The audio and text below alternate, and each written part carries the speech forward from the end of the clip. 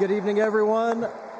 On behalf of Convention Chair Mignon Moore, it is my honor to pass the gavel to co-chair Senator Cory Booker. All right, the third session of the 49th Quadrennial National Convention of the Democratic Party will now come to order. Let's party with a purpose.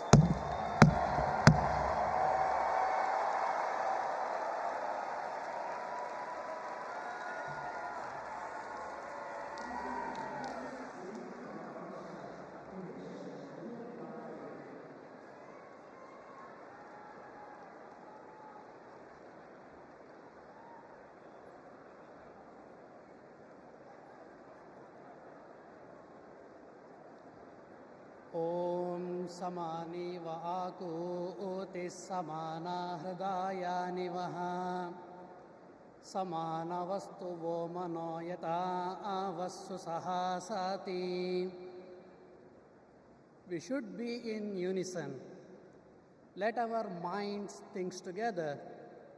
Let our hearts beat as one, all for the betterment of society.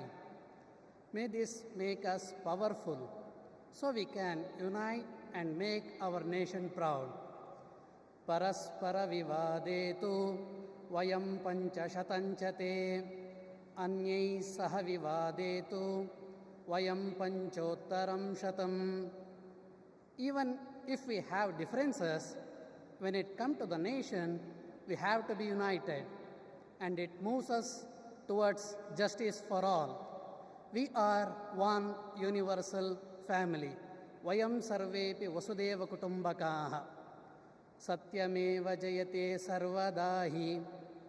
Asotoma sadgamaya. Tamasoma jyotirgamaya. Mrutyorma astamgamaya. Truth is our foundation and always prevails. Lead us from unreal to real, from darkness to the light, and from death to immortality. Om Shanti Shanti Shanti.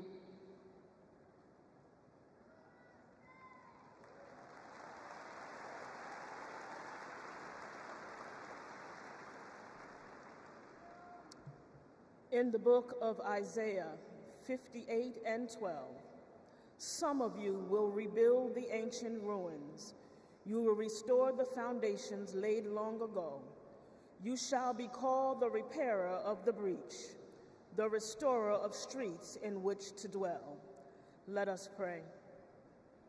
O God, creator of heaven and earth, lover of peace, freedom, and justice, we thank you for this privilege and this opportunity to gather today for the important work of visioning our nation's future. We gather at a critical time in our nation when we are at the crossroads of hopelessness and hopefulness, when the forces of good and evil so plainly battle for the hearts and minds of our people, when right is called wrong and wrong is called right, when up is called down and down is called up, when fake is called fact and fact is called fake, when it seems truth forever on the scaffold and wrong forever on the throne. And yet, even in the midst of this chaos and confusion, we see now a light on the horizon, and we are grateful.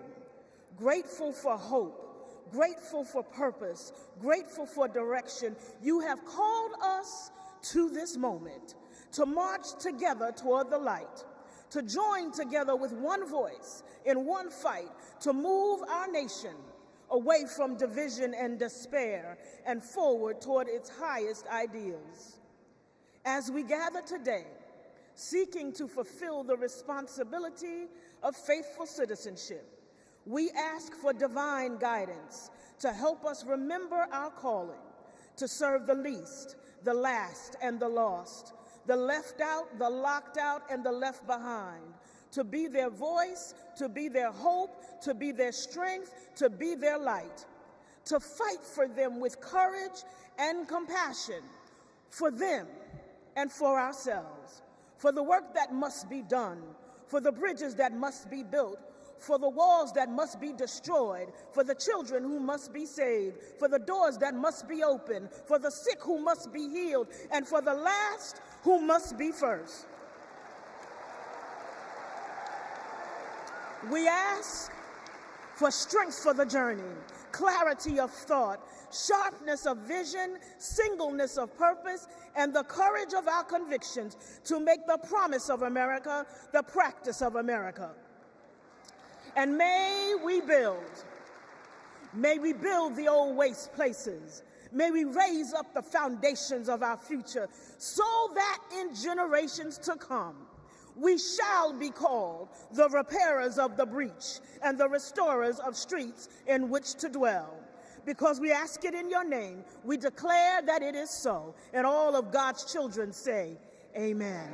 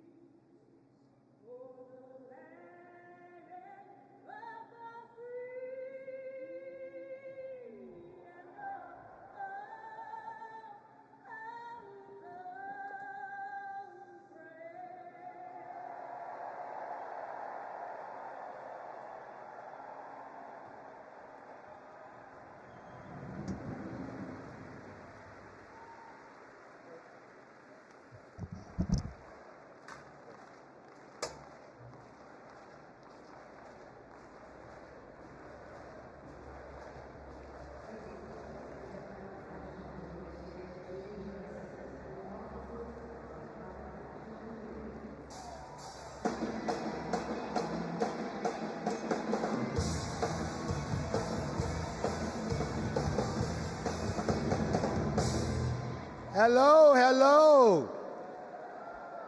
So my friends, for the past 3.5 years, I'm fortunate to have worked with some amazing Democrats to strengthen and rebuild this Democratic Party.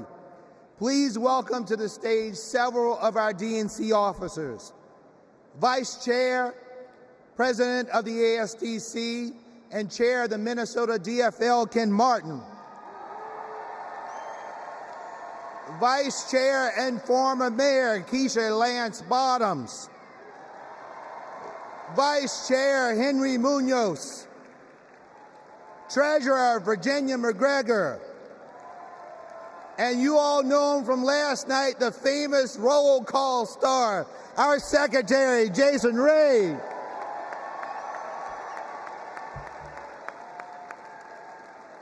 Fellow delegates, we now ask that you approve 3 honorary resolutions conveying our appreciation for those in Chicago who have set the stage for this convention's success. Our first resolution thanks the great city of Chicago, its mayor, governor, host committee, and residents for their unwavering dedication to organizing this historic convention. Our second resolution thanks the first responders who are working to protect every citizen and visitor of the Windy City. Our third and final resolution thanks the federal delegation of Illinois, its 14 U.S. representatives, and Senators Durbin and Duckworth for their continual support of the convention. We move that the convention approve these honorary resolutions. Delegates, you have heard the motion to approve these honorary resolutions. Is there a second? All in favor, please say aye. All opposed, say nay. The ayes have it, and the motion is passed.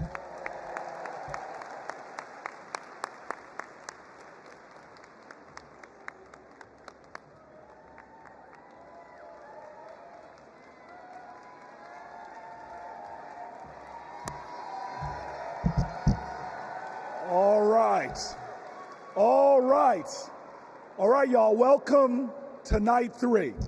And tonight is about freedom. But first, I want to acknowledge a loss today. A man who always fought for freedom. Today, we lost Congressman Bill Pascrell, who passed away early this morning. Now, he's a Jersey legend. He is a powerful pugilist, a prince of Paterson. He served in our state assembly. He served as our mayor. And for 27 years, he served in Congress. He never forgot where he came from in Paterson. And he never stopped fighting. He could push some pachyderms. He fought for the people. And so today, while we're heartbroken, we all are a people who can hold loss and joy in our hearts, because we are sad for his loss, but we celebrate his life. Let's give him a round of applause. And now, some of the greatest heroes, some of the greatest warriors, some of the greatest champions for fighting for reproductive freedom. I welcome them to the stage.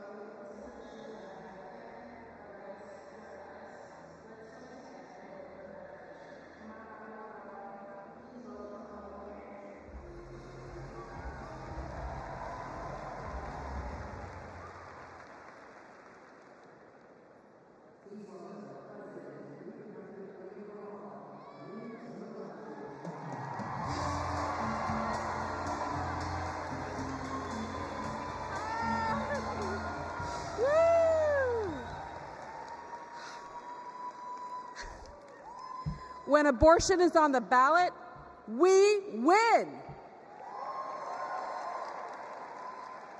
In California,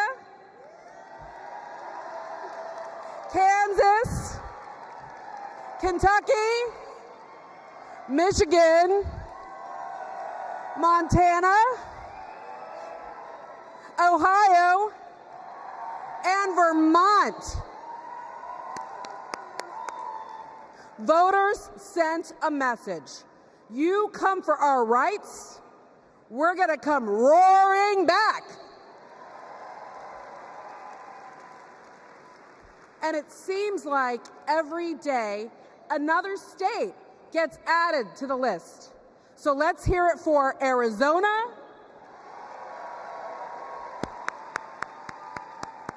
and Montana. The latest states to announce that the people will get to have their say this November. Because voters who support reproductive freedom, we're not the minority, we're the majority.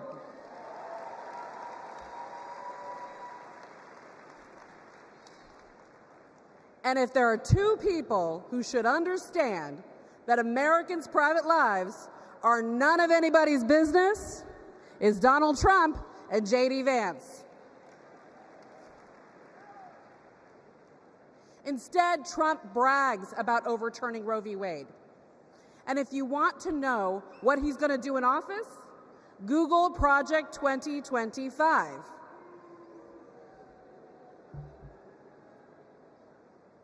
Kamala Harris has her own project for 2025, restoring reproductive freedom.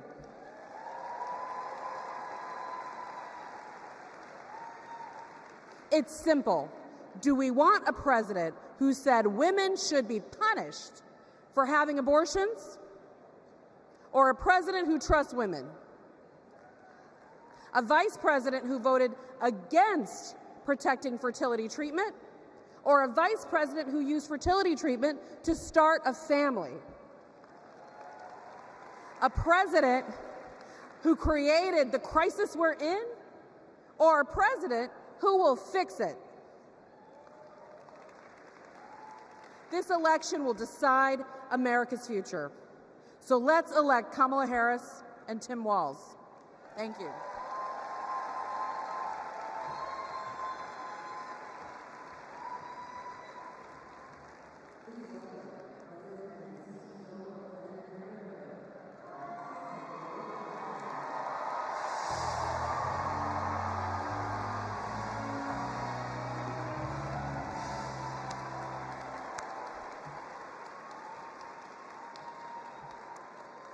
Last summer, a Planned Parenthood patient in Georgia realized that she was pregnant and didn't want to be. But Georgia bans abortion after 6 weeks. So she drove to South Carolina, but arrived the day that their 6-week ban went into effect. She went back home and then went to Florida. But she arrived just days when she was too late under their ban. She had to fly all the way to California to get an abortion. Now remember, each time she had to get the money up, she had to miss work, she had to find childcare. Now imagine if this was an emergency situation. In Texas, doctors who have feared going to jail have sent patients to wait in hospital parking lots rather than provide the emergency care they need. And in Idaho, they have airlifted patients to other states. We cannot call ourselves a free nation when women are not free.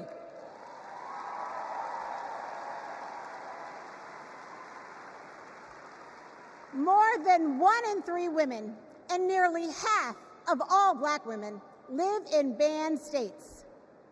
Donald Trump wants women to be less free and pregnancy to be more dangerous. But I'm here to tell you, in no way are Donald J. Trump and J.D. Vance more qualified than doctors and women to make these decisions. We decide.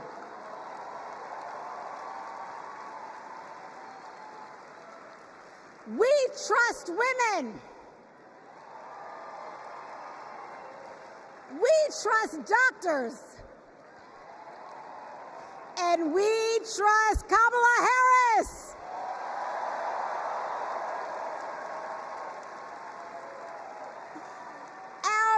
Our future is on the ballot. Our bodies are on the ballot. And come November 5th, we will decide this election.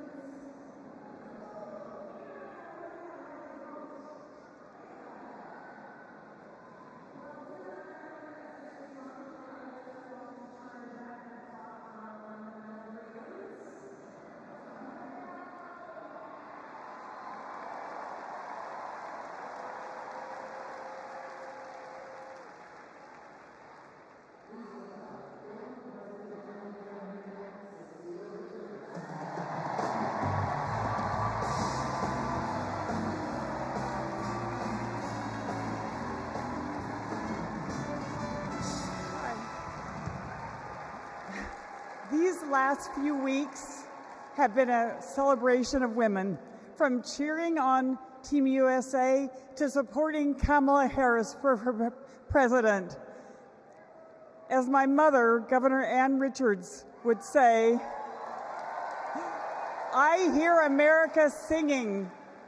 When women are free to make their own decisions about their lives and to follow our dreams, we are unstoppable.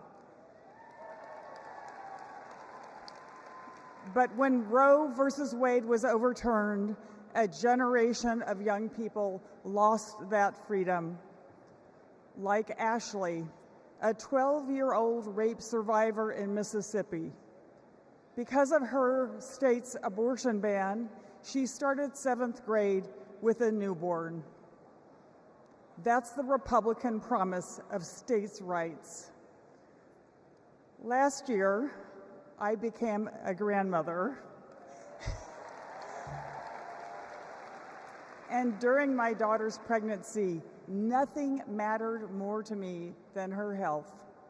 Politics should never stand in the way of anyone's health care or prevent any family from experiencing the joy my grandson, Teddy, has brought to my life. One day, our children and grandchildren may ask us, when it was all on the line, what did you do? And the only acceptable answer is, everything we could.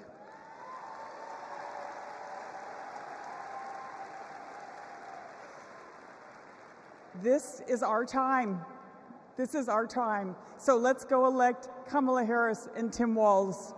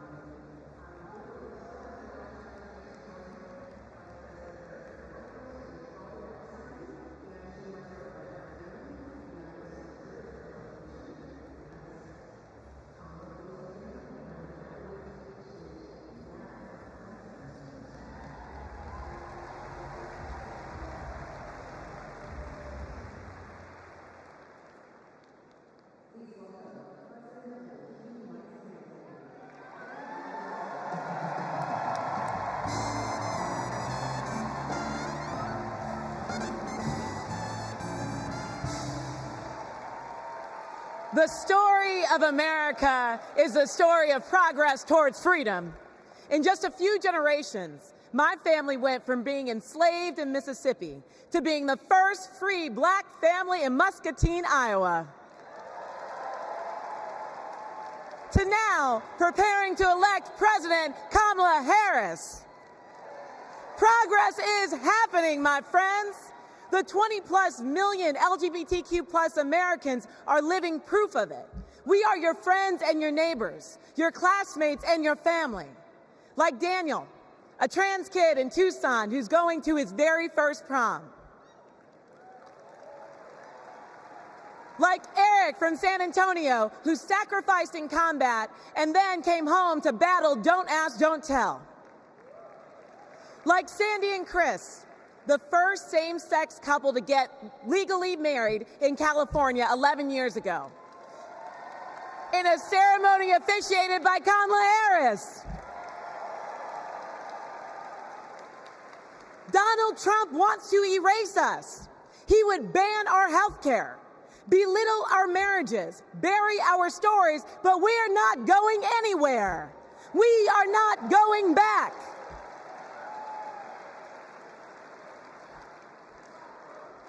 Kamala Harris.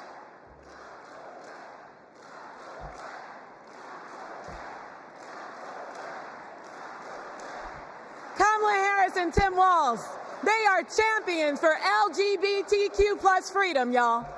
So tonight, we're fighting for lesbian, gay, bisexual, queer, and trans freedom without exception. We're fighting for equality for all without exception. We're fighting for joy. Somebody say joy. Somebody say joy. Without exception. And when we fight, thank you.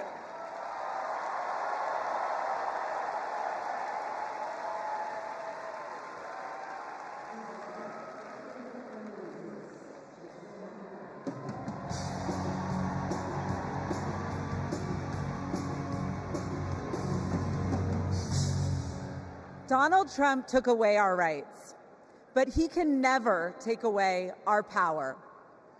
Republican attacks on abortion didn't begin with the end of Roe, and they didn't end there either. Millions of women across this country are living with the devastating consequences of Republican abortion bans. Now comes Project 2025, a blueprint for banning abortion in all 50 states.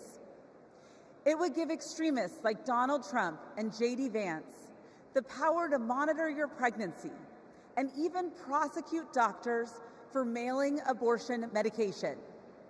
Make no mistake, the threat of Project 2025 is very real, but so is our ability to stop it. In 2022, Democrats didn't just run on reproductive freedom, we won on reproductive freedom. And in 2024, we are coming back to the polls to finish the job. In his devastating opinion, Justice Alito wrote that women are not without electoral or political power. And Donald Trump and Republicans are about to find out just how true that is. The opportunity is before us. The power is in our hands, and the time is now.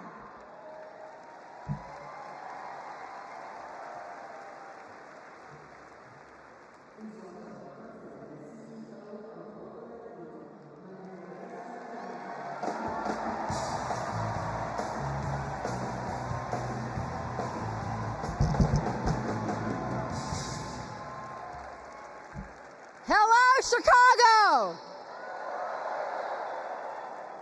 Here's a fact. When Latinos vote, Democrats win. Now, not everyone believes it, so I brought receipts. We flipped Nevada and Colorado in 2008. We delivered in 2020. Joe Biden and Kamala Harris won Georgia by 12,000 votes. Voto Latino, we registered 23,000 voters there. They won Arizona by 10,400 votes. We registered 34,000 voters there. Because we proved that when Latinos vote, Democrats win. Now, they're trying to suppress our vote. Boo. Our sacred and universal right as Americans. So let me be clear. Voto Latino has registered 1.5 million voters. And we are just getting started. Because since 2020, 4 million young Latinos have become eligible to vote this election. And I couldn't be prouder because we are registering them faster than any time in our history. This year, we will prove it again. When Latinos vote, you guys got the memo. Another fun fact, this year, more Latinos will vote than any time in our history. So that means, sí se puede, se está haciendo, sí se puede. So that means that together, we will make history and elect Kamala Harris president. Vota!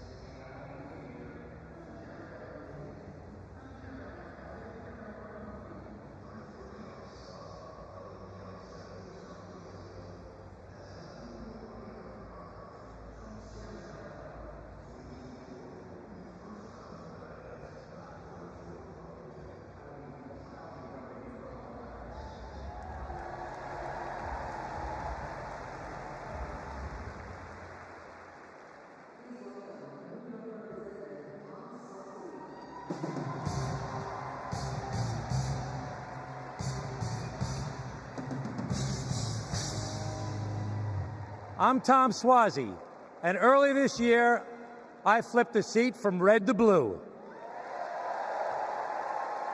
My father came from Italy as a boy. He was the first kid in the neighborhood to go to college. He served as a navigator during World War II, came home, and at 28 was elected the youngest judge in the history of New York State. What a country. The immigrant experience, e pluribus unum, out of many, one. My family's experience, Kamala Harris's experience, the American experience. That's why the polarization on immigration is so painful. Let's be clear, the border is broken. But this year, when Democrats and Republicans worked together to finally write new border laws, we were blocked. We all know who sabotaged us. We reject the divisiveness. We reject the dysfunction. We reject the deception. My Italian grandfather used to toast new couples. He'd say marriage sometimes is hard, but in the end, Non ci sono rose senza spine. You can't have the roses without the thorns. You have to work for it. To be a nation of immigrants is hard sometimes too. You have to work for it. Tonight, we celebrate the roses of life. We come together from every state, from every ethnicity, from every race and religion. We come together tonight to celebrate our candidate, Kamala Harris, who knows America is worth it, who knows this nation, built by immigrants, is a rare and beautiful thing, and who joyfully accepts the challenge to work across party lines, to secure our border, to treat people like human beings, and to move our country forward.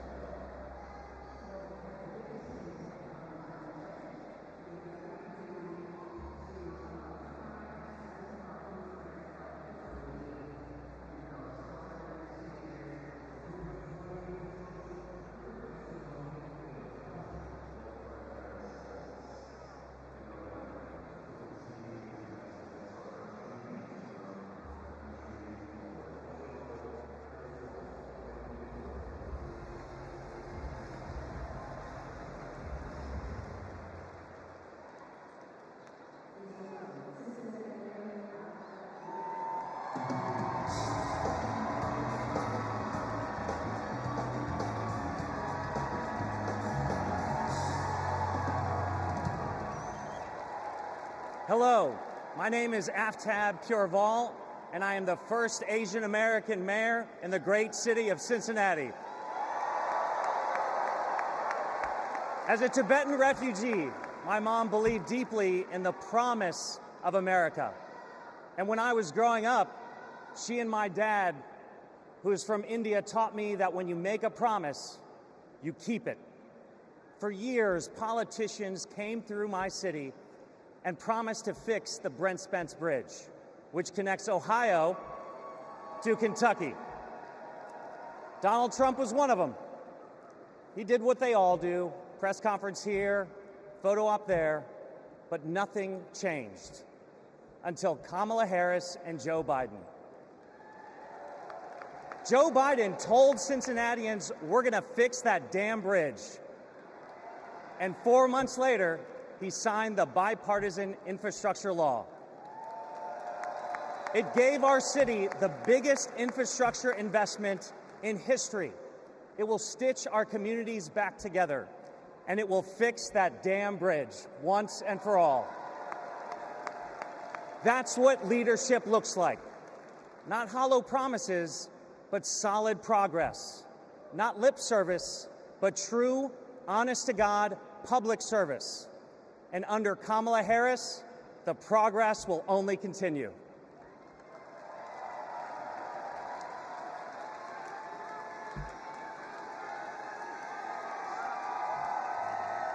I'm Milwaukee Mayor Cavalier Johnson from the great state of Wisconsin.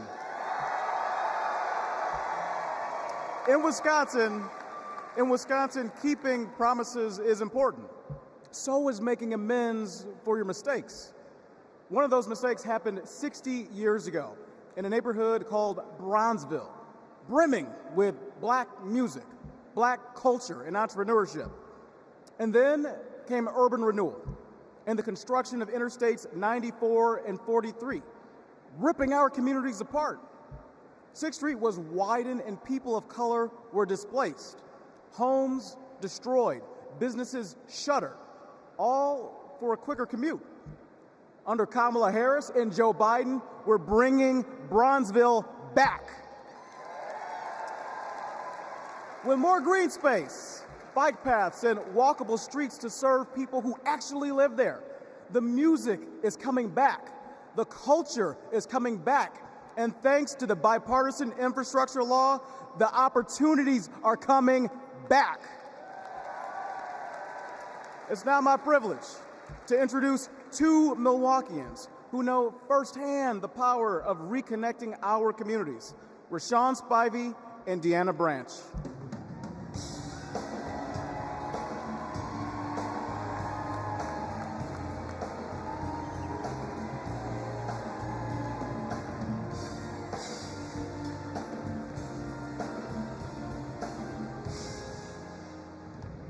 My name is Deanna Branch, and I'm an advocate and mom from Milwaukee. When my son, Aiden, was 2, he was hospitalized due to high levels of lead in his blood. Lead was everywhere, in our pipes, in our paint, and in our soil. President Biden and Vice President Harris passed the bipartisan infrastructure law. It's removing lead pipes from communities like ours.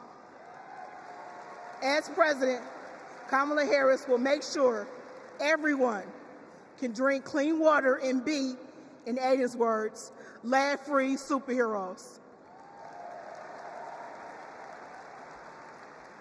My name is Rashawn Spivey, the owner of Hero Plumbing in Milwaukee. When President Biden and Vice President Harris announced their goal to replace every lead pipe in America, Hero stepped up to help make that vision a reality. We went to work replacing lead pipes that served homes and child care communities or child care centers in our communities. Since then, we've replaced more than 1,000 pipes. That was made possible thanks to Vice President Kamala Harris. And when she visited Milwaukee 2 years ago, I got to show her our work up close. Because of her leadership, I've grown my business and helped kids like Aiden have safer, healthier lives.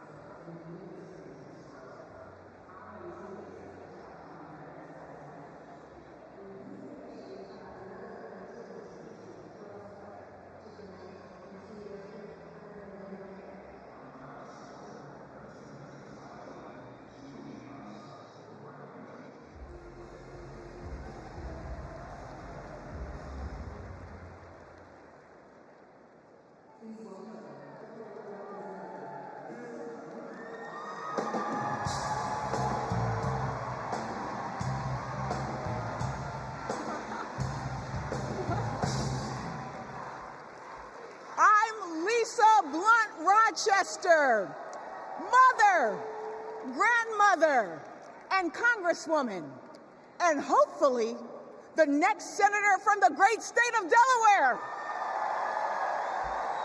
The proud home of President Biden. We love you, Joe. In Delaware, we know that when small businesses thrive, communities thrive. We know that when our roads and our bridges are strong, communities are strong. When everyone has a fair shot at a better future, America is limitless. Now, Democrats, we know this, but you know who doesn't know it? Donald Trump. He has, with his friends, said the quiet parts out loud, but not only said them out loud, he wrote a book about it. What's it called? Project 2025. So with so much on the line, we've got to turn our biggest challenges into our greatest and brightest of hope. For me, Bright Hope was the name of the church that my grandmother attended for 70 years in Philadelphia. It's not just a name. It's how I approach my life. It's how I'll lead as Delaware Senator. And it's how Kamala sees the future of America. Now, there are some who think our politics are too broken for Bright Hope. But if you want to see hope, just look. Bright Hope is record numbers of Black and brown entrepreneurs starting businesses. Bright Hope is an opportunity economy where we invest in our communities and build affordable housing. Ladies and gentlemen, Bright Hope is 4 words. Madam President Kamala Harris. Are you ready for Bright Hope? Are you ready to fight for our freedom? Are you ready to flip the House, protect the Senate, and send Kamala to the White House? Then let's go!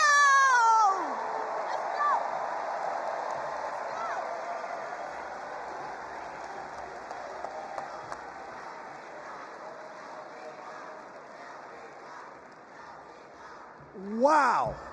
Wow. Oh my gosh. Lisa Blunt Rochester, know that name. Know that name. My friend, my sister, and soon to be our senator. I can't wait to work with her in the Senate. But next, we're going to hear more about the ongoing fight for reproductive freedom.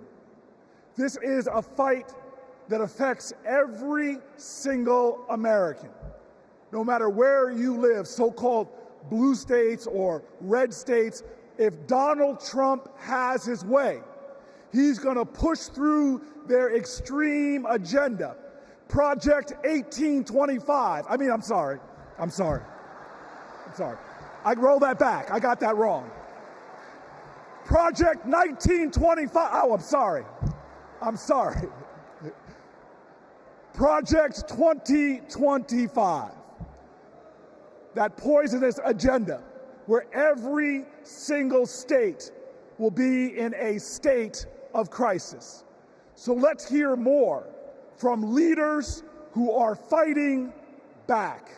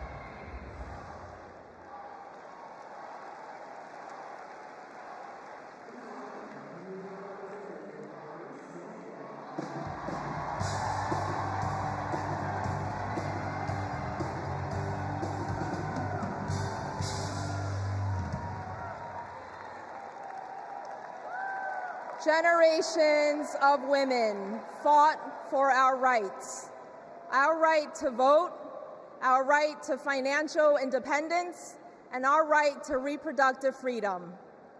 Our mothers and grandmothers marched for us. Because of them, my husband and I were able to choose if and when to start a family. And we have 2 energetic boys running around at home. Now it is our turn to take the torch for our children and grandchildren. All across our country, women are being denied life-saving health care and the right to determine their futures. And a second Trump term will be even worse. He will not stop at banning abortion. He'll let states track pregnancies. He'll put birth control and fertility treatment at risk. Trump's plan is cruel, it's dangerous, but it is not inevitable. Tonight, we mobilize for Kamala Harris. November 5th, we move forward with Kamala Harris because we are not going back.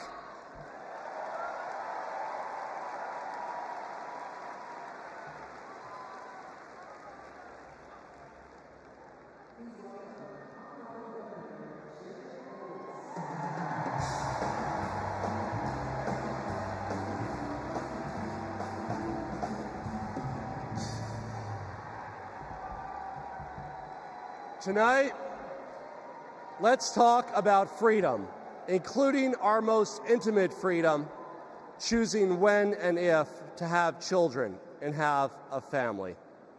And let's talk about Project 2025, Donald Trump's roadmap to ban abortion in all 50 states. Look, that sounds crazy, but right here on page 562, it says that Donald Trump could use an obscure law from the 1800s to single-handedly ban abortion in all 50 states, even putting doctors in jail. Page 486 puts limits on contraception. Page 450 threatens access to IVF. On page 455, Project 2025 says that states have to report miscarriages to the Trump administration. Page 451 says the only legitimate family is a married mother and father where only the father works. You know what? I'm going to take that one out.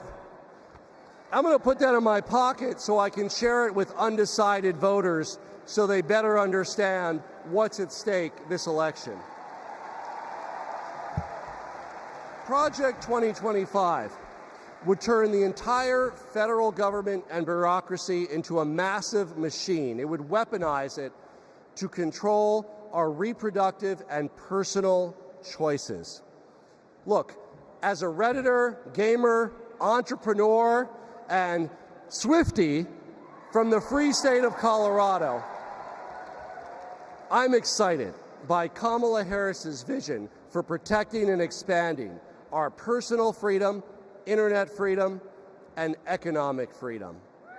Democrats welcome weird, but we're not weirdos telling families who can and can't have kids who to marry or how to live our lives. These Project 2025 people, like Trump and Vance, are not just weird, they're dangerous. They want to take us backwards, but we aren't going back, like ever, ever, ever. Let's stop Project 2025 and elect Kamala Harris president this November.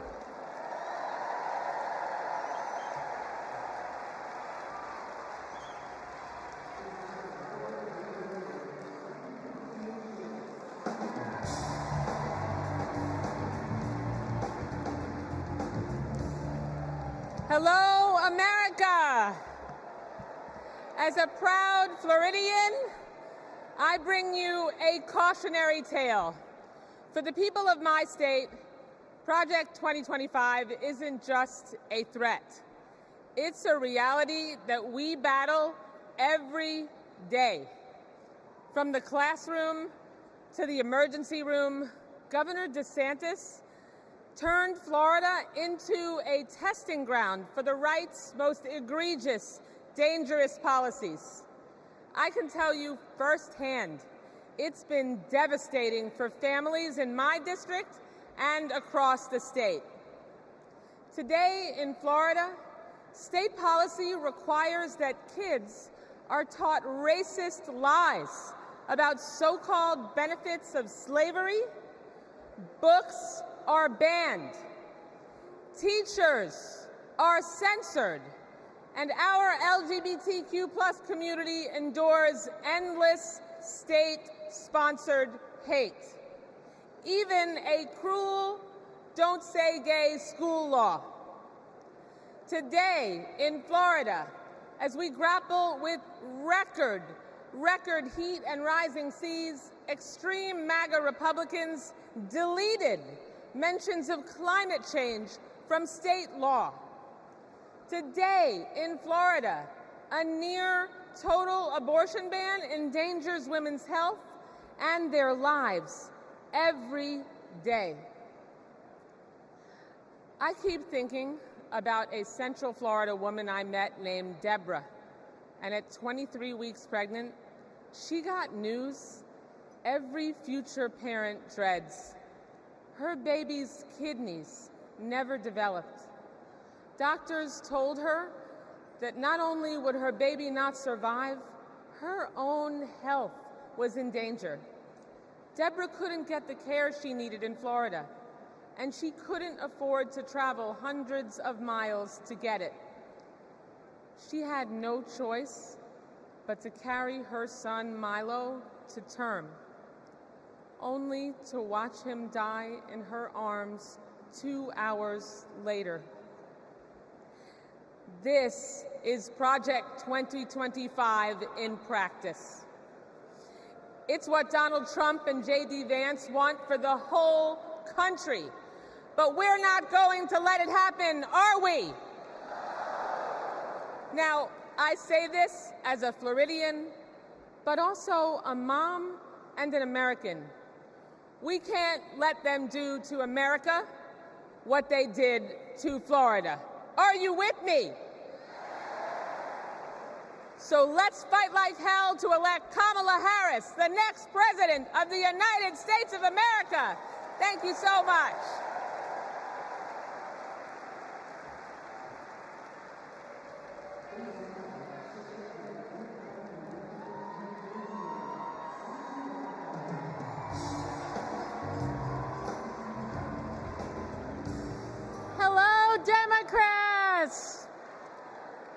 It is my honor to represent the great state of Washington and to lead the House Democrats' work to take back the majority. As I travel the country, I hear the same thing. People want governance that works. They don't want tax cuts for the ultra-wealthy, not a national abortion ban, or more chaos and dysfunction, or blind loyalty to Trump. In other words, they don't want Republicans in charge. We're here because we need to elect Vice President Harris and Governor Walz. And giving them a Democratic Congress is how we turn promises into progress. A Democratic majority means lowering costs and growing the middle class, expanding the child tax credit and making it permanent, protecting reproductive freedom, and yes, a Democratic House means Speaker Jeffries will certify the 2024 election. We need just 4 more seats to take back the majority. The good news is we have fantastic candidates in winnable districts all across the country. In battleground states like Michigan and Arizona, in blue states like New York and California, and even in states like Iowa and Nebraska. And we're going to make history by picking up a seat in the state where I was born, Alabama. In 2022, we came within 7,000 votes of the majority. So it's within our power to win these critical races. This election is about our rights, our freedoms, our democracy, and our future. So let's get out the vote. Let's take back the House. Let's make Hakeem Jeffries our next speaker. And let's send Kamala Harris and Tim Walz to the White House. Thank you.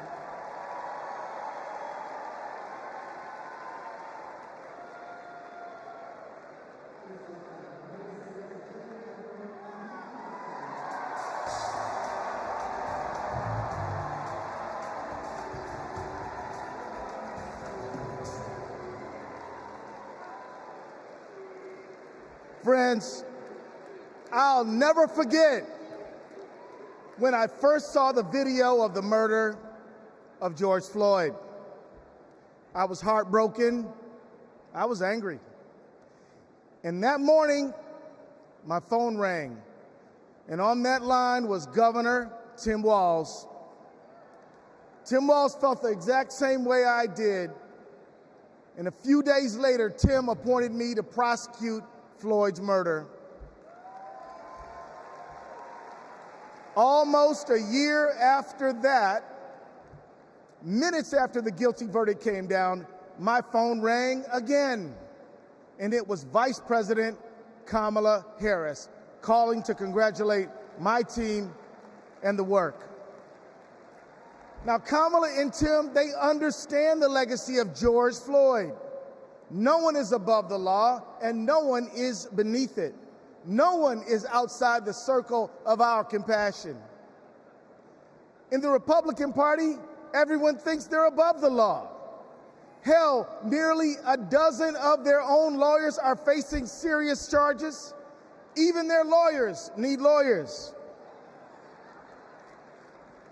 These con artists are trafficking in the defective goods of division, exclusion, and fear.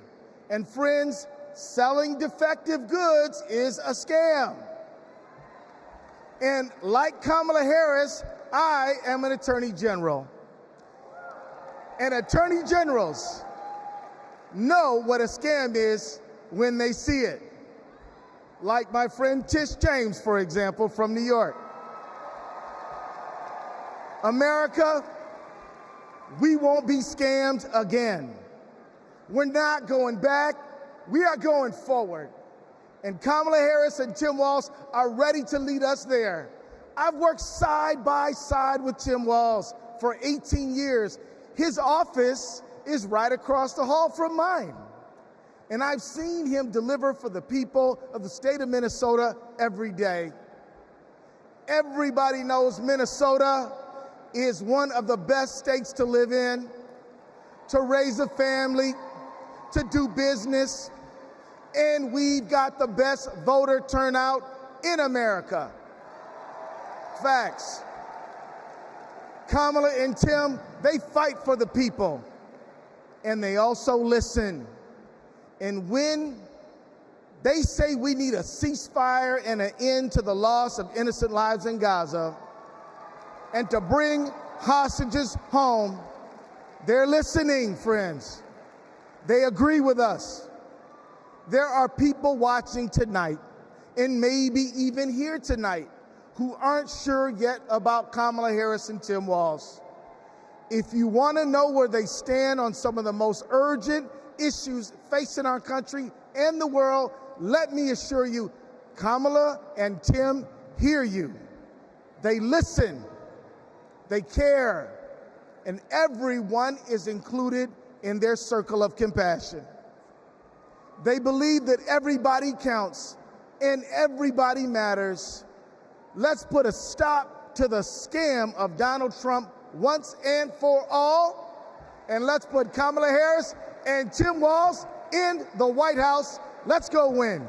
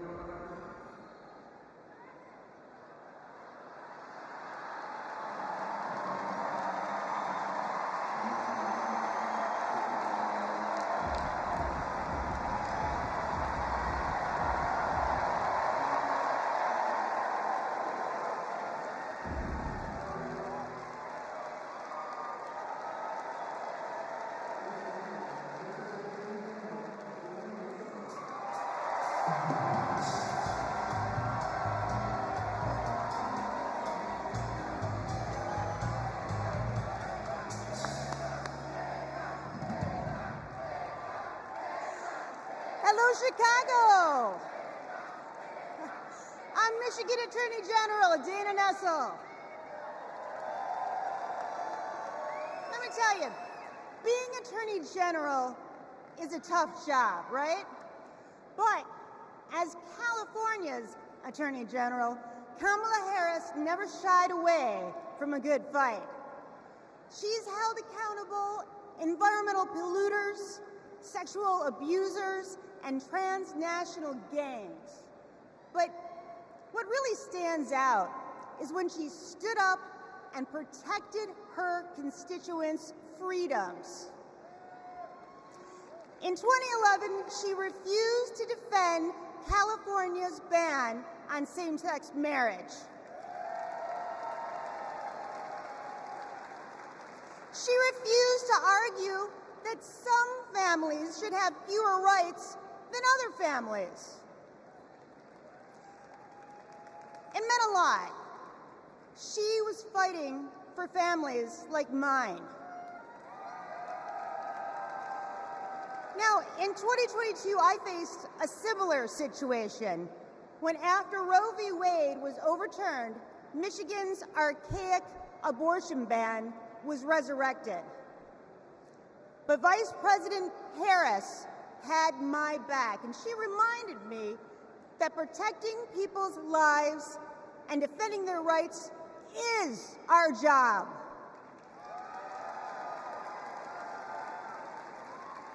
And just as the same-sex marriage ban was overturned in California, so too was the abortion ban in Michigan. By the way, I got a message for the Republicans and the justices of the United States Supreme Court. You can pry this wedding band from my cold, dead, gay hand.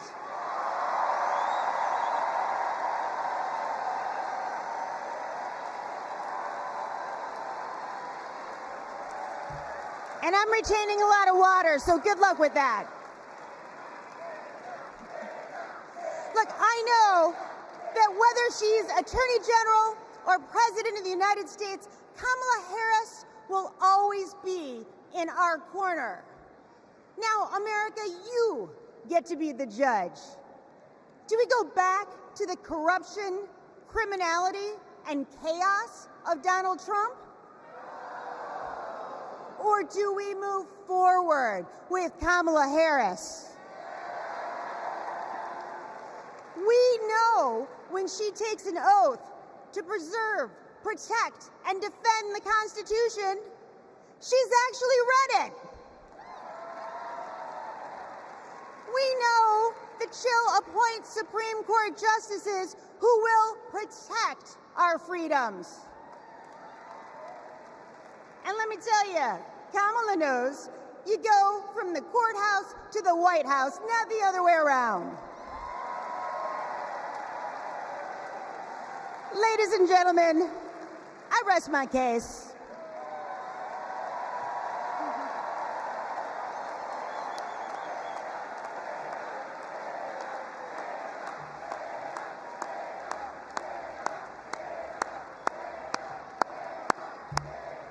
Wow. Wow. I just want to say thank you, Attorney General Nessel.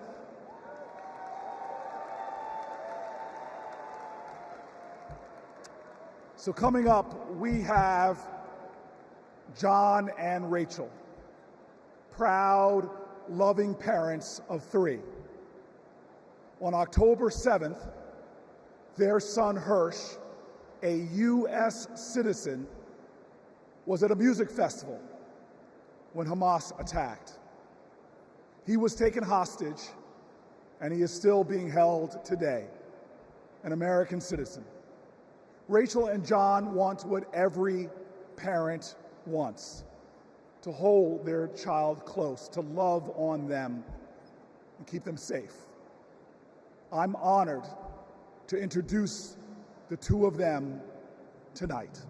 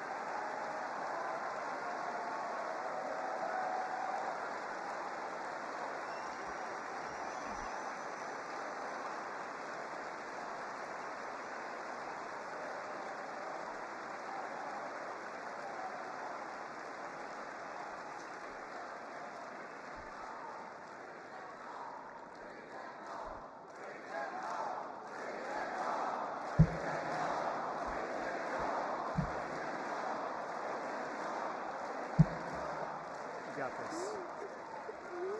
Go ahead and start. At this moment, 109 treasured human beings are being held hostage by Hamas in Gaza. They are Christians, Jews, Muslims, Hindus, and Buddhists. They are from 23 different countries. The youngest hostage is a 1-year-old red-headed baby boy, and the oldest is an 86-year-old mustachioed grandpa. Among the hostages are 8 American citizens.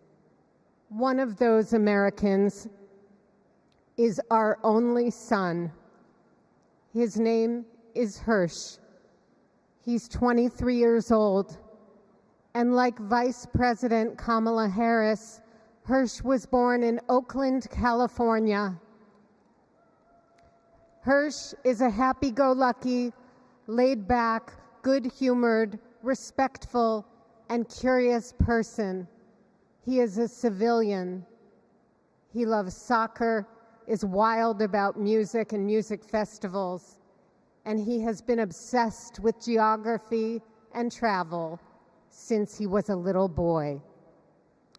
His bedroom overflows with atlases, globes, maps, and National Geographic magazines. On October 7th, Hirsch and his best friend, Honor, went to a music festival in the south of Israel. It was advertised as celebrating peace, love, and unity. They also went to celebrate Hirsch's 23rd birthday. As rockets began to fall, Hirsch, Honor, and 27 other young festival goers took refuge in a 5-foot by 8-foot bomb shelter. Terrorists began to throw grenades into the shelter. Honor stood in the doorway and repelled 7 of those grenades before the 8th one killed him. Altogether at the Nova Music Festival, 367 young music lovers were killed. This was just one of the many attacks on neighborhoods and communities in southern Israel on that terrible day. In total, 1,200 were killed, including 45 Americans. Hirsch's left forearm, his dominant arm, was blown off before he was loaded onto a pickup truck and stolen from his life and me and John into Gaza. And that was 320 days ago. Since then, we live on another planet.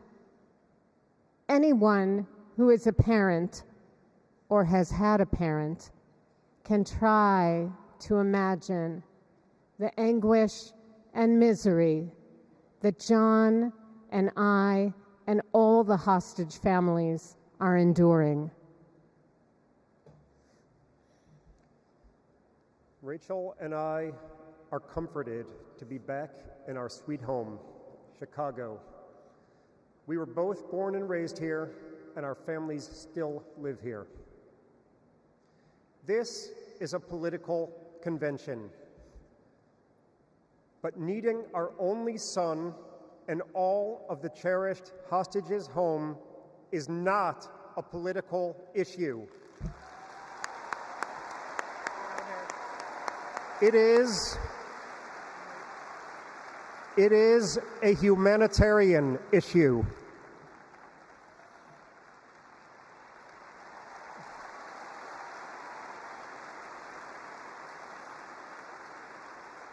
The families of the American 8 hostages meet every few weeks in Washington.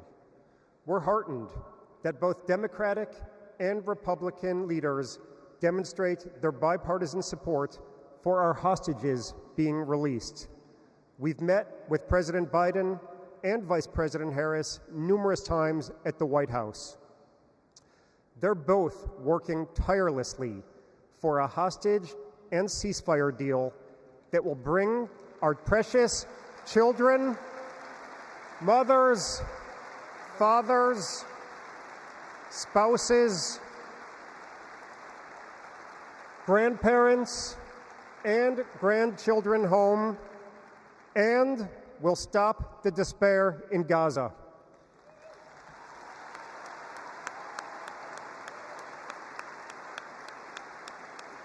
We are all deeply grateful to them. We're also profoundly thankful to you, the millions of people in the United States and all over the world who have been sending love, support, and strength to the hostage families. You've kept us breathing in a world without air.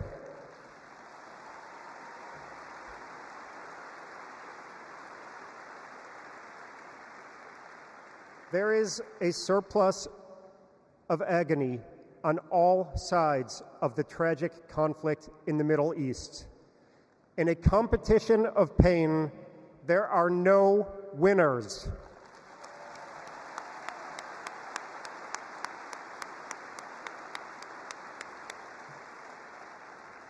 In our Jewish tradition, we say, Kol Adam Olam Umlo'o.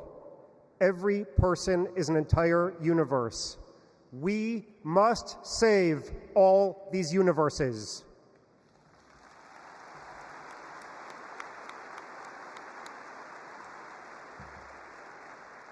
In an inflamed Middle East, we know the one thing that can most immediately release pressure and bring calm to the entire region. A deal that brings this diverse group of 109 hostages home and ends the suffering of the innocent civilians in Gaza.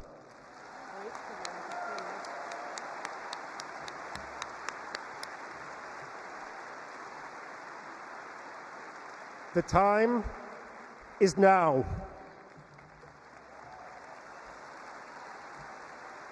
Hirsch, if you can hear us, we love you. Stay strong. Survive. Bring them home.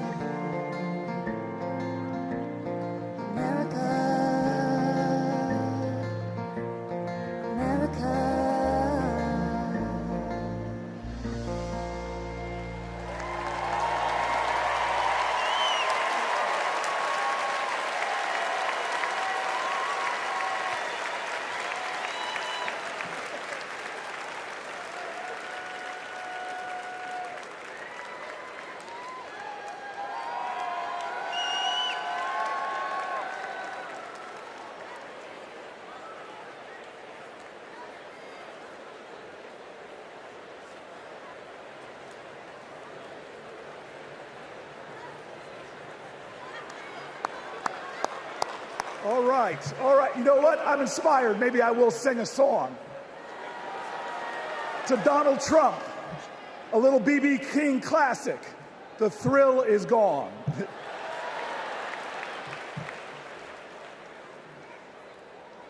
I want you all to know tonight is about joy.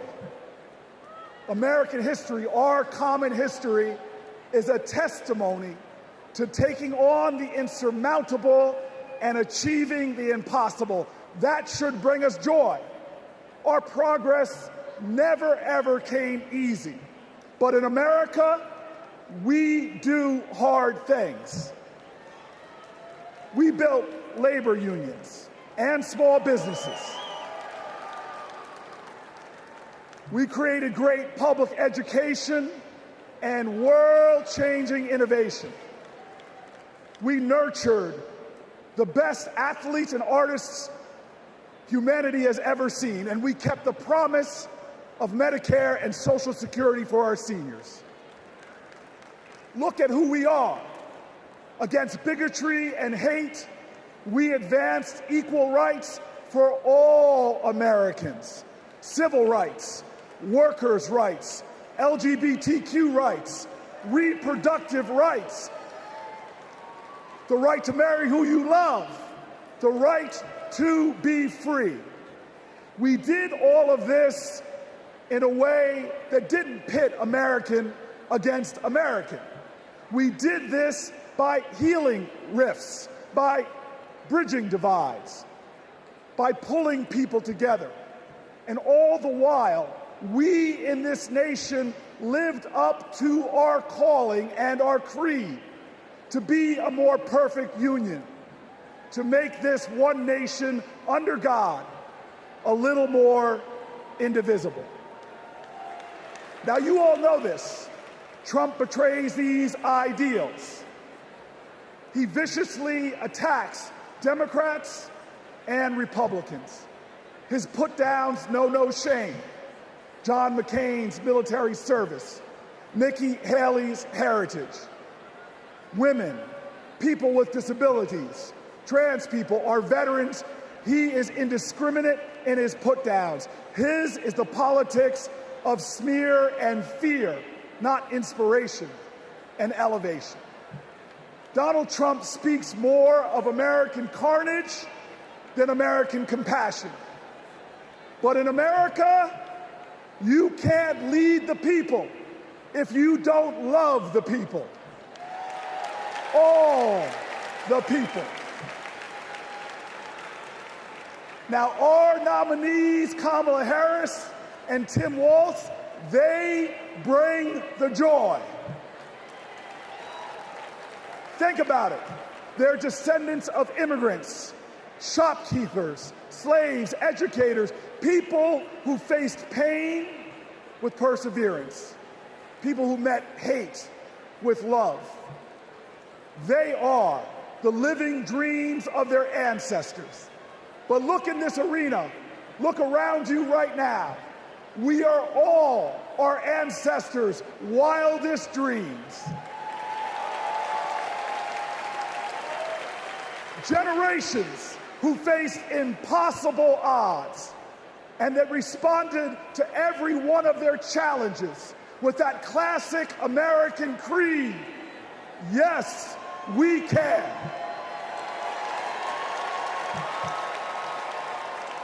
So there are doubters out there. There are people that doubt our collective strength. They want to tell us how bad we are. They want to say that they alone can save us. Well, we know that the power of the people is greater than the people in power. And we're not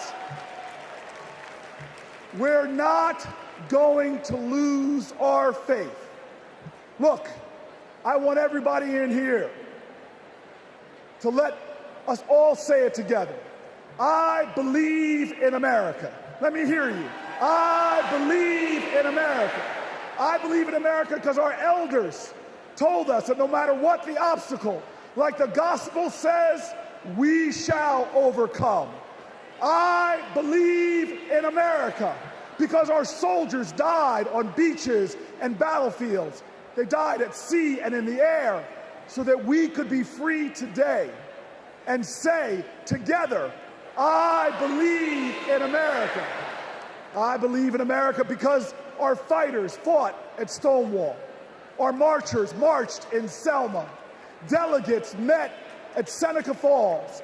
Every single one of them believed in America, even when America didn't believe in them. Say it with me now. I believe in America because King dared to dream the impossible dream, because Neil Armstrong went to impossible heights, and because when we elect Kamala Harris, there is not a boy or girl in America from any creed, color, or heritage that will ever think being President of the United States is impossible again. Say it with me. I believe in America, the land of hope and heroism. I believe in America, the land of courage and compassion. I believe in America, where we share common ground and common cause and one common destiny. And let me tell you, if you believe in America, if you love in America, then you will work for America. And when we work together, when we stand together, when we organize together, when we vote together, I will tell you this, when we fight, we win.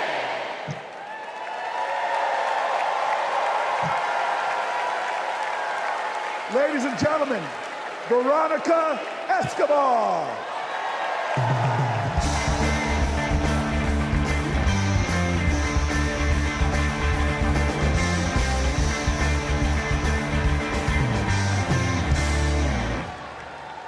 Buenas noches.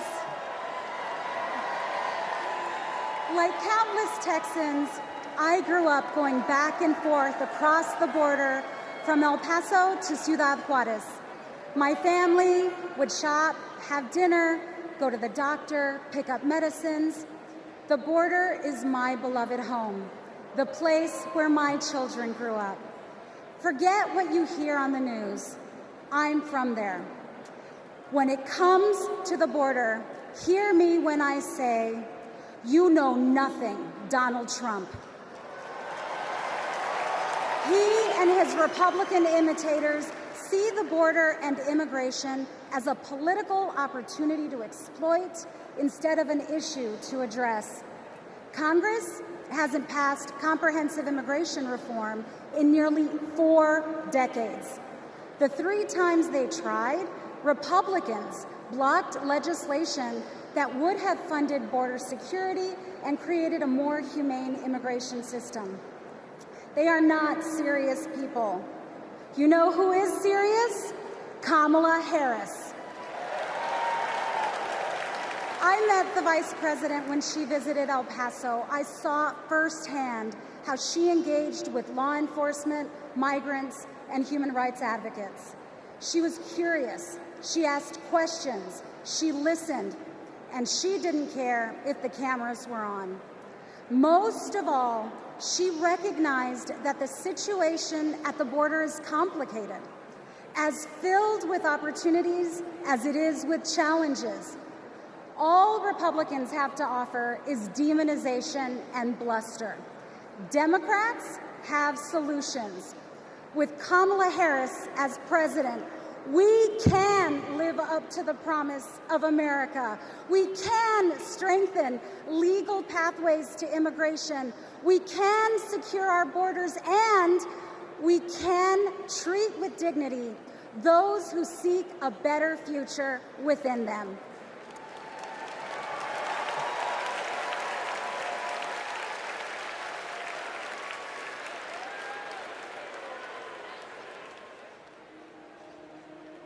I have a question for you. Who really wants a solution at our border? Our administration worked on the most significant border security bill in decades. Some of the most conservative Republicans in Washington, D.C. supported the bill. Even the Border Patrol endorsed it. And that bill included thousands of new border agents and personnel, new technology that can detect and stop fentanyl, more judges, and faster asylum processing.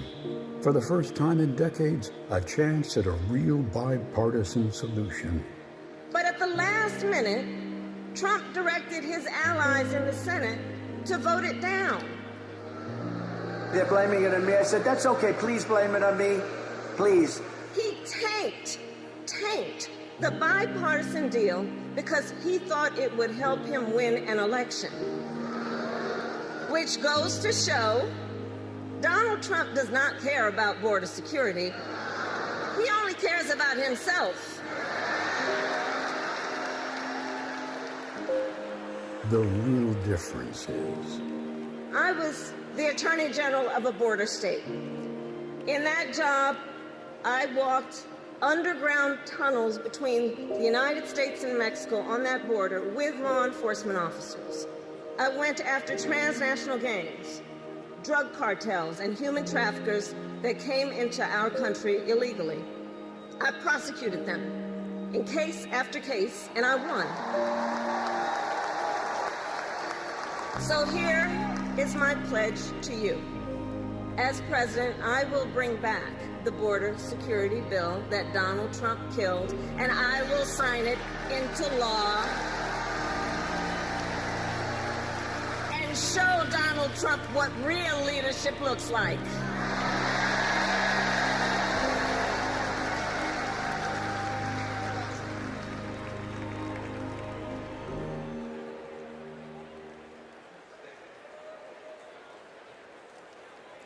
Please welcome Connecticut Senator Chris Murphy.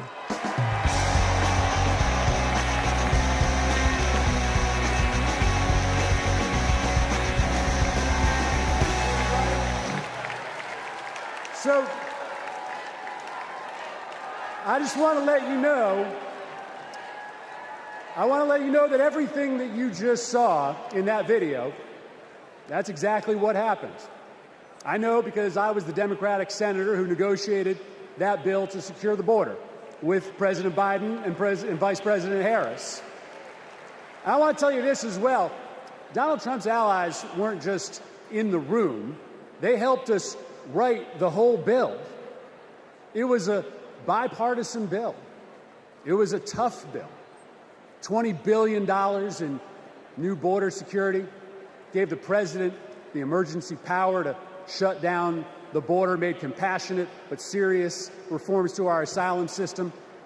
One Republican said it would have had almost unanimous support if it weren't for Donald Trump. Trump killed that bill, and he did it because he knew that if we fixed the border, he'd lose his ability to divide us, his ability to fan the flames of fear about people who come from different places, right? You guys know this, right? Hate and division, that's Trump's oxygen, right? People like Trump and J.D. Vance, they need it to survive in politics. People are saying that they're weird, that they're creepy, and they are weird, they are creepy. But even worse, they're weak.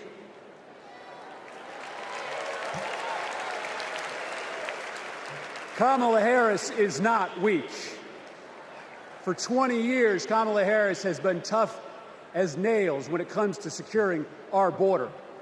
When she was a California prosecutor, she went after drug smugglers, human traffickers. She put 100 gang members away in a single sweep. Trump says that a safe nation can't be an immigrant nation. That's flat wrong, and Kamala Harris knows it. She knows this, too.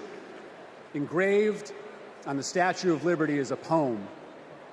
The last line reads, "I lift my lamp beside the golden door." For generations, that lamp has called people to start a brave new life in America. My ancestors, your ancestors, and the parents of the next President of the United States of America. Kamala Harris knows that we can be a nation of proud immigrants and a nation of strong immigration laws. That's why when she's president, she will bring that border bill back, and Kamala Harris is going to pass it.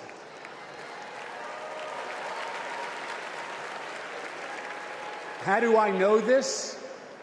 Because in this race, there is only one candidate who has ever been willing to do the worthy, redeeming work of making our country better, of recognizing that we do not have to choose between celebrating our heritage and enforcing our laws, right?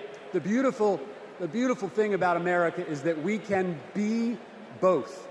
We can be a nation of immigrants who love their country and a nation with a secure border. And there is only one candidate. There is only one candidate who can deliver that vision of America, and it's Kamala Harris. Thank you very much, Democrats.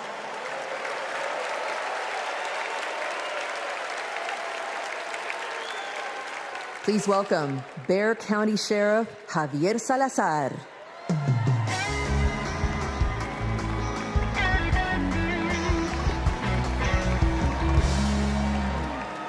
On the other side of the border, the traffickers, they pack migrants into 18-wheelers like cattle, 50, 100 at a time.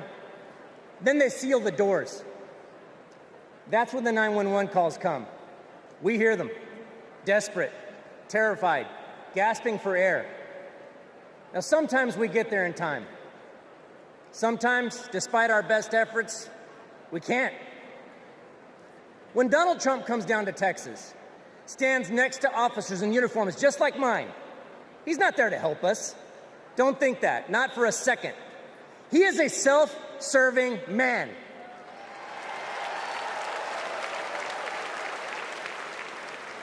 I mean, look, just like when he killed the border bill, he just made our jobs harder. Now, Kamala, on the other hand, has been fighting border crime for years.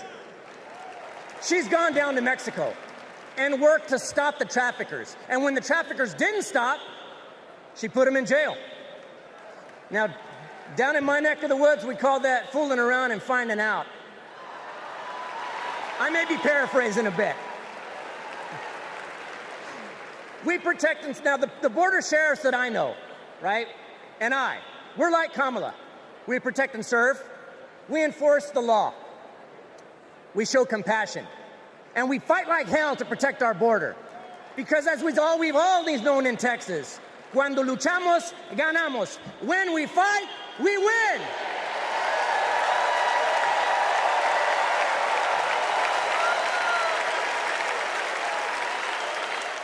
Please welcome California Representative Pete Aguilar.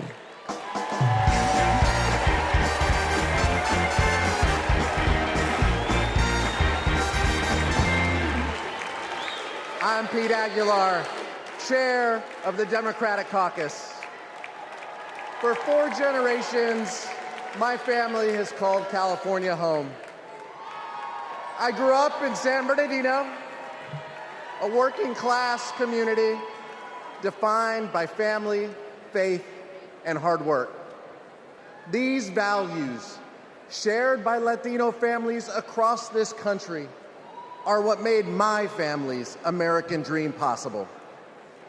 And only Kamala Harris and Tim Walz will protect the American dream so that every family can earn a living, own a home, and reach their full potential. This is a vision for America that Donald Trump will never understand.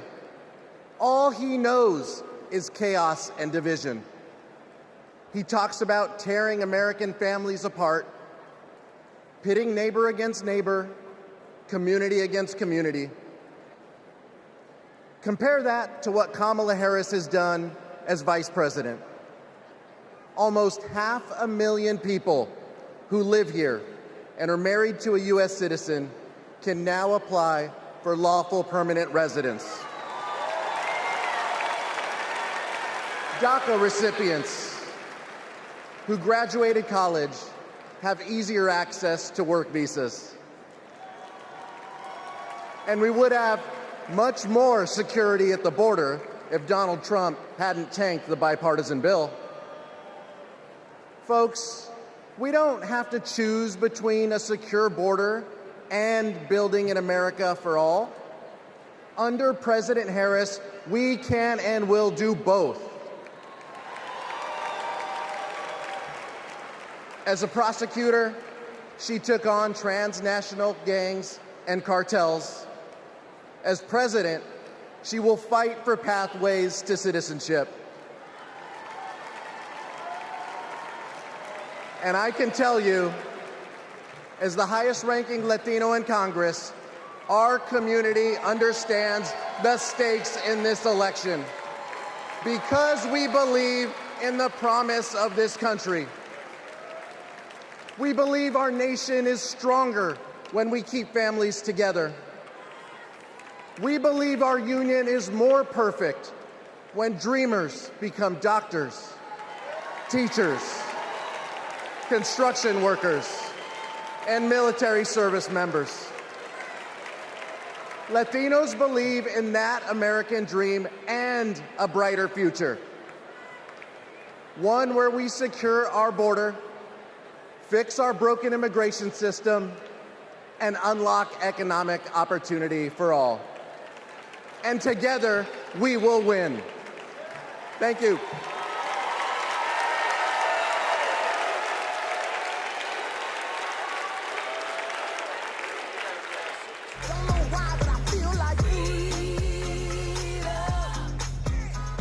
I'm a Filipino-Japanese DACA recipient. I am a third-year medical student, and I am a DACA recipient. Thanks to DACA, I've been able to open up my own business and represent clients as a lawyer. So many of my dreams came a little bit closer. It is disheartening to know that the court system may end DACA next year, and to also hear Donald Trump calling for mass deportations. It is time that we recognize dreamers for who they are. We are contributors to this great nation. I support Vice President Harris, who has continued to fight for DACA recipients. She was the one who stood with us, who sat with us, who heard our stories. We need a future President Harris to ensure that dreamers like me can continue to work and provide for ourselves, our communities, and our families.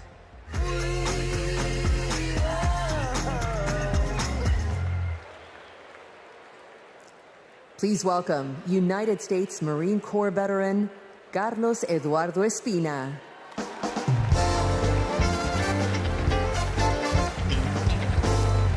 Buenas noches, mi gente. My name is Carlos Eduardo Espina. And if 2 decades ago, when my parents immigrated to College Station, Texas, you told them that one day their son would reach 14 million followers on social media, graduate law school, and speak at the Democratic National Convention, they might not believe you. But this is the United States of America, the land of opportunities where anything is possible.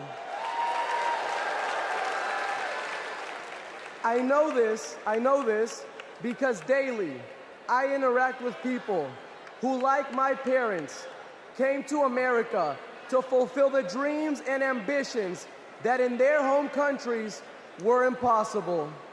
People who work hard, contribute to society, pay taxes because, yes, immigrants pay taxes, and love this country deeply. The same people Donald Trump wants you to believe are poisoning the blood of our country. This is dangerous, and it is outright anti-American. Because as Ronald Reagan, a Republican, once said, we lead the world because unique among nations, we draw our people, our strength from every country and every corner of the world. Reagan knew that welcoming immigrants is not a Democratic or a Republican value, it is an American value.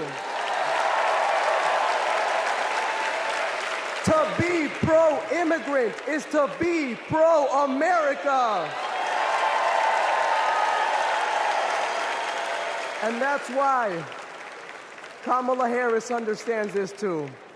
And that's why, once elected, she will reject hate and find solutions that make our nation stronger. So let's get her elected. Let's get her elected.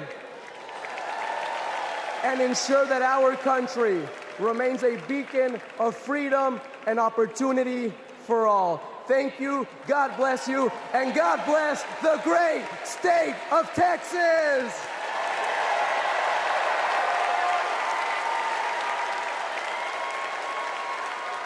Please welcome former Homeland Security and Counterterrorism Advisor to Vice President Pence, Olivia Troy.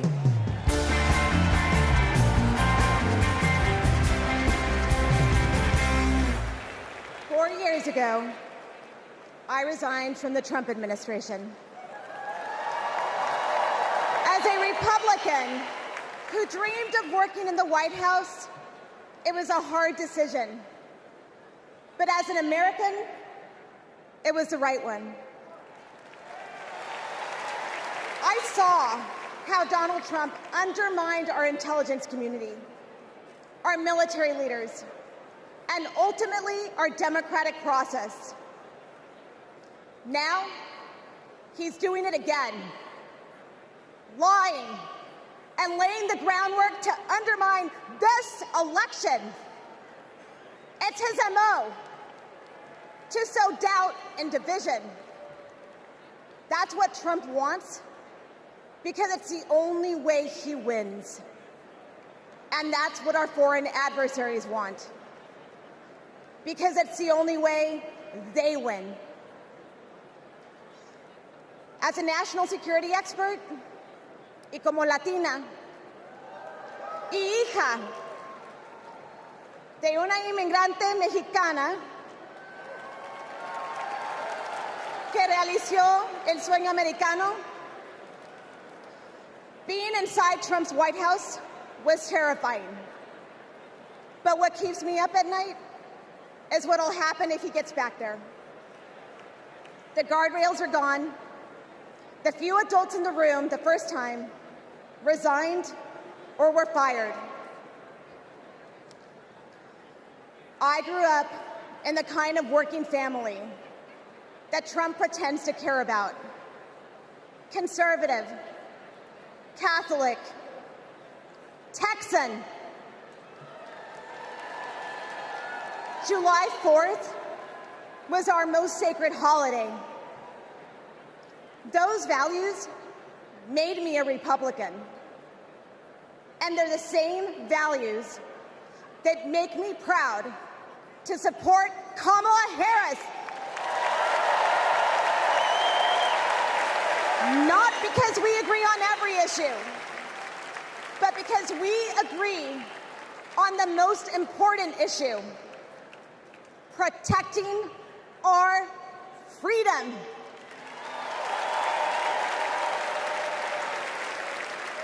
So to my fellow Republicans, you aren't voting for a Democrat. You're voting for democracy. You aren't betraying our party. You're standing up for our country. Thank you.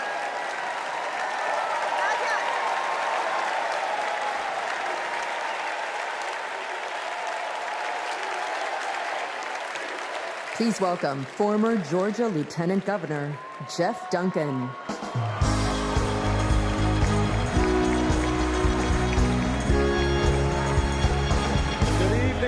Good evening. I bring greetings from the great state of Georgia.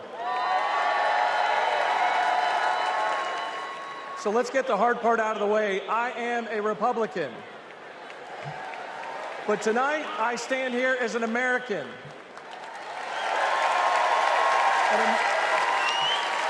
An American that cares more about the future of this country than the future of Donald Trump. My journey started to this podium years ago when I realized Donald Trump was willing to lie, cheat, and steal to try to overturn the 2020 election.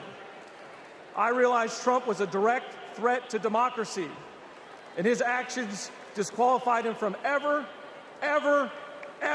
stepping foot into the Oval Office again.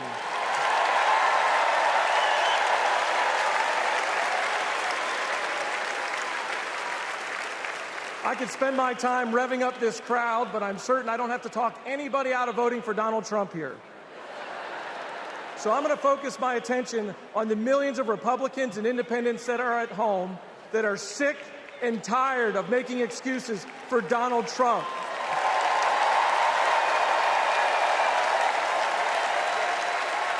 If Republicans are being intellectually honest with ourselves, our party is not civil or conservative.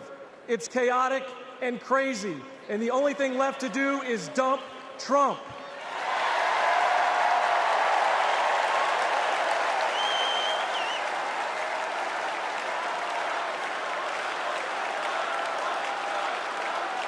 These days, our party acts more like a cult worshiping a felonious thug. Look, you don't have to agree with every policy position of Kamala Harris. I don't. But you do have to recognize her prosecutor mindset that understands right from wrong, good from evil. She's a steady hand and will bring leadership to the White House that Donald Trump could never do. Let me be clear to my Republican friends at home watching. If you vote for Kamala Harris in 2024, you're not a Democrat, you're a patriot.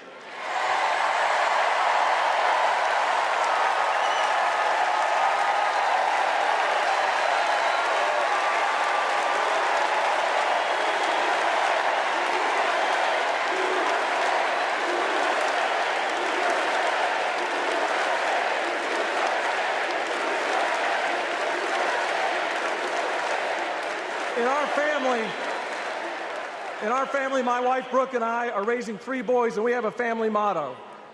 And it says, doing the right thing will never be the wrong thing.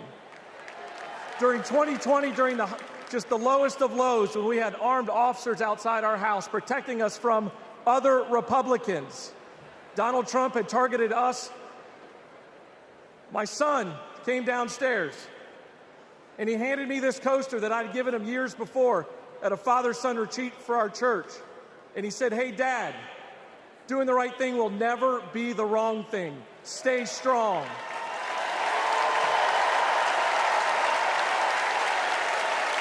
To my fellow Republicans at home that want to pivot back towards policy, empathy, and tone, you know the right thing to do. Now let's have the courage to do it in November. Thank you, and God bless you.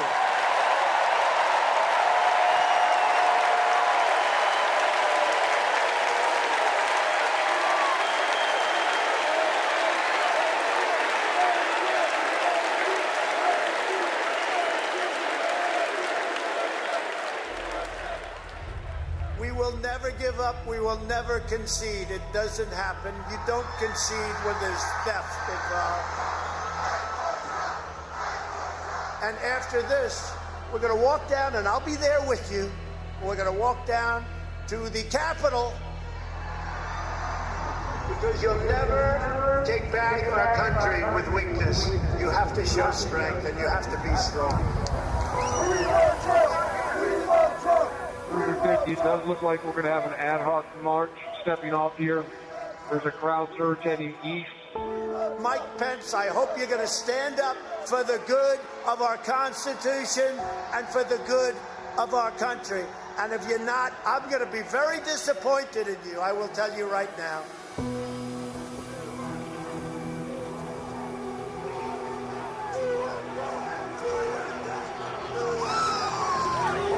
We're going to give riot warning. We're going to give riot warning. We're going to try and get compliance, but this is now effectively a riot. 49 hours declaring it a riot. 5 to 50 be advised, the kind of breaching into the Capitol. Hold the line! Hold the line! Hold the line!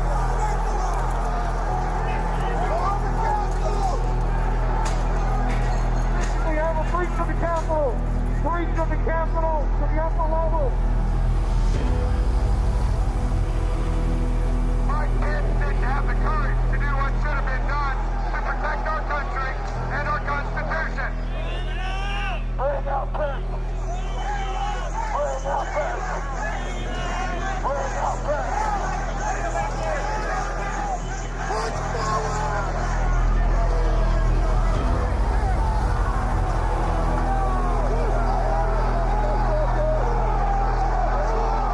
We can't hold this. We're going to go too many people. Look at this vantage point, man. We're trying to hold the alphabet. We're trying to hold the alphabet down. An area for the House members. They're all walking over now to the tunnel. We need to move down. If we lose any more time, we may lose the ability to leave. So if we're going to leave, we need to do it now. We lost the line. We lost the line. All PD, pull back. All PD, pull back at the alphabet. H208 with 4 members. The door's barricaded. There's people flooded the hallways outside. We have no way out. Officers still remaining on the House floor, so we can secure the members on the other side. Copy. Get him up!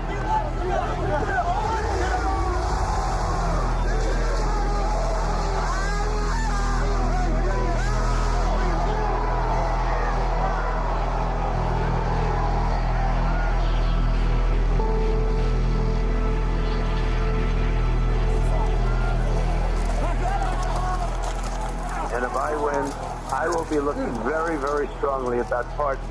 And I mean full pardons with an apology to the many, an apology.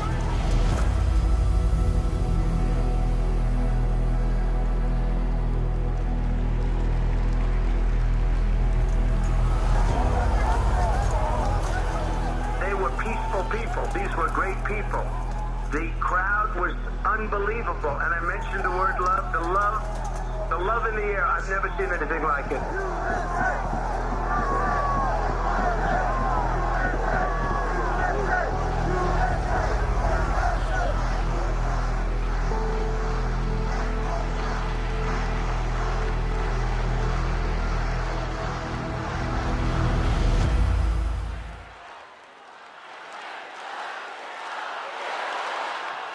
Please welcome Mississippi Representative Benny Thompson.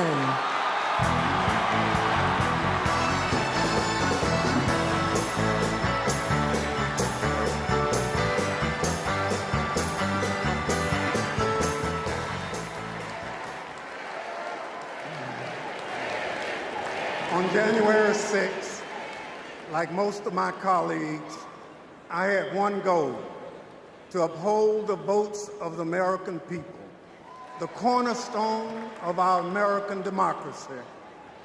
But as what you've just witnessed, let me remind you that the members of that violent mob had another goal. They wanted to stop the peaceful transfer of power for the first time in American democracy. Thank God they failed. Because in this country, we settle our differences at the ballot box, not through violence. It took a long time to get here, and we are not going back. Because I remember that dark history. It's my own history. In this life, my father never cast a vote because of Jim Crow. So I dedicated my career to protecting the votes against violence and discrimination. You can imagine what I felt on January 6th when I saw with my own eyes those insurrectionists trying to take that away.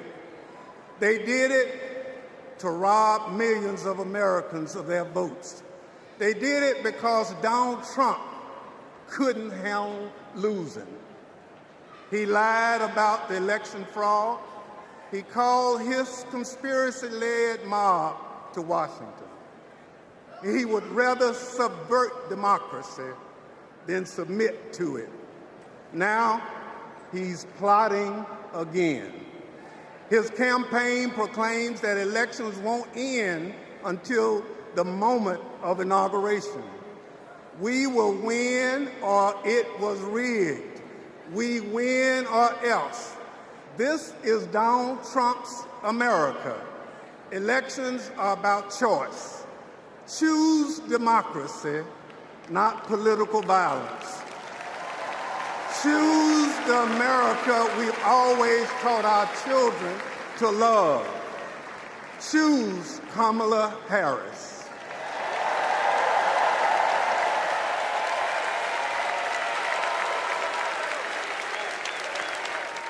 Please welcome former United States Capitol Police Sergeant Aquilino Gonell.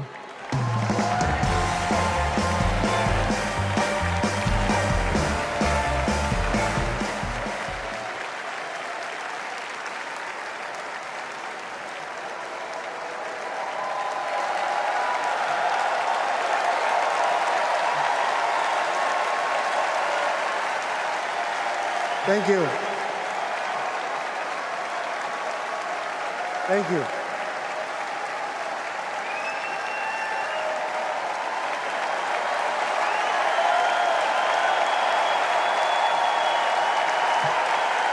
Thank you.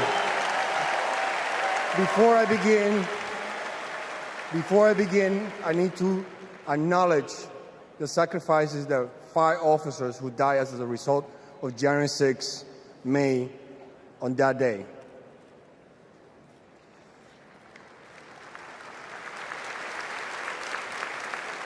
My name is Aquilino Gonell. I immigrated to the U.S. from the Dominican Republic when I was 12. I became an American citizen. I was a sergeant in the U.S. Army and a Capitol Police officer. I had seen violence while serving in Iraq, but nothing prepared me for January 6th. We officers risked everything to protect innocent people. We were beaten and blinded. I was assaulted with a pole attached to the American flag. President Trump summoned our attackers and sided with them. He betrayed us. When I joined the Army and Capitol Police, I took an oath to defend the Constitution. I did so with duty in my soul, and I still feel it. To Donald Trump, I asked, why don't you?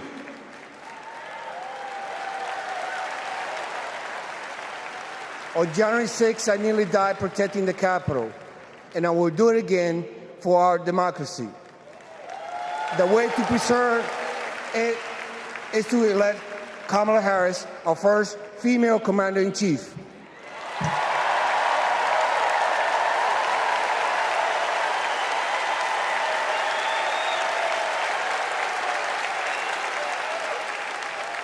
Please welcome New Jersey Representative Andy Kim.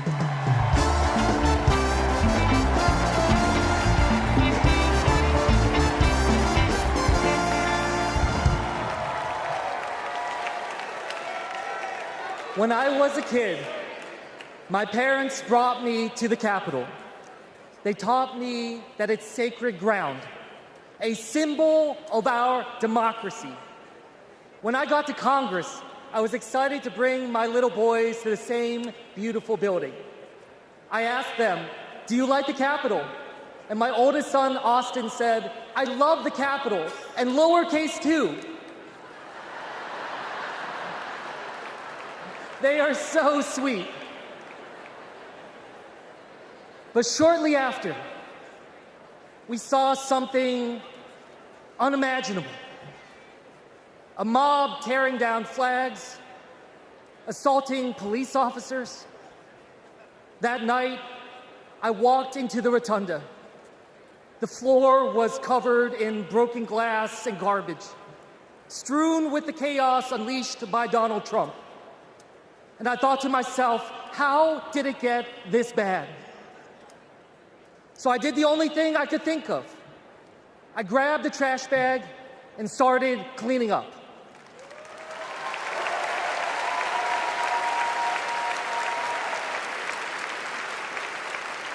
What I learned on January 6th is that all of us are caretakers for our great republic.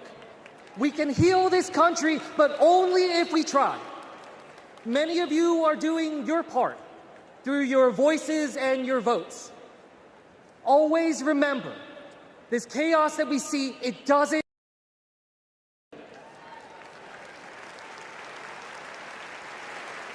As a father, I refuse to believe that our kids are doomed to grow up in a broken America. There is a hunger right now in this country for a new generation of leadership to step up. Let's choose Kamala Harris and Tim Walz. Let's do this for our kids and our grandkids. Thank you.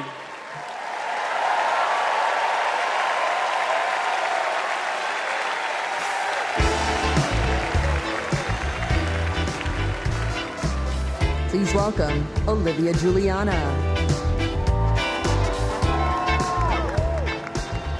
Hello from a proud Texas Democrat. This November, I'll cast my first vote in a presidential election ever. The fact is, our right to vote is under attack. I've seen it. Long wait lines. People blocked from registering to vote. Texans denied our voice. Donald Trump's Republicans are making it harder for us to vote. But we won't let them get away with it. And Kamala Harris won't let them get away with it either. She's fought for our freedoms. She's fought for our voice. But we will only be heard if we vote. As the saying goes, if you're not at the table, you're on the menu. So Gen Z, let's take our seat in our democracy and cast our ballots this November for Kamala Harris and Tim Walz. And now, ladies and gentlemen, American icon Stevie Wonder.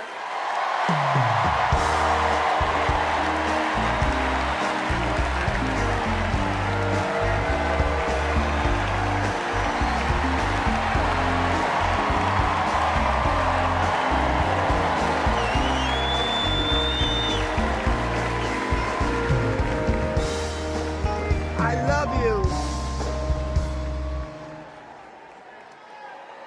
I just want to say, I love you. I love you. And every song that I've sang, every song that I've written, it's because of my love for you right here. But this year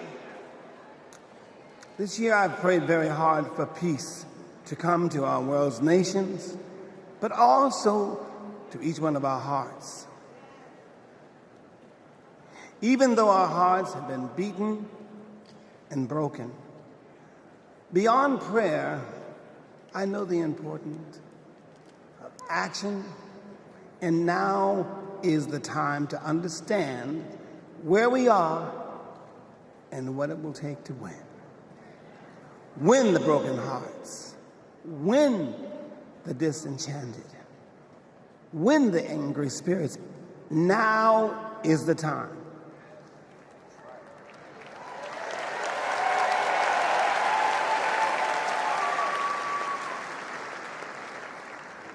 This is the moment to remember when you tell your children where you were and what you did.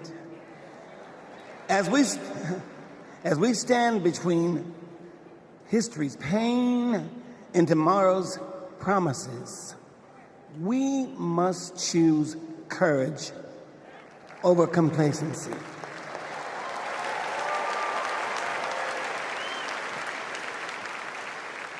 It is time to get up and go vote.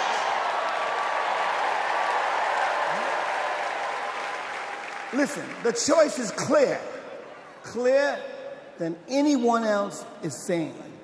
Did you hear me? Clearer than anyone else is saying. You feel me? We need to choose joy over anger, kindness over recrimination, and peace over war. Every time.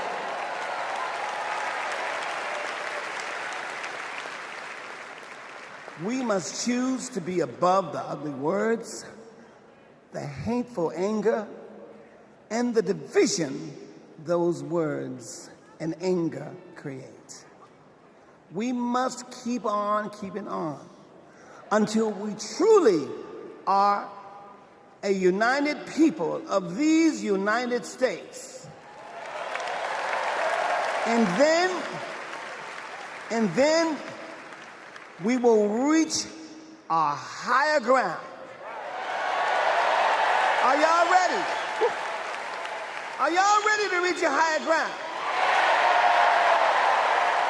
Are you ready to reach our higher ground? Tell me. I want to hear you again. Are you ready? Are we ready? Because you know we need Kamala Harris.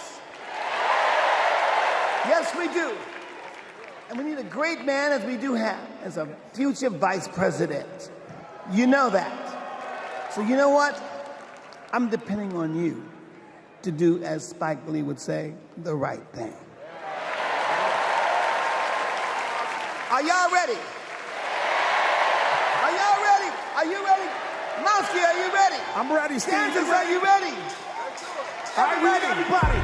Clap your hands like this. Everybody clap your hands. Clap, clap, clap, clap. Now somebody scream.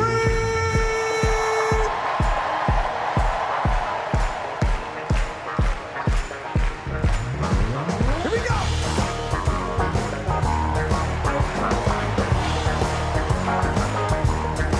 Are y'all ready? Oh, you're gonna have to get louder than that. I want y'all to sing it with me. Come on. People.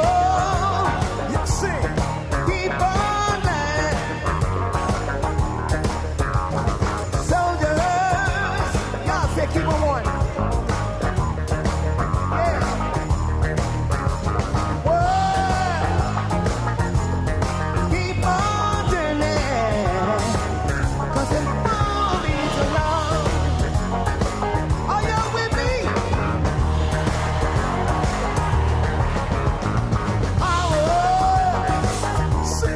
Keep on lying. For good people.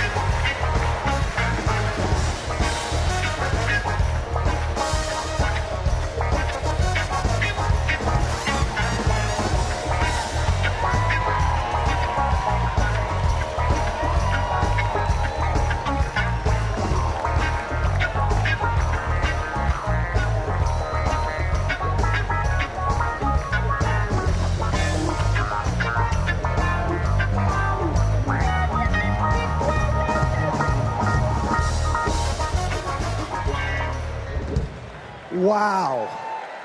Wow. Wow.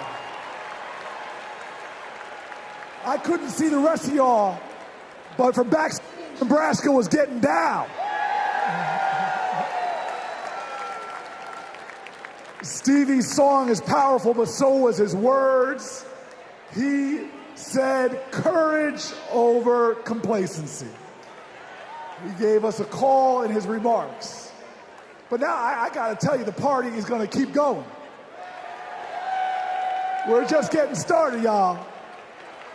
And this is a segment that I am very, very excited about, because it might be Wednesday night and we might be in Chicago, but it's starting to feel like something I've wanted to say my whole life. Live from New York, it's Saturday night. Please welcome Kenan Thompson.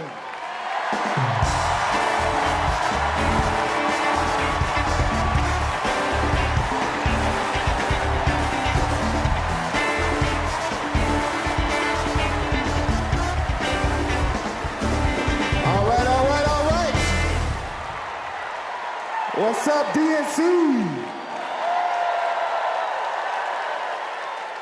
All right, y'all remember this big old book from before?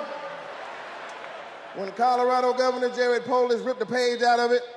This is Project 2025, the Republican blueprint for a second Trump term. It is boo. It is a real document that you can read for yourself at kamalaharris.com/Project 2025. You ever seen a document that could kill a small animal and democracy at the same time? Here it is. You know how when you download an app and there are hundreds of pages there that you don't read, it's just the terms and conditions, and you just click agree, right? Well, these are the terms and conditions of a second Trump presidency. You vote for him, you vote for all of this. Let's take a look. All right, do we got Matt here with us tonight? Is Matt here? Hey, there he is. Matt, how are you, sir? All right, Matt. Now, Matt, I understand that you work as an AV tech in Nevada, and you make a decent hourly wage, is that right? Oh, I don't know if we can hear Matt. Can we hear Matt? So who's gonna fix it? Keep speaking, Matt, till we can hear you. Okay, that's good. I guess we're gonna move on from Matt. And this is Becky. Becky, can we hear you? Hi, Kenan. It's great to be here. Thank you. All right, good. Now, Becky, you're married, correct? I am. Me and my wife have been together for about 8 years. Oh,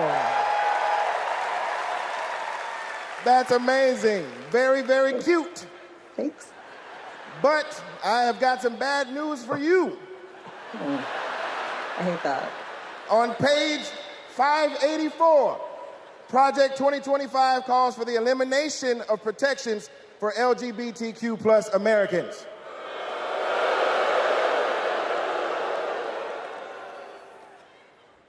So yeah, right back to the Stone Age. I'm afraid so. Right back to the Stone Age. That's terrible. Yeah, it is. Thank you, Becky, for being here and making that wonderful point. All right, next up, we have Nirvana. Nirvana, are you with us? And your people are with us as well? All right, good. Now, Nirvana, I understand that you are on insulin to manage your diabetes, yes? Yes, and thanks to President Biden and Vice President Harris, I only pay $35 a month for my insulin. That is great. That is great. But on page 465, Project 2025 calls for millions of people like yourself to pay more for prescription drugs like insulin. Why? Why? Well, I guess maybe to help Big Pharma make more money that they can donate to Republican politicians, I assume. Yeah, that makes sense. Yes, unfortunately, it does make sense. All right, let's talk to Anita. Anita, are you there? Yes. Hello, Anita. Hello. And Anita, what do you do for a living? I'm an OBGYN who delivers babies and does surgery. An OBGYN. She is an OBGYN that delivers babies. Uh-oh. Uh-oh, yeah. It's bad news, isn't it? It sure is. On page 459, Project 2025 resurrects a law from the 1800s called the Comstock Act to ban abortion nationwide and throw healthcare providers in jail. Oh my God, that is awful. Yes, it is awful. All right, let's do one more. Is Sharia with us? Sharia, are you there? Hey, Keenan, I'm here. Yes, Sharia, I love it. All right, let's talk to you. I understand that you work for the federal government? Yes, sir. I'm in the United States Department of Education. I'm a proud civil servant and a proud union president. She works for the Department of Education and she's a proud civil servant. Well, unfortunately for you, on page 78, Project 2025 calls for President Trump to purge the civil service of everyone who isn't a MAGA loyalist. Are you a MAGA loyalist? Now, Keenan, absolutely not. I'm just asking. I mean, you might as well be, because also page 319 calls for the complete elimination of the Department of Education. There's a bunch of stuff in here, but that's all we have time for at the moment. Just remember, everything that we just talked about is very real. It is in this book. You can read it online at kamalaharris.com/Project 2025. And most importantly, you can stop it from ever happening by electing Kamala Harris as the next president of the United States.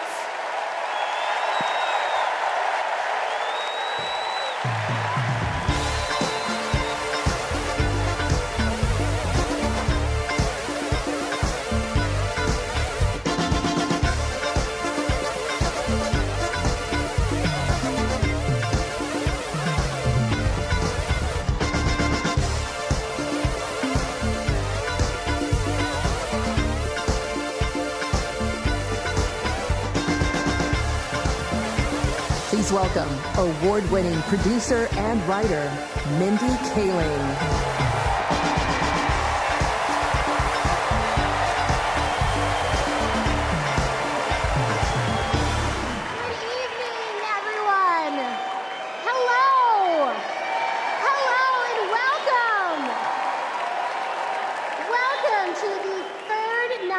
Of the Democratic National Convention. My name is Mindy Kaling. Thank you. For those of you who don't know me, I am an incredibly famous Gen Z actress who you might recognize from The Office. Thank you, The Mindy Project. Or as the woman who courageously outed Kamala Harris as Indian in an Instagram cooking video. Yes, you're welcome. I am so proud to be here supporting my friend. But the real reason I am here is that deep down, I truly believe that as a woman of color and as a single mother of 3, it is incredibly important that I be appointed ambassador to Italy. That's how this works, right? That's like why I'm here. I've never been, I'm dying to go. And guys, I just really need a break. I know it's not the priority tonight, but just think about it. I am actually here because I have known the Vice President for a long time, and I want to tell you a story about one of the first times I ever met her.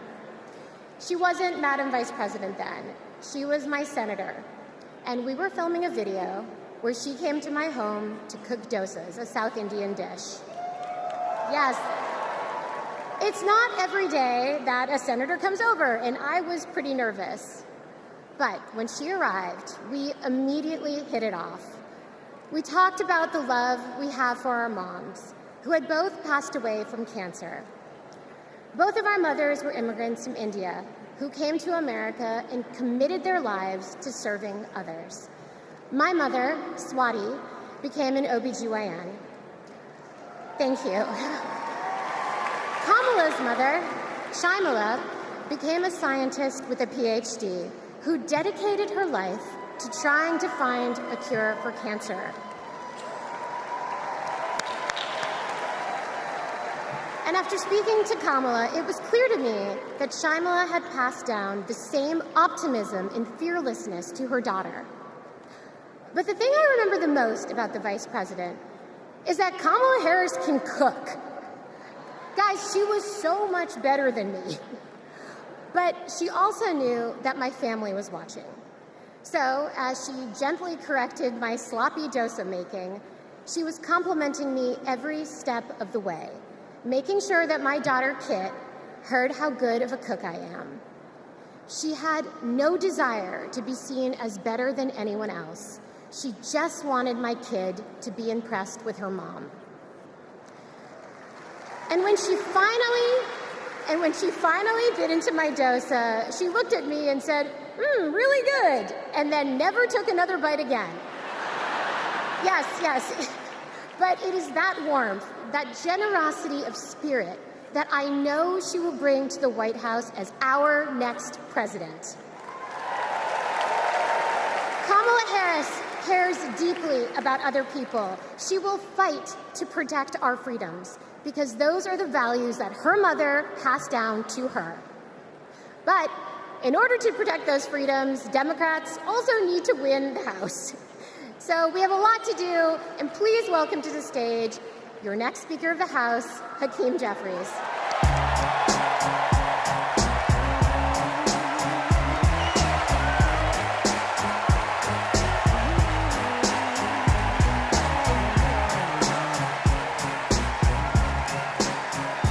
Good evening, Democrats. It's a high honor and a distinct privilege as a Brooklynite, New Yorker, and as an American to stand before you today and unequivocally express my support for Kamala Harris and Tim Walz to be the next president and vice president of the United States of America. Over the last few years, House Democrats have been hard at work, and we could not have asked for a better leader to partner with than President Joseph Robinette Biden, who will go down as one of the most consequential presidents of all time. Last month, President Biden selflessly passed the torch to Vice President Kamala Harris, who is ready, willing, and able to fight for the people. Kamala Harris is a courageous leader, a compassionate leader, and a common sense leader who will deliver real results for everyday Americans. Kamala Harris is fighting for our freedom. Kamala Harris is fighting for our families. Kamala Harris is fighting for our future. Together, let's make Kamala Harris the 47th President of the United States of America.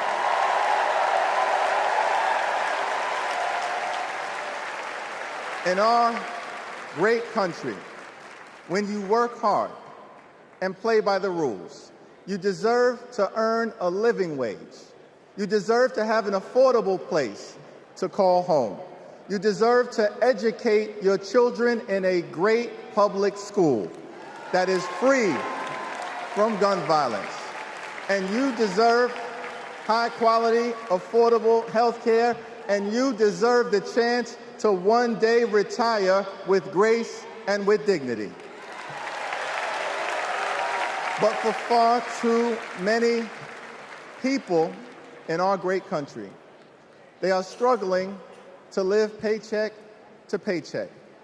And as a result, the American dream is out of reach. Here's the thing. Extreme MAGA Republicans don't care about everyday Americans. They only care about themselves. Our approach, led by Kamala Harris and Coach Walz, is very different. We care about you, the American people. And we will fight hard to make sure that the American dream is alive and well in every single community. Now, the road ahead will not be easy, which brings me to you-know-who. Donald Trump is like an old boyfriend who you broke up with, but he just won't go away. He has spent the last 4 years spinning the block, trying to get back into a relationship with the American people. Bro, we broke up with you for a reason.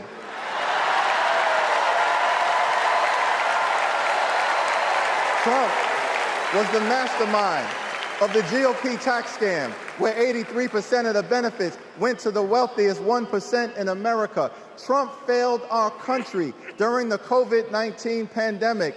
Trump is a chaos agent who is focused on himself, not the American people. Trump tried to destroy our democracy by lying about the election and inciting a violent mob to attack the Capitol. Trump put 3 extreme justices on the Supreme Court who destroyed Roe v. Wade. We broke up with you for a reason. Donald Trump can spin the block all he wants, but there's no reason for us to ever get back together.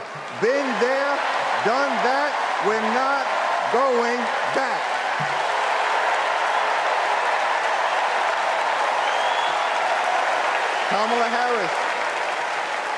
Kamala Harris and House Democrats will always put people over politics. Kamala Harris and House Democrats will lower costs and grow the middle class. Kamala Harris and House Democrats will fix our broken immigration system and secure the border. Kamala Harris and House Democrats will strengthen the relationship between the police and the community. Kamala Harris and House Democrats will continue to combat the climate crisis with the fierce urgency of now. Kamala Harris and House Democrats will protect Social Security, protect Medicare, protect Medicaid, protect the Affordable Care Act, protect working families, protect small businesses, protect the middle class, protect free enterprise, protect our children, protect our seniors, protect our veterans, protect our unions, protect our dreamers, and always protect a woman's freedom to make her own reproductive health care decisions.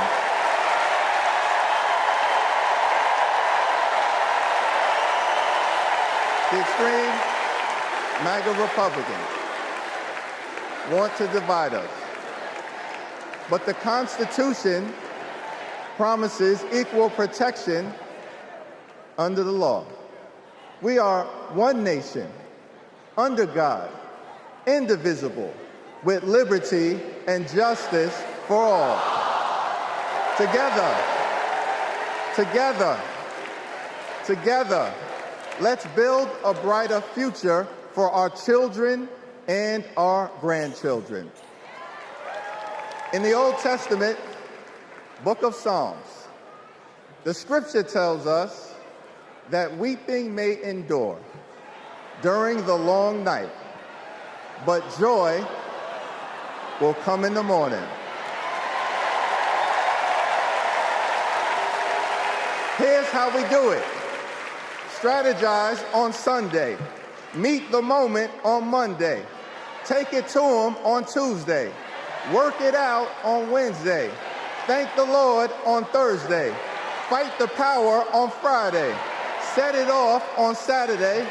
Get a few hours of sleep, wake up the next day, and do it all over again until joy comes in the morning.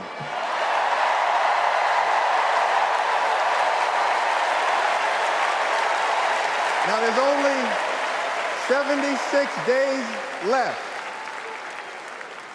There are only 76 days left We must continue to speak up. We must continue to show up.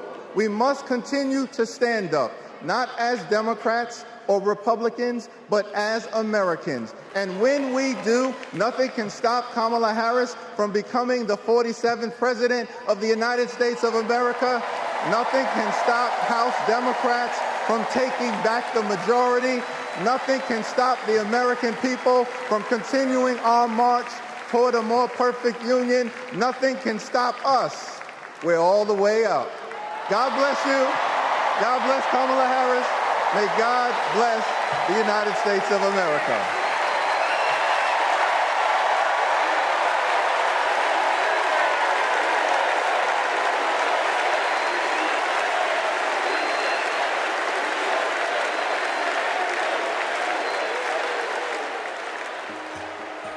You want to go outside today? Yeah. Want to go put your shoes on? Yes. Let's go outside. Ruby is 2 years old. I'm starting to think, will she be another worker like her dad? I hate to break it to you, but I'm not a billionaire. Donald Trump talked a big game about bringing jobs back to America, but it was all talk. Like Foxconn.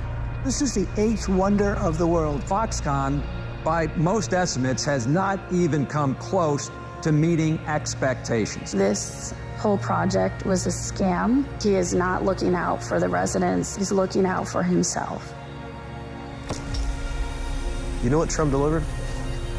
$2 trillion in tax cuts focused on his billionaire buddies and big corporations. You're rich as hell. It makes me angry.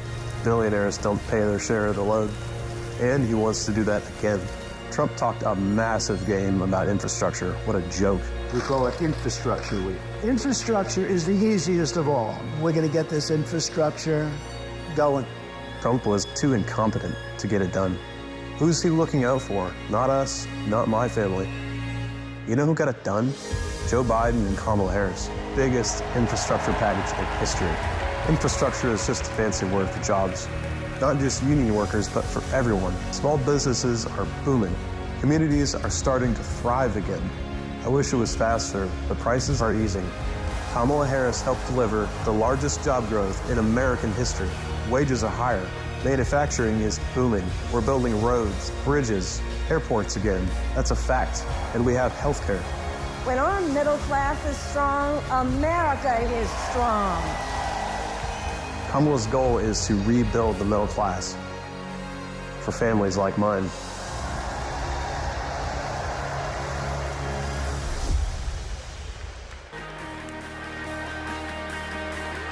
Please welcome the 42nd President of the United States, Bill Clinton.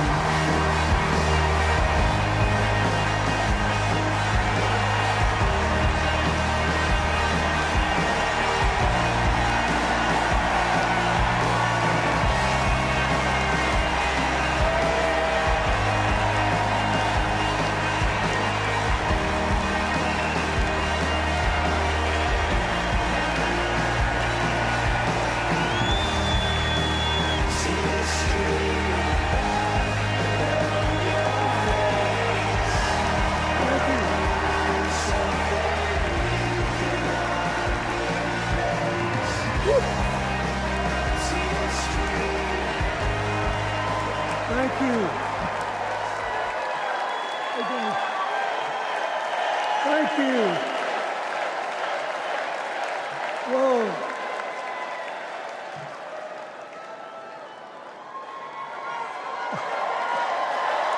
Let me ask you something.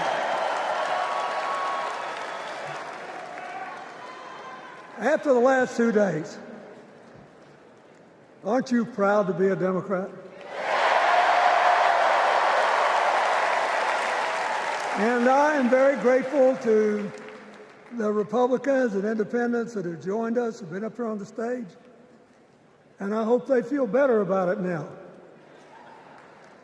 Because I've seen all these things that even I have to be reminded of from time to time when I get my spirits down. I love seeing the Obamas here. I love seeing President Biden. And I thought Hillary gave a great speech, too. And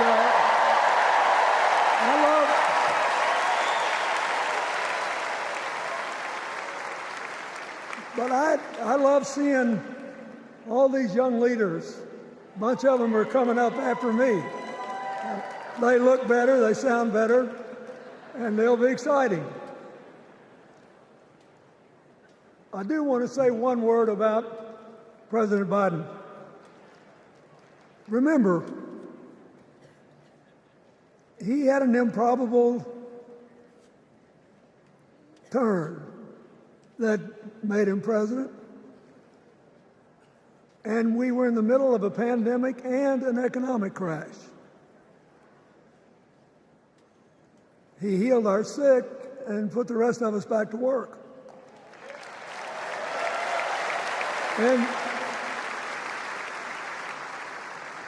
he strengthened our alliances for peace and security. He stood up for Ukraine. He's trying desperately to get a ceasefire in the Middle East.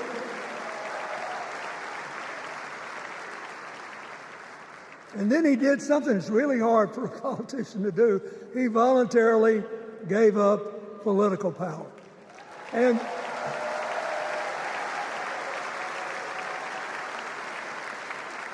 George Washington knew that, and he did it. And he set the standard for us serving 2 terms before it was mandatory. It helped his legacy, and it will enhance Joe Biden's legacy. And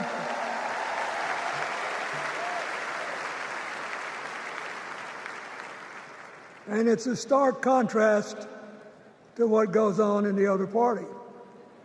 So I want to thank him for his courage, compassion, his class, his service, his sacrifice.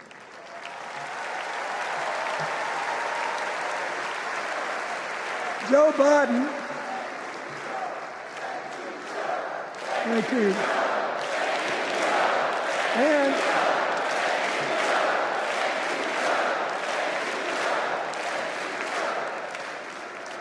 he kept the faith, and he's infected a lot of the rest of us. Now let's cut to the chase. I am too old to gild the lily. 2 days ago, I turned 78, the oldest man in my family of 4 generations. And the only personal vanity I want to assert is I'm still younger than Donald Trump.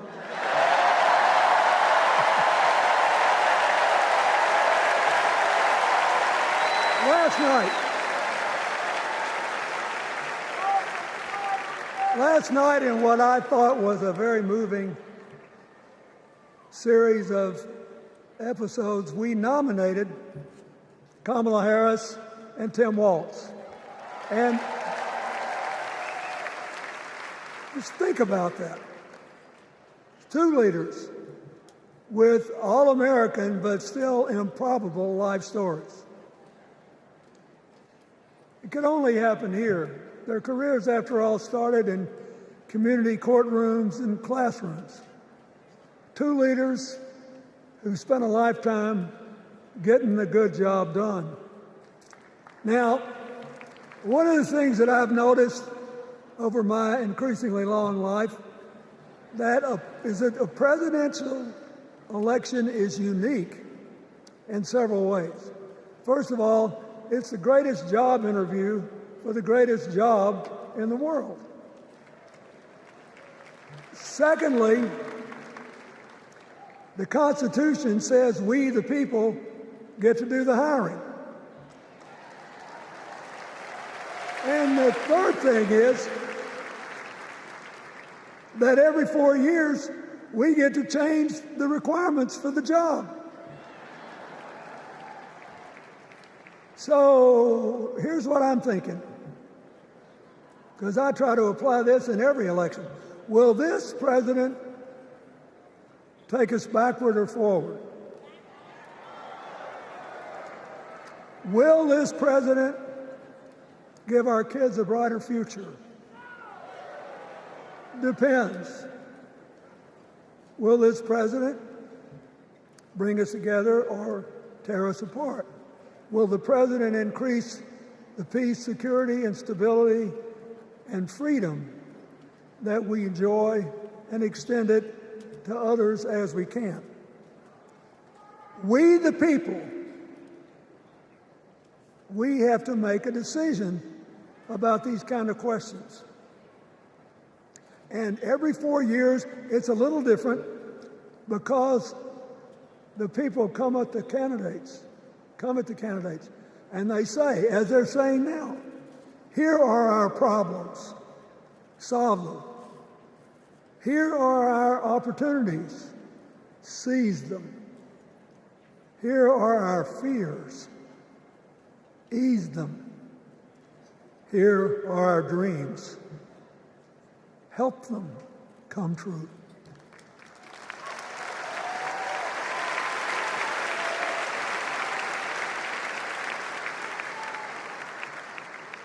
A president can answer that call by saying, I'll do my part, but you have to help me. We have to work together. Or you can dodge what needs to be done by dividing, distracting, and diverting us. So in 2024, we got a pretty clear choice, it seems to me. Kamala Harris for the people,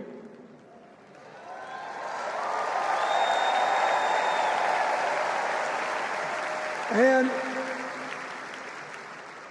the other guy who's proved even more than the first go-around that he's about me, myself, and I. I know which one I like better for our country.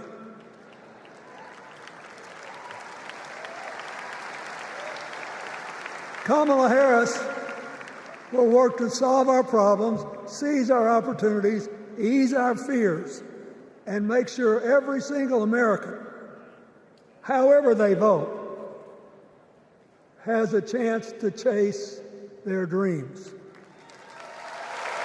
You know, when she was young, she worked at McDonald's. And she greeted every person with that 1,000-watt smile and said, "How can I help you?" Now she's at the pinnacle of power, and she's still asking, "How can I help you?"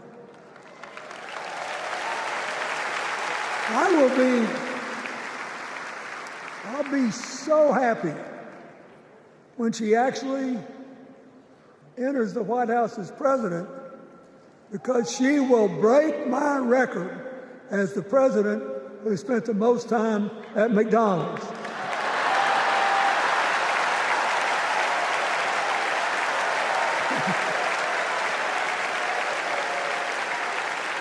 Now, but we got an election to win. And remember, we've got a guy that's pretty good at what he does. Donald Trump has been a paragon of consistency. He's still dividing, he's still blaming, he's still belittling other people. He creates chaos, and then he sort of curates it as if it were precious art. Let me say, not a single day goes by, even though I've been gone for well over 23 years from the White House, not a day goes by that I don't thank the Lord for the chance I had to serve and what it meant. And one of the reasons, thank you. Wait.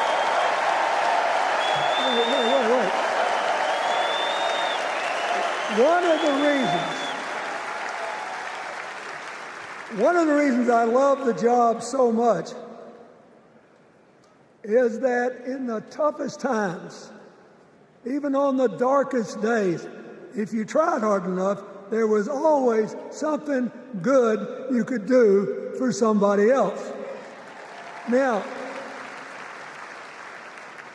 some days that's not easy to do. You've got to deal with all these emergencies, or there's something going on here, there, or yonder. But Kamala Harris is the only candidate in this race who has the vision, the experience, the temperament, the will, and yes, the sheer joy to get something done.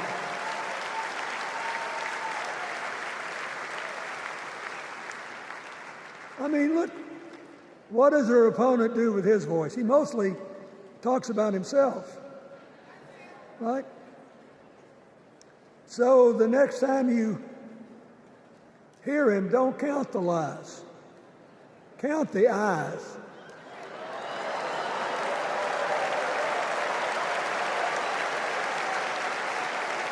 Count the eyes. His vendettas, his vengeance, his complaints, his conspiracies. He's like one of those tenors opening up before he walks out on stage, like I did, trying to get his lungs open by singing, me, me, me, me, me, me.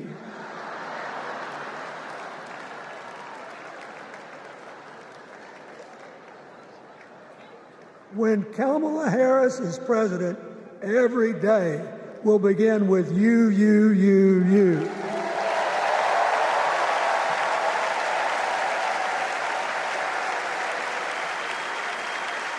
So, we got to ask ourselves the questions if we're going to hire a president. Do you want to build a strong economy from the bottom up and the middle out? Or do you want to spend the next 4 years talking about crowd size?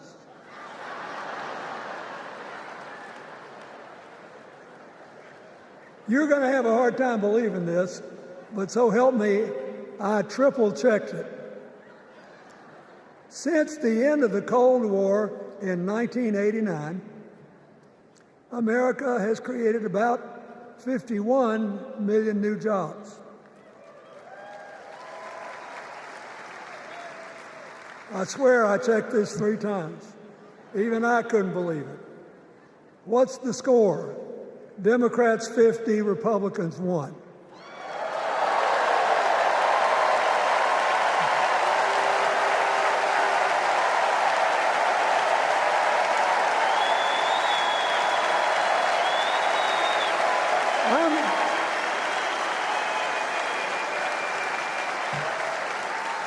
I'm glad that we've got a championship-winning coach on our team.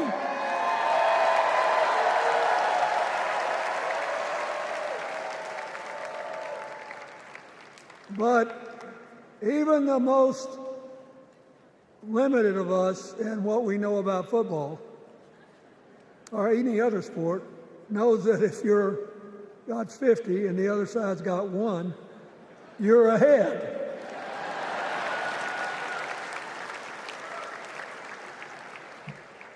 What about affordable housing? It's a terrible problem in America now. We need more. And affordable health care. That's why the Democrats put a limit on monthly payments for insulin and a $2,000 a year out-of-pocket limit,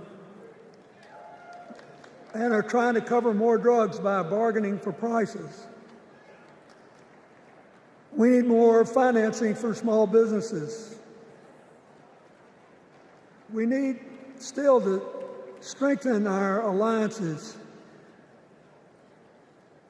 I almost croaked in the first debate of this election season when President Trump said nobody respected America anymore like they did when he was president. Wait. And with a straight face. Look, you got to give him. He's a good actor. With a straight face, he cited as evidence of the respect that existed for us when he was there the presidents of North Korea and Russia.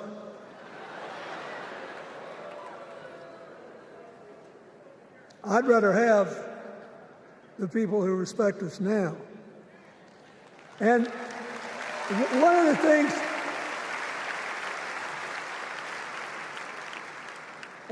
is when you send a signal to the other countries, you want them to know whether they agree with you or not, at least that you're on the level. Here's where you are and what you believe.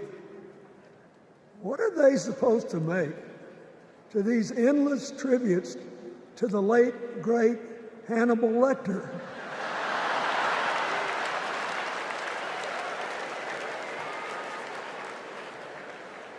I mean, President Obama once gave me the great honor of saying I was the explainer-in-chief.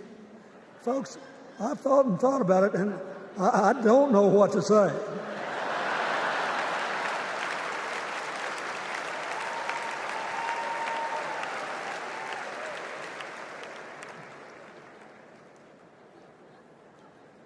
Like Hakeem Jeffries, I too want an America that's more joyful, more inclusive, more future-focused. Just think what a burden it's been on us to get up day after day after day after day, buried in meaningless hot rhetoric, when there's so many opportunities out there, so many problems that need to be solved. I want that. And that's the America Kamala Harris will lead. And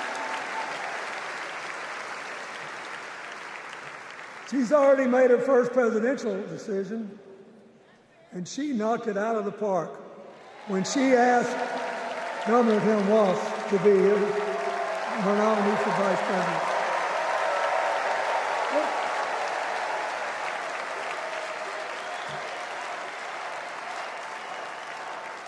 As they used to say when I was a young man growing up in Arkansas, you do not have to be all broke out with brilliance. You just look at Tim Walz, listen to him, follow his record as a teacher, as a coach, in the National Guard, as a congressman, where he was the only Democrat, save one, elected in that district in more than 100 years. And he stayed a long time. And then he became a great governor. And by all accounts, he was a crack shot who had the courage among his rural constituents to say, we do not need these assault weapons available to people who can kill our kids in school.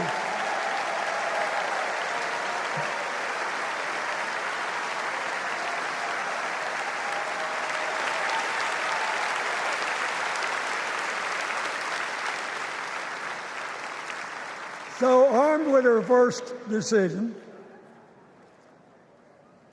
Kamala Harris confronts an interesting dilemma.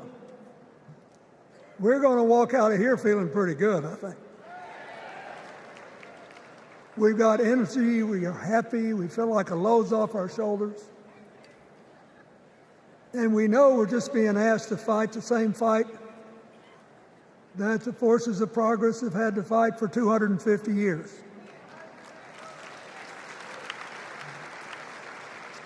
In the face of stiff and often violent opposition, we have to find a way to go forward together, where we the people make our union more perfect. So, that's a good thing. How could we possibly lose? Kamala Harris has fought for kids her whole life that were left out and left behind. She's taken on gangs trafficking across the border. She's fought to protect the rights of homeowners. She's been our leader in the fight for reproductive freedoms, and we know a majority of the American people are with us on that.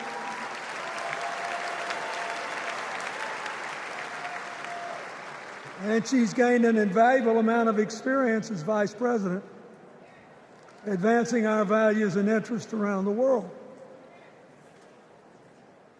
She's already said she's going to work really hard to make sure that no American working full-time lives in poverty or has to worry about their children living in poverty.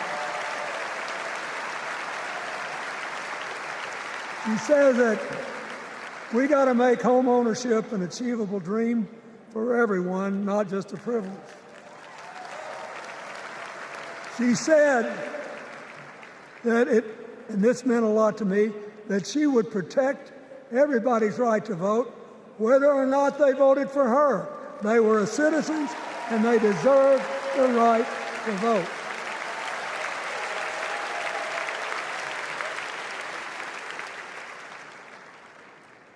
The other day, her opponent implied that as his people voted one more time, they'd be able to rig it from now on and they wouldn't have to vote again. You think they're kidding, but I know a lot of these folks, and most of them are really good people, but some of them think that they are bound to dominate America politically, economically, and socially, and they have to use politics to do it, and they should rig the system. I don't believe that. And so here's what I want to tell you. We've seen more than one election slip away from us when we thought it couldn't happen, when people got distracted by phony issues or overconfident. This is a brutal, tough business. I want you to be happy. One of the reasons that President-to-be Harris is doing so well is that we're all so happy.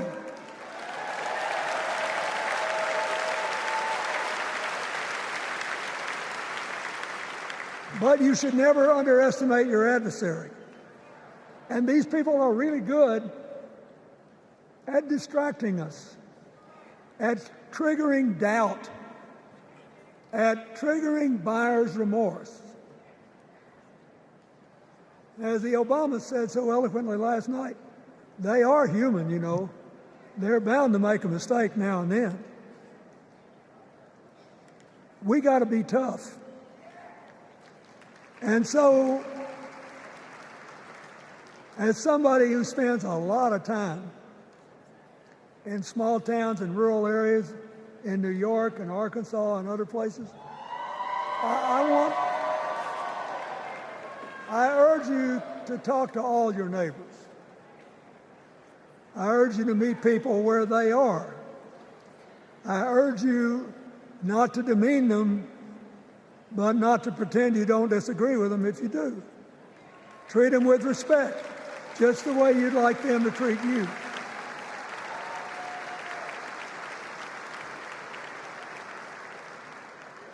Ask for their help and then follow our leader, Kamala, and ask them, how can I help you? We Democrats right now have a lot of hay in the barn. We've got massive achievements, massive advances, but there's still a lot of slips between today and Election Day that we have to navigate. And so I want to say this from the bottom of my heart. I have no idea how many more of these I'll be able to come to. I started in '76, and I've been to every one since. But no, 72. Lord, I'm getting old. But here's what I want you to know. If you vote for this team, if you can get them elected and let them bring in this breath of fresh air, You will be proud of it for the rest of your life. Your children will be proud of it. Your grandchildren will be proud of it.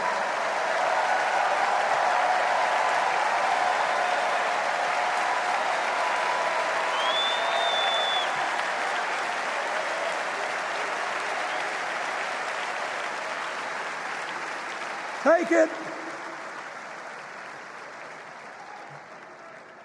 from a man who once had the honor to be called in this convention the man from hope. We need Kamala Harris, the president of joy, to lead us. So,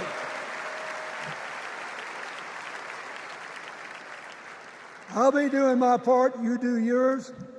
I'll see you when we're making a real joyful noise when the votes are counted. God bless you, and God bless America.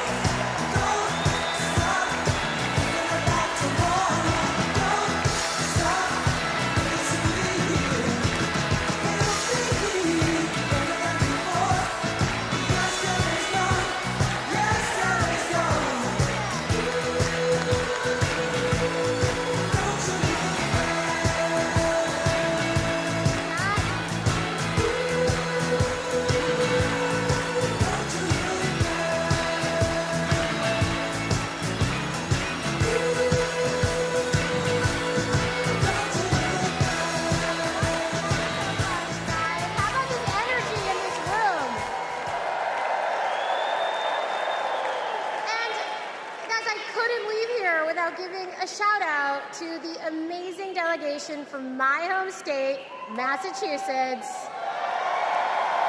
I love you, Massachusetts. Everyone is always hating on us, but they just don't get it. Go Sox! Go Jason Tatum! Ben Affleck, hang in there! Dunkin' Donuts is the best coffee in the world. Okay. Our next speaker needs no introduction. She was the first woman to ever serve as Speaker of the House. Yes, you know what's coming. This woman was doing Brat before Brat was Brat. The mother of dragons. Please welcome Nancy Pelosi.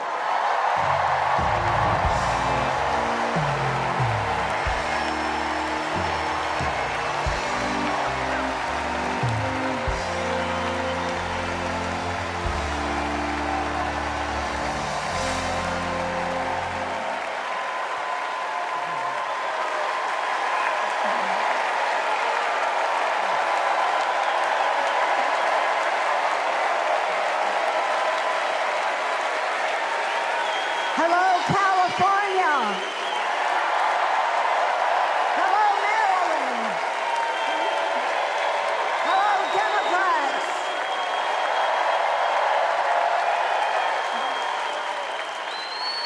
On January 20th, 2021, with the inauguration of Joe Biden and Kamala Harris, we established one of the most successful presidencies of modern times. And we quickly proved that Democrats deliver. Millions of jobs, stronger infrastructure and rural broadband, a Biden child tax credit, rescuing human pensions, honoring our veterans, bold climate action, lowering the cost of prescription drugs, all thanks to President Biden's patriotic vision of a fairer America, doing so with liberty and justice for all. Thank you, Joe.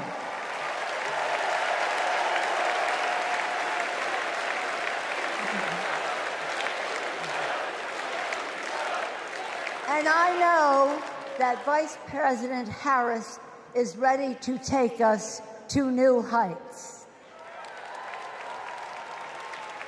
I've known Kamala Harris for decades. Personally, I know her a person of deep faith, which is reflected in her community care and service. Officially, she is a leader of strength and wisdom and eloquence on policy, most recently demonstrated fighting for women's right to choose.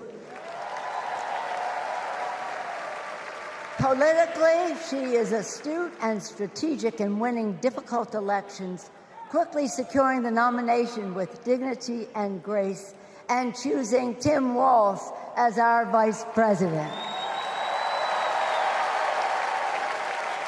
I had the honor of serving with Tim for 12 years in the Congress. He united Democrats, Republicans, and independents to turn a red district blue. He showed courage when he came to Congress in voting for the Affordable Care Act, meeting the needs of his constituents despite Republicans' lies and misrepresentation. When he went home, won the election, he returned to Congress. He fought for our Americans' heroes as the Democratic leader of the Veterans Affairs Committee. Thank you, Tim.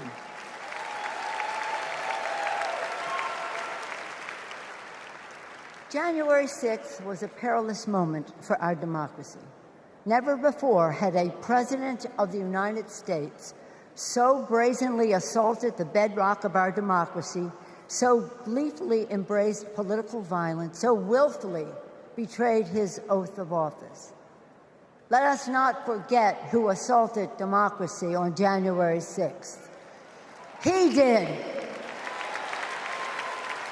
But let us not forget who saved democracy that day. We did. And thank God we had a Democratic House of Representatives then. We returned to the Capitol that very same night. We insisted on certifying the election results on the floors of the House and the Senate. And we demonstrated to America and to the world that American democracy prevailed.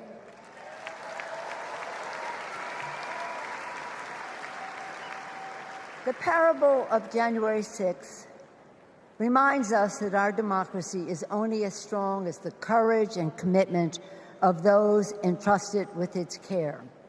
And we must choose leaders who believe in free and fair elections, who respect the peaceful transfer of power. The choice couldn't be clearer. Those leaders are Vice President Harris and Governor Walz.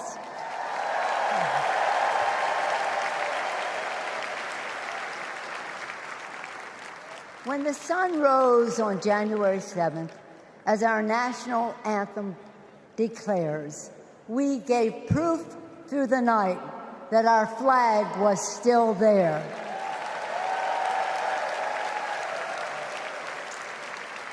Now, in this election, we are called upon to do the same, to stand together, to reject autocracy, to choose democracy, and we will do so by electing a Democratic House with Hakeem Jeffries as Speaker of the House,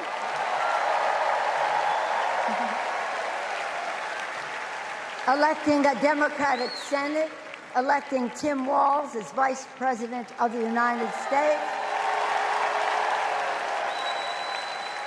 and electing Kamala Harris as the President of the United States.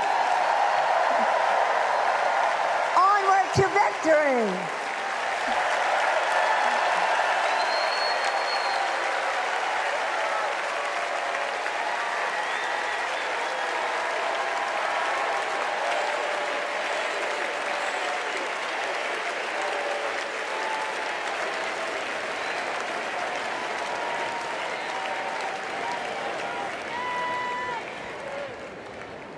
Please welcome Alexander Hudlin, Jasper Emhoff, and Arden Emhoff.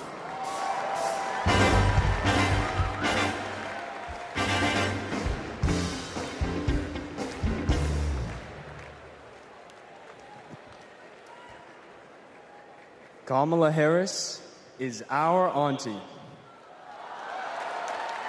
She'll be a president who cares for all of us. She'll lift us up. In 2016, we celebrated Auntie's Senate win. We saw Trump winning.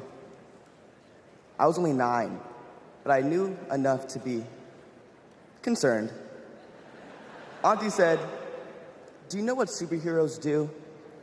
They fight back. And we will too." She will make time for what matters. You know, no one is busier than my auntie, but she always makes time for family. From moments as simple as cooking and sharing a meal to exchanging stories and jokes. Auntie taught me about being present in what's important, and I know that's how she'll lead. She'll treat everyone with respect. Even as a kid, Auntie made me feel that I was seen, that my words are important, that I am important and loved. I know she'll value others' perspectives, no matter their age or their background. Auntie, we love you. We're so proud of you. And most importantly, you're a baller. And as you'd say, let's win this thing. Let's win this thing.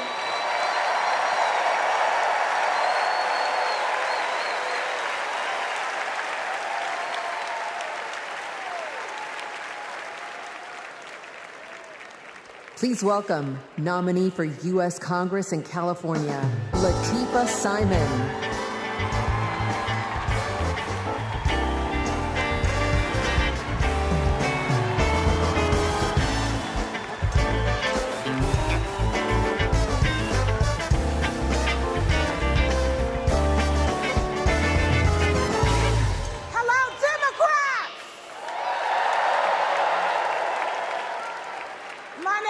Latifah Simon, and I am running for Congress.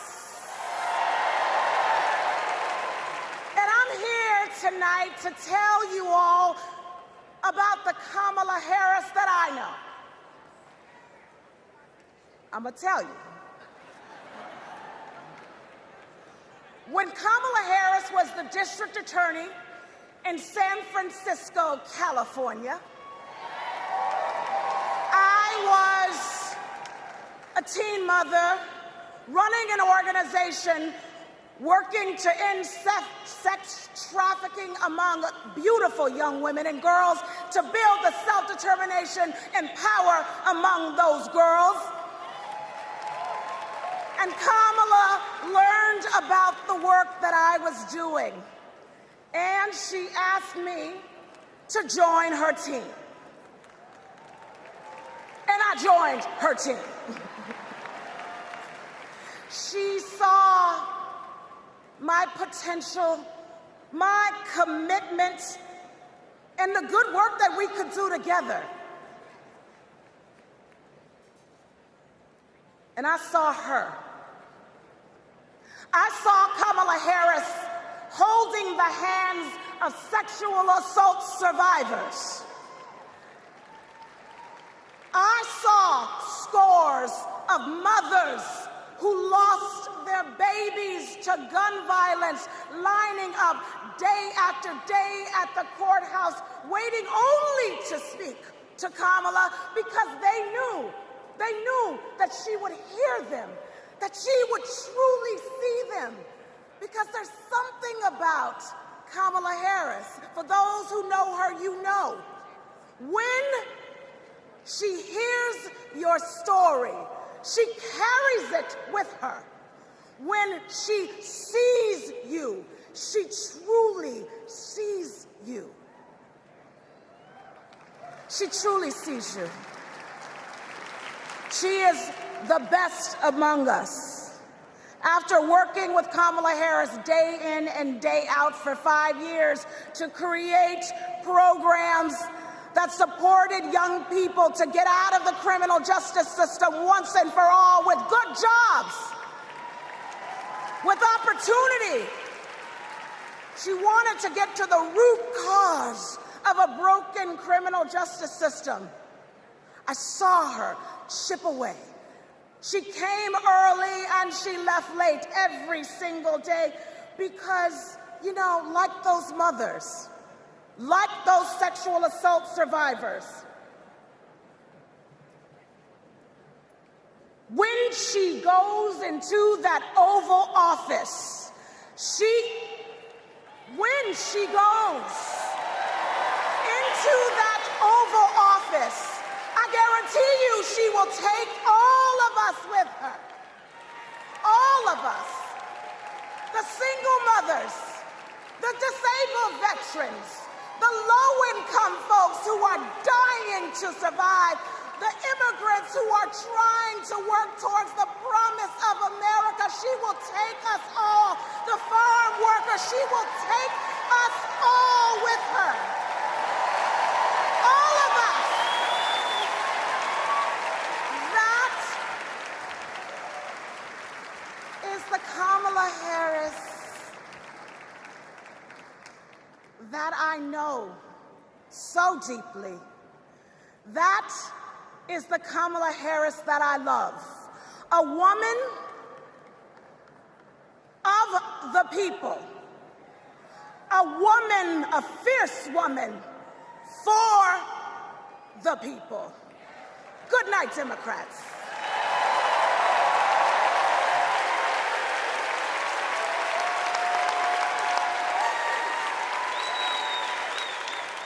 Please welcome former U.S. Associate Attorney General of the United States and the Vice President's brother-in-law, Tony West.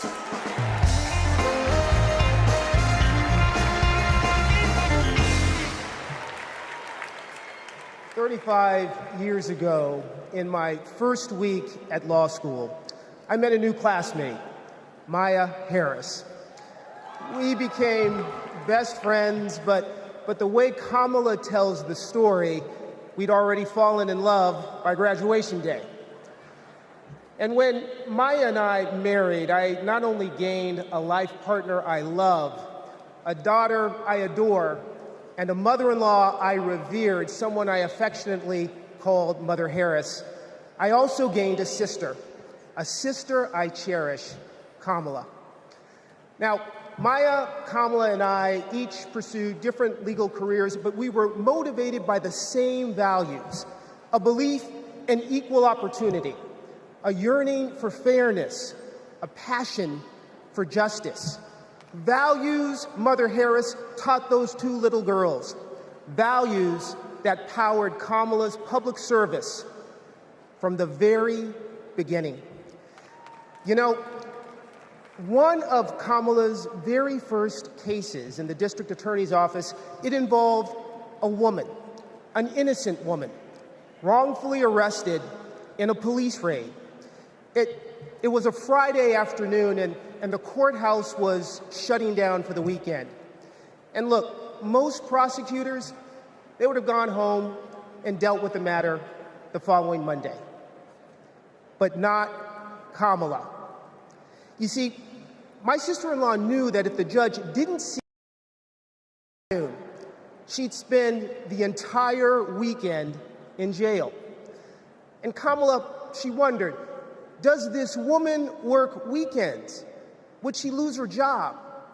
Does she have young kids at home? Who'd feed those kids? So Kamala pleaded for the judge to return to the bench and to hear the matter. And the judge agreed. And within minutes, that woman was released back to her family that night. Now, it may seem small, but that's what it means to stand up for justice. That's what it means to stand for the people. And as Kamala says, when you know what you stand for, you know what to fight for. And look, believe me when I tell you, as a sister, a daughter, an auntie, and a mother, I've seen Kamala fight for her family. As district attorney, attorney general, U.S. Senator and Vice President of the United States, I have watched her fight in the halls of power for those who have no voice there. And as president, I know she'll fight for you. She'll fight for all of us. Because, friends, when Kamala fights, we win. Thank you. God bless you.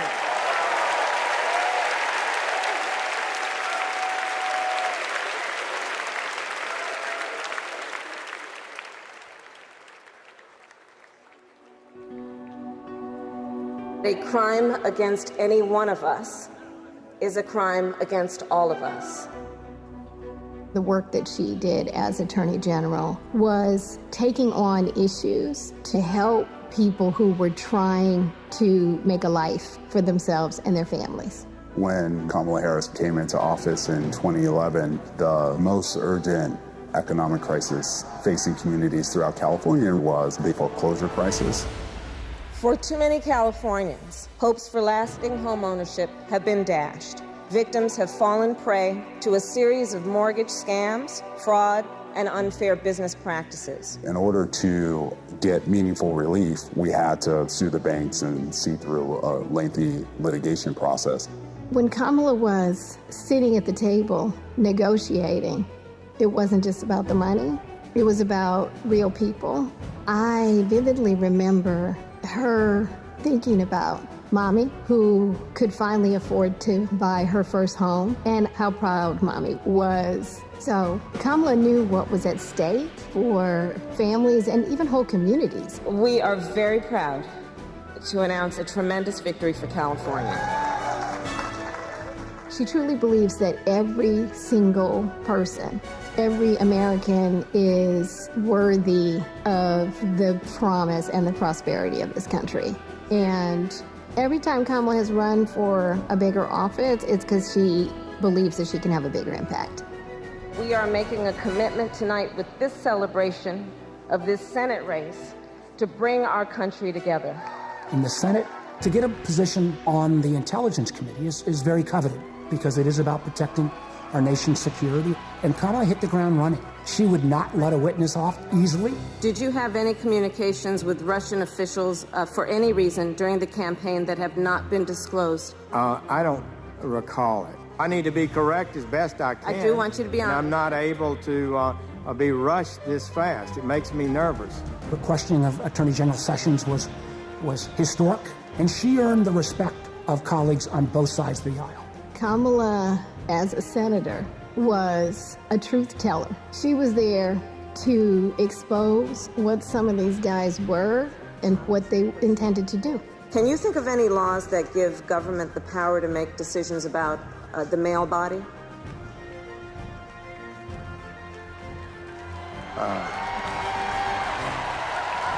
I'm not thinking of any right now, Senator. They didn't know what hit them. And in those moments, so many people saw her for the first time and saw how tough she was. Would you accept them recommending a charging decision to you if they had not reviewed the evidence? Well, that's a question for Bob Mueller. He's the U.S. attorney. I think you've made it clear, sir, that you've not looked at the evidence, and we can move on. When she's on a mission, she is determined and relentless. When our fundamental values are being attacked, do we retreat or do we fight? I say we fight. If you want to go forward in this country, not go backward, then there is only one choice.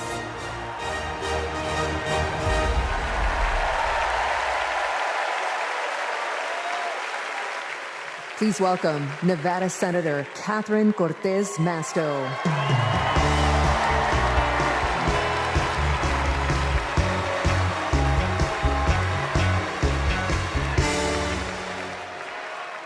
Hello, Chicago.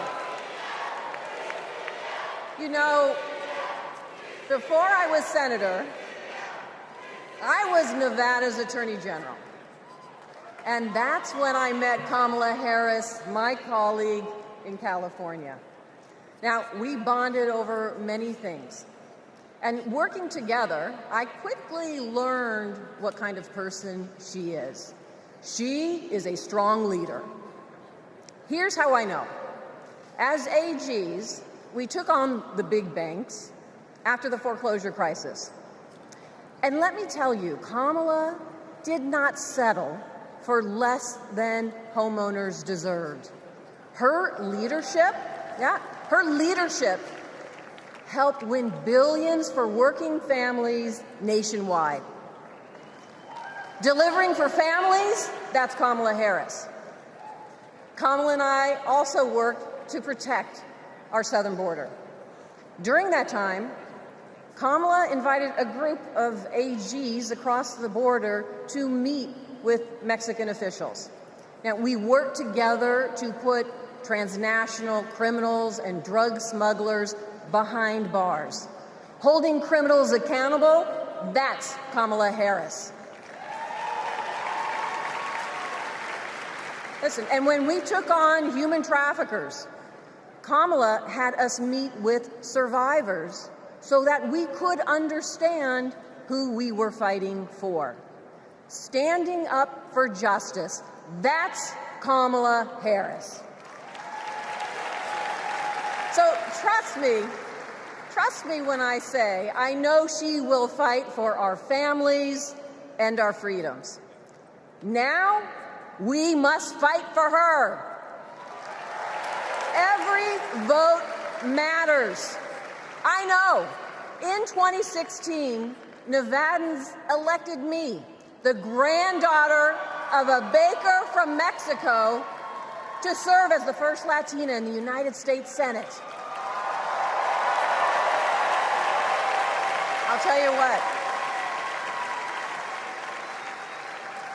And in 2022, my re-election came down to 7,928 votes.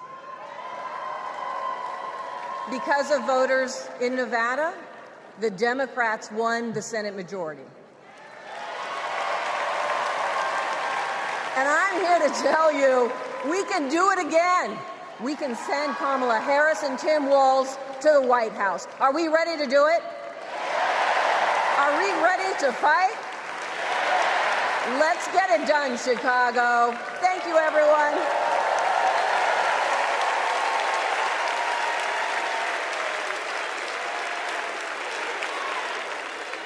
Please welcome Pennsylvania Governor Josh Shapiro.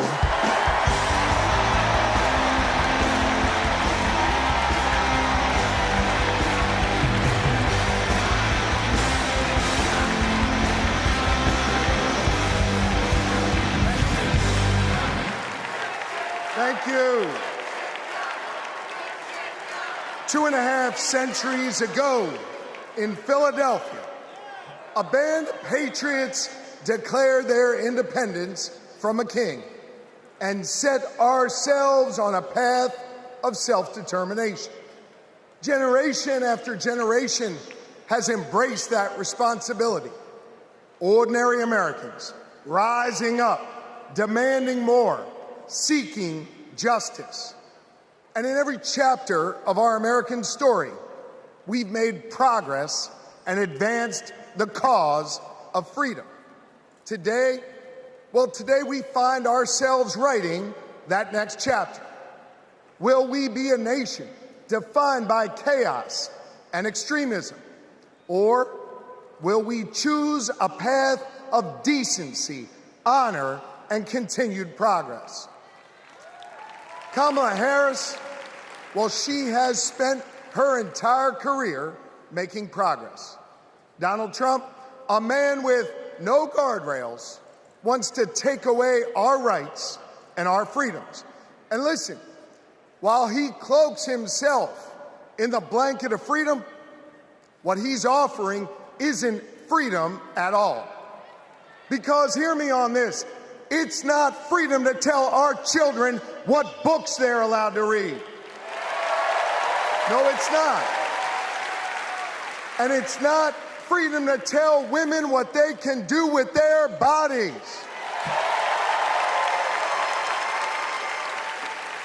And hear me on this, it sure as hell isn't freedom to say you can go vote, but he gets to pick the winner. That's not freedom. But you know what? You know what, Democrats? We are the party of real freedom. That's right. The kind of real freedom that comes when that child has a great public school with an awesome teacher because we believe in her future. Real freedom that comes when we invest in the police and in the community so that child can walk to and from school and get home safely to her mama. Real freedom that comes when she can join a union, marry who she loves, start a family on her own terms, breathe clean air, drink pure water, worship how she wants, and live a life of purpose where she is respected for who she is.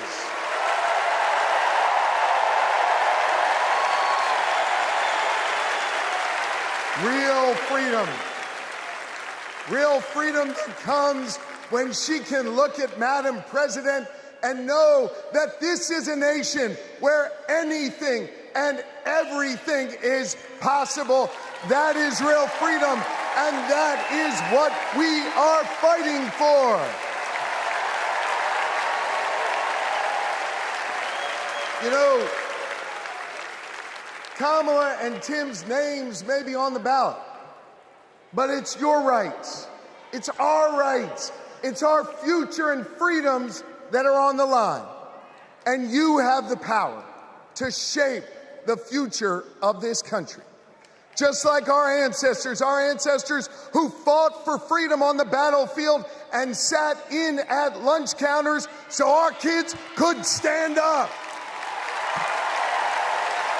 Now it's on us. It's on us, my friends, to organize in our communities and on our For You pages around three basic American principles. We value our freedom, we cherish our democracy, and we love this country. And listen,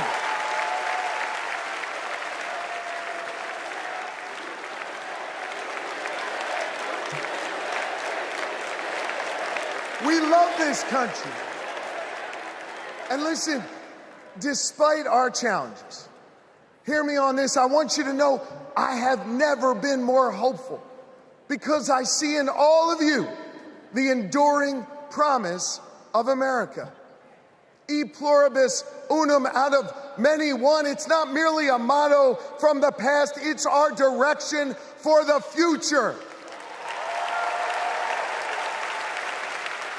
You see, you all give me hope, and you all have the power.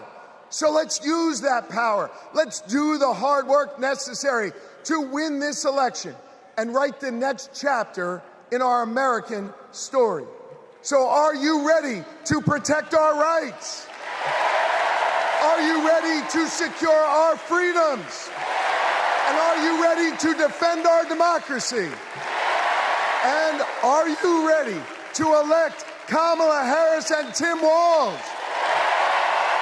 America, let's get to work!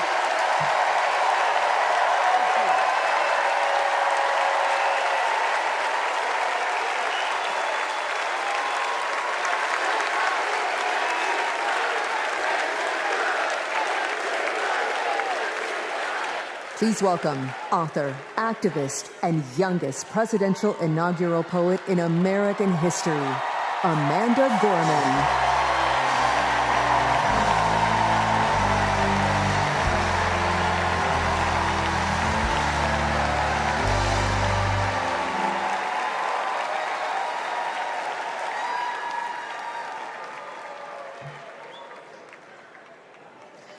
We gather at this hallowed place because we believe in the American dream. We face a race that tests if this country we cherish shall perish from the earth, and if our earth shall perish from this country. It falls to us to ensure that we do not fall, for a people that cannot stand together cannot stand at all. We are one family, regardless of religion, class, or color. For what defines a patriot is not just our love of liberty, but our love for one another.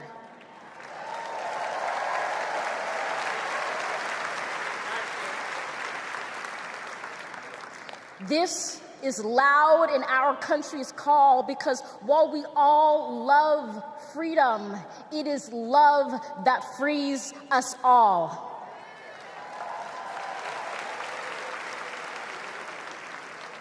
Empathy emancipates, making us greater than hate or vanity. That is the American promise, powerful and pure. Divided, we cannot endure, but united, we can endeavor to humanize our democracy and endear democracy to humanity.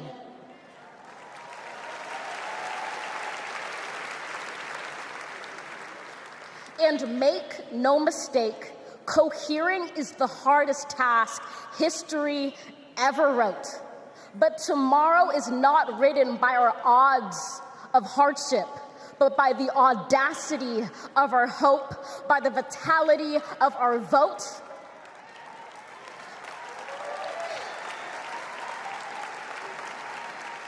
Only now, approaching this rare air, are we aware that perhaps the American dream is no dream at all, but instead a dare to dream together.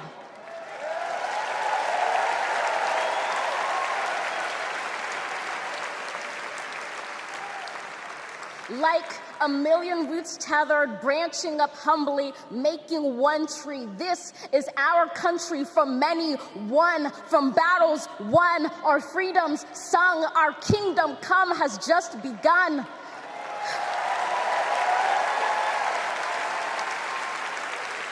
We redeem this sacred scene, ready for our journey from it. Together, we must birth this early republic and achieve an unearthly summit. Let us not just believe in the American dream, let us be worthy of it.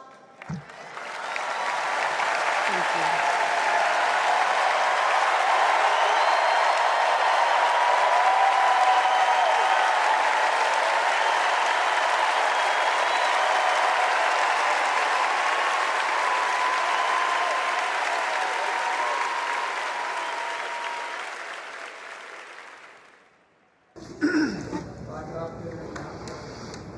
There's a word I heard. The word is called freedom. Can you tell me what it means?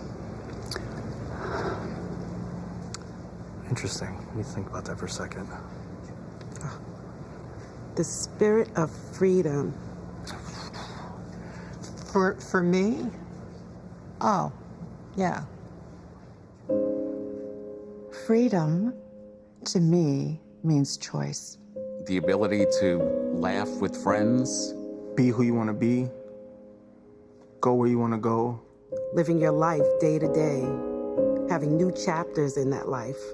I believe in having your own words and being able to do what you want to. The freedom to raise our family in healthy communities. The idea that I can turn to my partner, my husband, and say I love you with every being of my soul. Being able to start a family when I want to, being able to, support the missions that I want to go to the church that I want to. Not everyone has the same opportunities, but the United States is, of anywhere I've ever been, just one place where you can accomplish more. The big, fantastic thing about America is that it is the land of opportunity. I know it sounds trite, but it's the truth. I grew up with a single mom, and she really imbued in me these qualities that you just really have to care about your neighbors and your family and your friends. I feel like the American dream is having opportunities, having the opportunity to go to college if you want to, having the opportunity to get any job you can, no matter who you are or where you come from. The American dream is about having the ability to make choices about your medical care and do whatever you want to do with your life without anybody telling you if it's good enough. We are in an incredible moment in history. We've seen women stripped of their most fundamental right to autonomy over their bodies. The freedom to make choices about your body, your life, your career should be entirely in your control. But I have found that good people want to do good things. That you find a way to move forward under ugly and scary circumstances. The work that lies ahead is to make America live up to its highest ideals. And, we're proud to go to work. The work to build a better future really depends on all of us coming together. We have to bring back that respect for everyone. I don't think we're as divided as we seem. Let's come together as one big nation. I feel like we are on the verge of something very amazing in this country. It makes me want to fight for our children and future generations to ensure they have just as many, if not more, freedoms than we had. I believe in a future where my mom can feel safe no matter where she is in the country. A future that is filled with a healthy and vibrant planet, where families are not separated by fences or jail bars. A future in which we all get what we need. I want to say that for people who are younger than me. Hopefully the kids I teach can chase their dreams and believe in what they want to be. I want a future for him that he knows that he's covered and protected. Everyone should think about what we can leave to the next generation. It's our responsibility. It's what we have to do. My name's Tyler. My name's Yvette. And we believe in love. I'm Alex. I'm Kiara. My name is Steven. My name is Charlie. I'm a proud 7th generation Texan. I am from Waterford, Michigan, just north of Detroit. I'm from East Tennessee. And we believe in the American dream. We believe in a better world for our child, and we believe in this country. My name is Karen, and I believe in justice. My name is Nancy. My name is Taro. My name is Jennings. My name is Dana. My name is Todd. And we believe in freedom. My name is Gina, and I believe in freedom. My name is Pat, and I believe in the freedom to work together.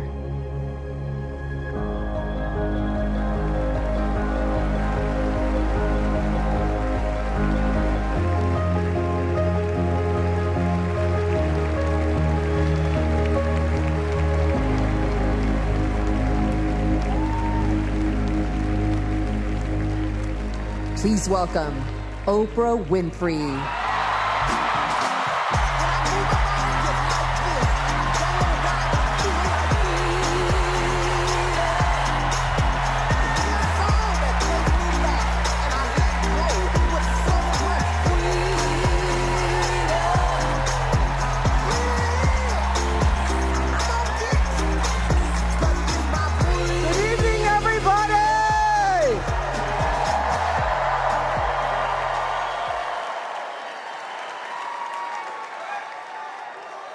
Who says you can't go home again?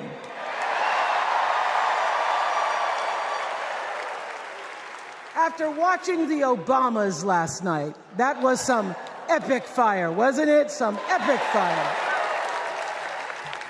We're now so fired up, we can't wait to leave here and do something.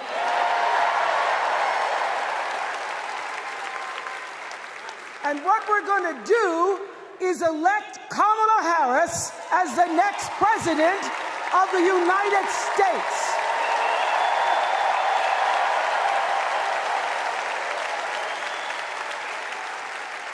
I am so honored to have been asked to speak on tonight's theme about what matters most to me, to you, and all of us Americans: freedom.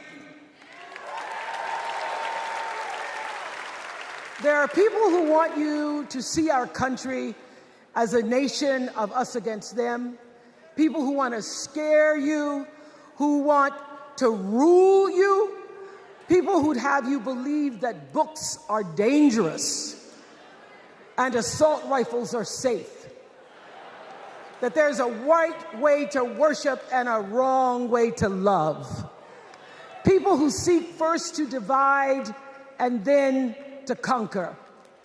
But here's the thing. When we stand together, it is impossible to conquer us.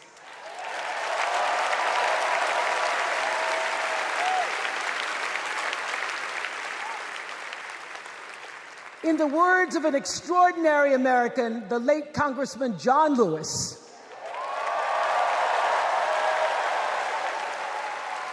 he said, no matter what ship our ancestors arrived on, we are all in the same boat now. Congressman Lewis knew very well how far this country has come because he was one of the brilliant Americans who helped to get us where we are. But he also knew that the work is not done. The work will never be done because freedom isn't free. America is an ongoing project. It requires commitment. It requires being open to the hard work and the heart work of democracy. And every now and then, it requires standing up to life's bullies.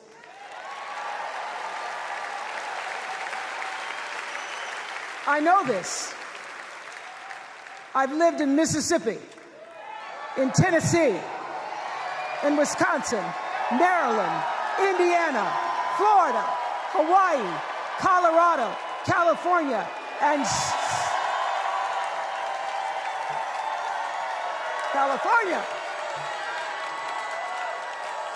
sweet home Chicago, Illinois.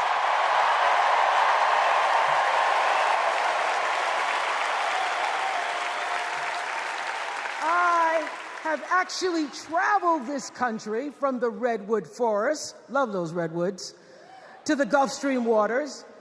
I've seen racism and sexism and income inequality and division. I've not only seen it, at times I've been on the receiving end of it. But more often than not, what I've witnessed and experienced are human beings, both conservative and liberal, who may not agree with each other, but who'd still help you in a heartbeat if you were in trouble.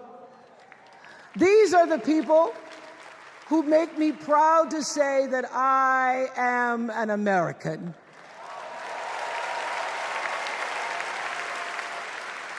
They are the best of America. And despite what some would have you think, we are not so different from our neighbors. When a house is on fire, we don't ask about the homeowner's race or religion. We don't wonder who their partner is or how they voted. No. We just try to do the best we can to save them. And if the place happens to belong to a childless cat lady,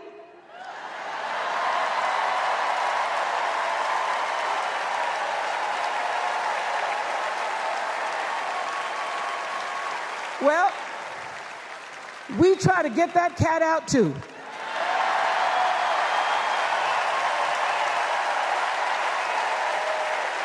Because we are a country of people who work hard for the money. We wish our brothers and sisters well, and we pray for peace. We know all the old tricks and tropes that are designed to distract us from what actually matters, but we are beyond ridiculous tweets and lies and foolery. These are complicated times, people, and they require adult conversation. And I welcome those conversations because civilized debate is vital to democracy, and it is the best of America. Now, over the last couple of nights, we have all seen brave people walk onto the stage and share their most private pain. Amanda and Josh, Caitlin, Hadley, they told us their stories of rape and incest and near-death experiences from having the state deny them the abortion that their doctor explained was medically necessary. And they've told us these things for one reason, and that is to keep what happened to them from happening to anybody else. Because if you do not have autonomy over this, if you cannot control when and how you choose to bring your children into this world and how they are raised and supported, there is no American dream.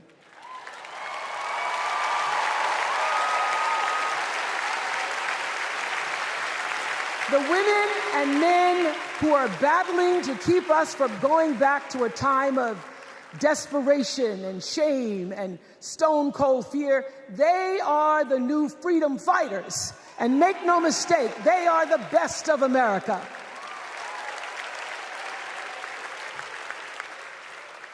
I want to talk now about somebody who's not with us tonight.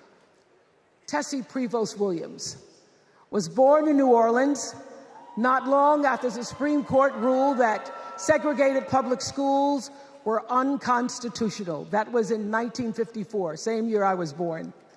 But I didn't have to head to first grade at the all-white McDonough 19 school with a U.S. Marshal by my side like Tessie did. And when I got to school, the building wasn't empty like it was for Tessie. You see, rather than allowing McDonough to be integrated, parents pulled their kids out of the school, leaving only Tessie and two other little black girls, Gail Etienne and Leona Tate, to sit in a classroom with the windows papered over to block snipers from attacking their 6-year-old bodies. Tessie passed away 6 weeks ago. And I tell this story to honor her tonight because she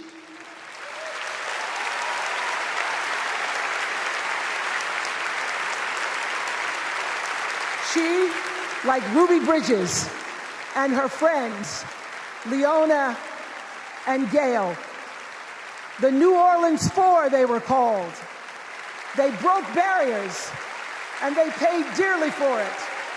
But it was the grace and guts and courage of women like Tessie Prevost Williams that paved the way for another young girl who 9 years later became part of the second class to integrate the public schools in Berkeley, California.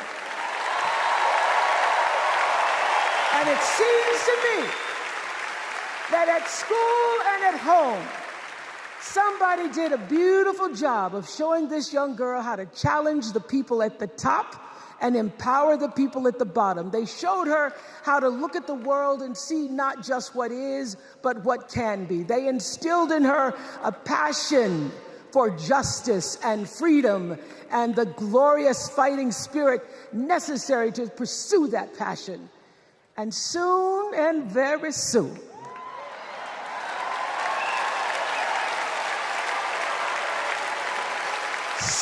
very soon, we're going to be teaching our daughters and sons about how this child of an Indian mother and a Jamaican father, two idealistic, energetic immigrants,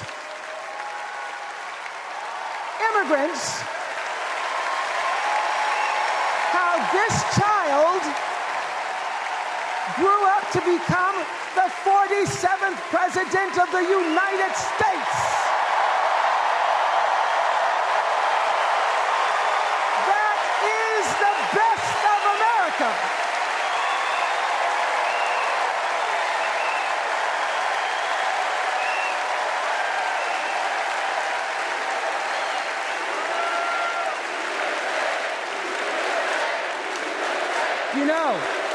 You know, let me tell you this.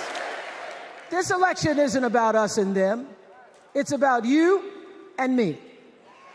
and what we want our futures to look like. There are choices to be made when we cast our ballot. Now, there's a certain candidate that says if we just go to the polls this one time, that we'll never have to do it again. Well, you know what? You're looking at a registered independent who's proud to vote again and again and again because I'm an American and that's what Americans do. Voting is the best of America.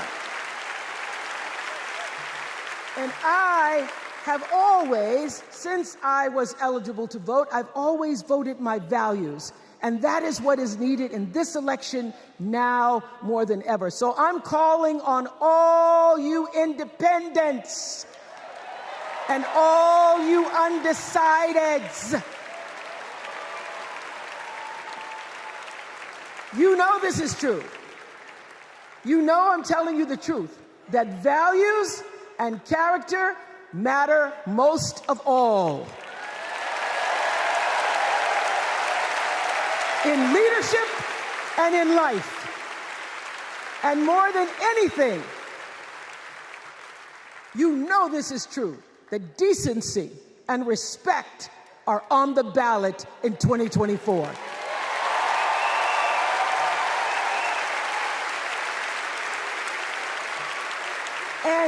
And just plain common sense. Common sense tells you that Kamala Harris and Tim Walz can give us decency and respect.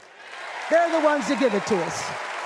So, we are Americans. We are Americans. Let us choose loyalty to the Constitution over loyalty to any individual. Because that's the best of America. And let us choose optimism over cynicism, because that's the best of America. And let us choose inclusion over retribution. Let us choose common sense over nonsense.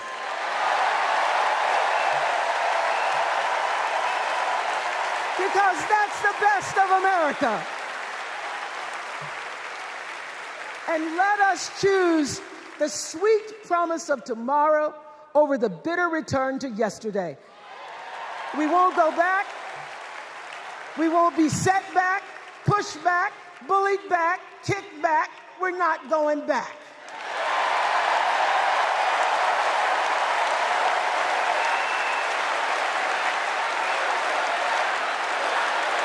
Not going back. We're not going back. So, let us choose. Let us choose truth. Let us choose honor. And let us choose joy.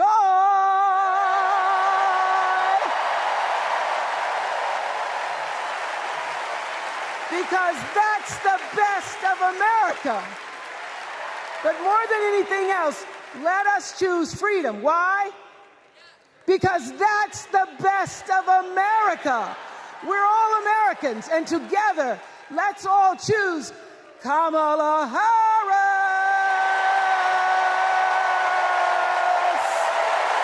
Thank you, Chicago. Thank you, America.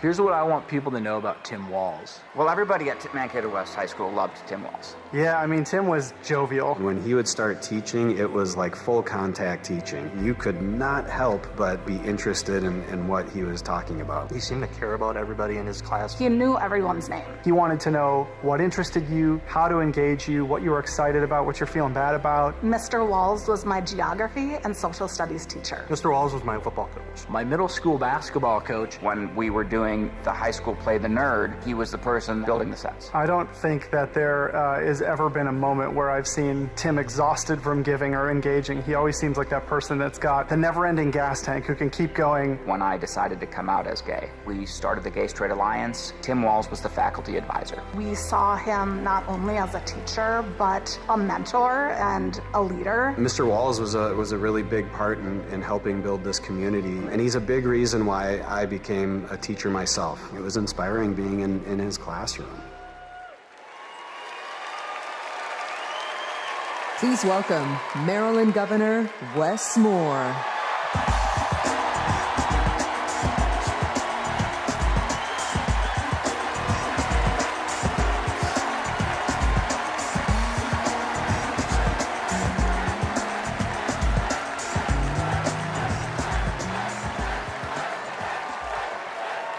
Thank you.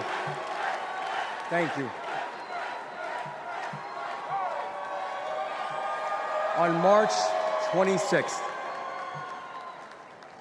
at 1:30 in the morning, a container ship, the length of 3 football fields, slammed into the Francis Scott Key Bridge in Baltimore, and the bridge collapsed. A port that drives 13% of our state's economy was now closed. Thousands of workers were hours away from waking up and realizing they no longer had a job. 6 Marylanders who had been on the bridge in the middle of the night fixing potholes lost their lives. And one of the first phone calls that I got that morning started with these 3 words. Gov, it's Kamala. She said, I know you spoke to the president, and I want you to know we are here with you every step of the way.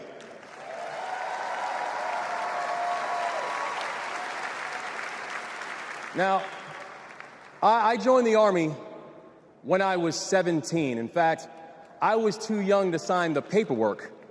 I had to ask my mom to sign the paperwork for me because I don't have bone spurs.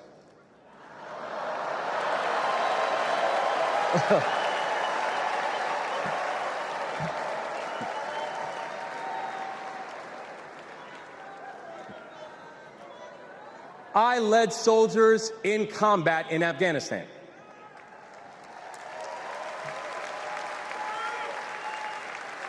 And my training taught me that you never learn anything about anybody when times are easy. You learn everything you need to know about somebody when times are hard and when the temperature gets turned up. And America, I saw that Kamala Harris is the right one to lead in this moment firsthand.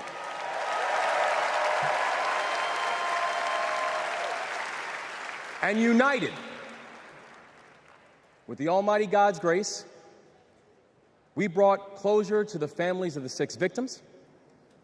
And while many said it could take 11 months to reopen the port of Baltimore, we got it done in 11 weeks.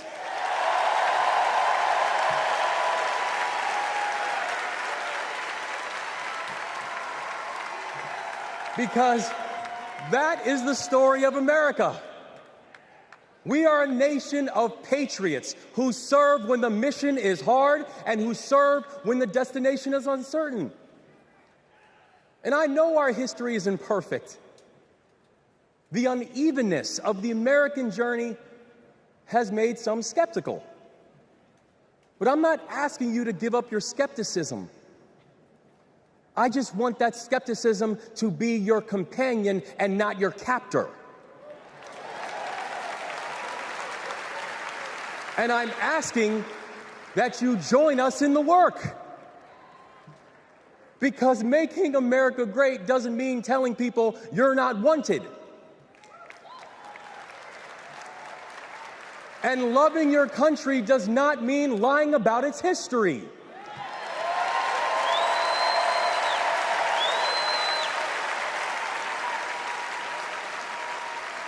Making America great means saying the ambitions of this country would be incomplete without your help.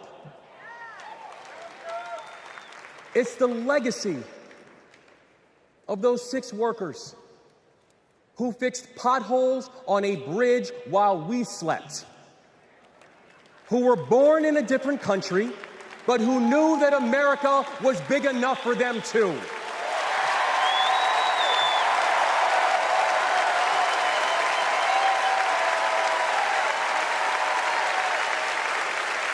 It's the journey. It's the journey of a man raised by a remarkable immigrant single mom, a man who felt handcuffs on his wrists at 11 years old, who now stands before you as the 63rd governor of Maryland and the first black governor in the history of our state.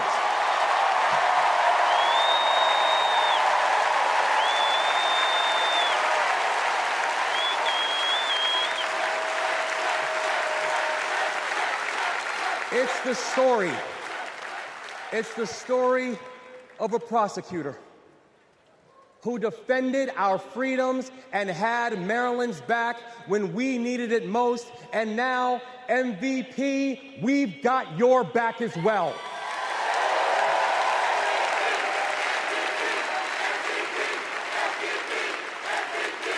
That's right. It's my fellow veteran, my brother, and the next Vice President of the United States, Tim Walz. And now, Tim knows that in the military, you count the days towards mission completion. So guess what, y'all? We have got 75 days and a wake-up until Election Day. 75 days in a wake-up for us to prove what Americans can do when the pressure is on. 75 days in a wake-up for us to show that true patriots do not whine and complain. We put our heads down and we get to work. 75 days and a wake-up to build a future that those who came before us hoped for, and those who come after us that they deserve. And 75 days and a wake-up to elect a leader who is willing to believe in the best of us, and that leader is Kamala Harris, the next president of the United States.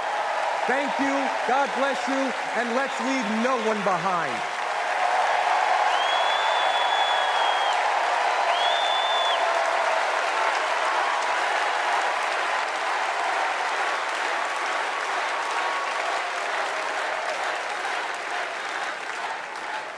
Please welcome former South Bend, Indiana Mayor Pete Buttigieg.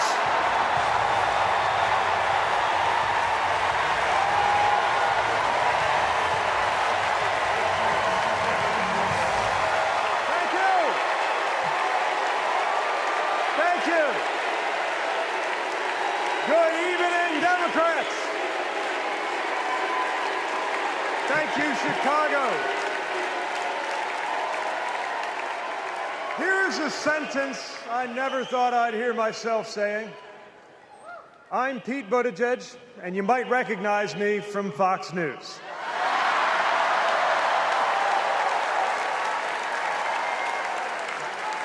I believe in going anywhere, in service of a good cause, and friends, we gather in a very good cause, electing Kamala Harris and Tim Walz, the next President and Vice President of the United States.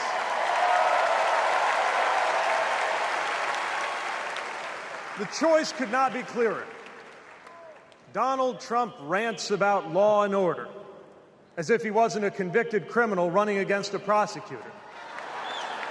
As if we were going to forget that crime was higher on his watch. Talks about the forgotten man, hoping we'll forget that the only economic promise that he actually kept was to cut taxes for the rich. And don't even get me started on his new running mate.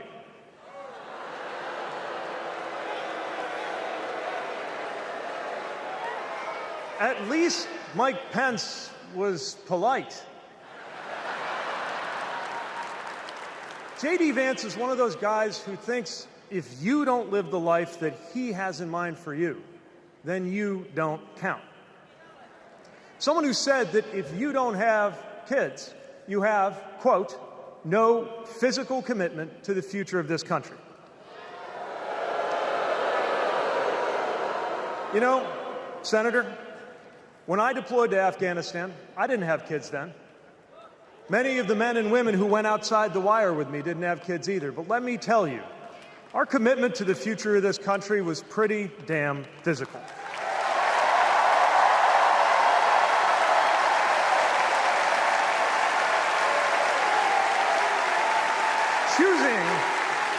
Choosing a guy like J.D. Vance to be America's next vice president sends a message. And the message is that they are doubling down on negativity and grievance. Committing to a concept of campaigning best summed up in one word: darkness. Darkness is what they are selling. The thing is, I just don't believe that America today is in the market for darkness. I believe America is ready for a better kind of politics. Yes, politics at its worst can be ugly, crushing, demeaning, but it doesn't have to be. At its best, politics can be empowering, uplifting. It can even be a kind of soulcraft. My faith teaches me that the world isn't made up of good people and bad people, but rather that each of us is capable of good and bad things. And I believe leaders matter because of what they bring out in each of us, the good or the bad. Right now, the other side is appealing to what is smallest within you. They're telling you that greatness comes from going back to the past. They're telling you that anyone different from you is a threat. They're telling you that your neighbor or nephew or daughter who disagrees with you politically isn't just wrong, but is now the enemy. I believe in a better politics, one that finds us at our most decent and open and brave. The kind of politics that Kamala Harris and Tim Walz are offering. And as you have felt these many days, that kind of politics also just feels better to be part of. There is joy in it, as well as power. And if all of that sounds naive, let me insist that I have come to this view not by way of idealism, but by way of experience. Not just the experience of my unlikely career. Someone like me serving in Indiana, serving in Washington, serving in uniform. I'm thinking of something much more basic. I'm thinking of dinner time at our house in Michigan. When the dog is barking and the air fryer is beeping and the mac and cheese is boiling over, and it feels like all the political negotiating experience in the world is not enough for me to get our 3-year-old son and our 3-year-old daughter to just wash their hands and sit at the table. It's the part of our day when politics seems the most distant. And yet the makeup of our kitchen table, the existence of my family, is just one example of something that was literally impossible as recently as 25 years ago, when an anxious teenager growing up in Indiana wondered if he would ever find belonging in this world.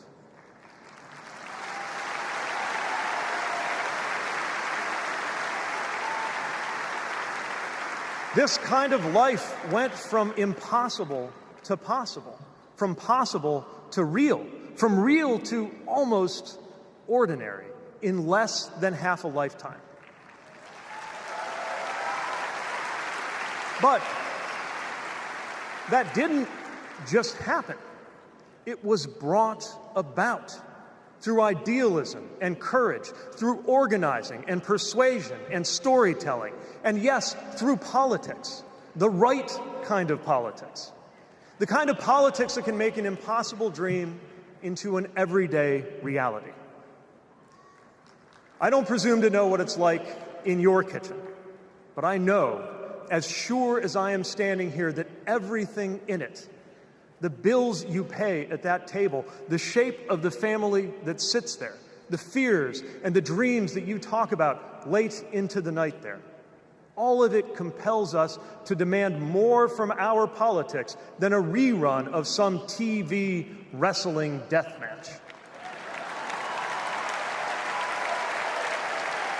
So this November, we get to choose. We get to choose our president. We get to choose our policies, but most of all, we will choose a better politics. A politics that calls us to our better selves and offers us a better everyday.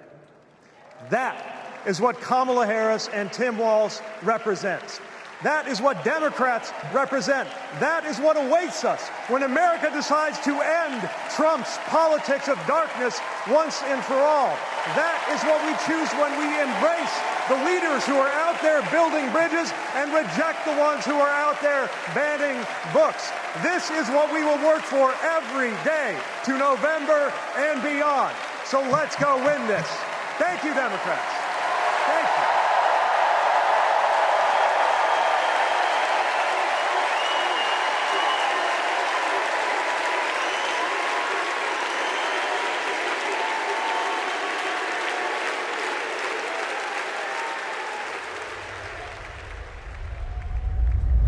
Seeing Governor Walz going to Congress and then becoming governor, I see the guy that was a first sergeant.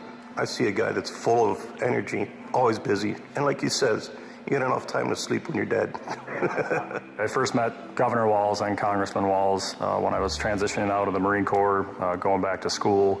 He really wanted to know what the experience was of those that were actually using the GI Bill and how it could be improved. It seemed to be a continuation of focus on improving the lives of veterans. Governor Walz in our unit always would say his catchphrase was, "We'll get it done," and we always did. The way I've seen him carry himself over the years in Congress and the way he works for veterans, there's no excuse making, there's no scapegoating, it's just accomplish the mission. Governor Walz has been that way and always will be that way. Having Governor Walz on the House Veteran Affairs Committee was instrumental in getting the post-9/11 GI Bill not only introduced, but also passed. When Governor Walz wants change, it'll happen. Back to the Guard. We'll get it done.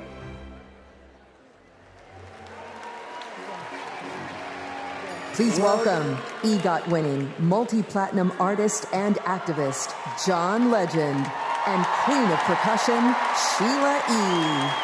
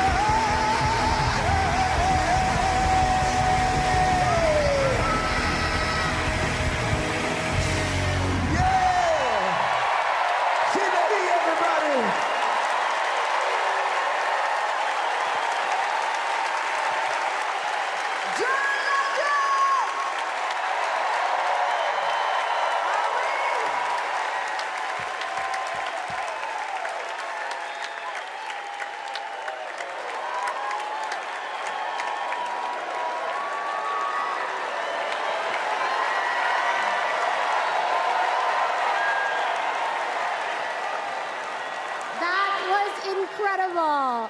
I just want to say I feel so motivated after tonight. It's like never been more clear that if Kamala Harris and Tim Walz are elected this November, they're going to protect our freedoms. The freedom to read whatever books you want. The freedom to work one job and afford your rent. And Kamala Harris and Tim Walz will protect your freedom to start a family on your own terms. And if you ask me, that is something worth fighting for. So guys, let's do it. It's time. Let's nominate the next Vice President of the United States, Minnesota Governor Tim Walz. And to take us there, please welcome to the stage Minnesota Senator Amy Klobuchar.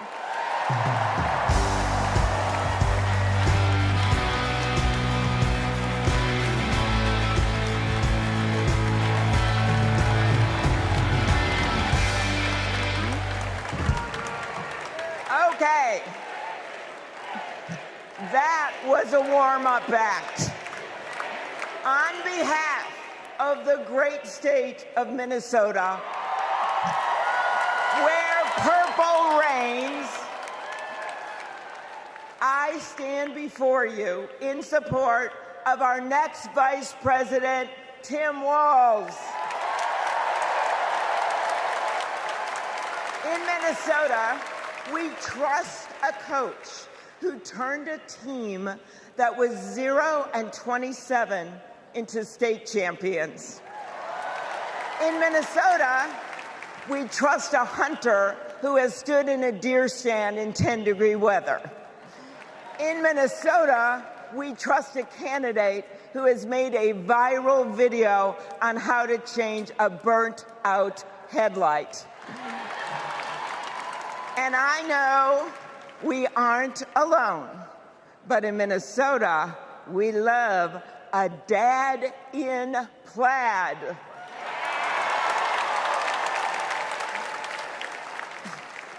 So Tim and I go way back.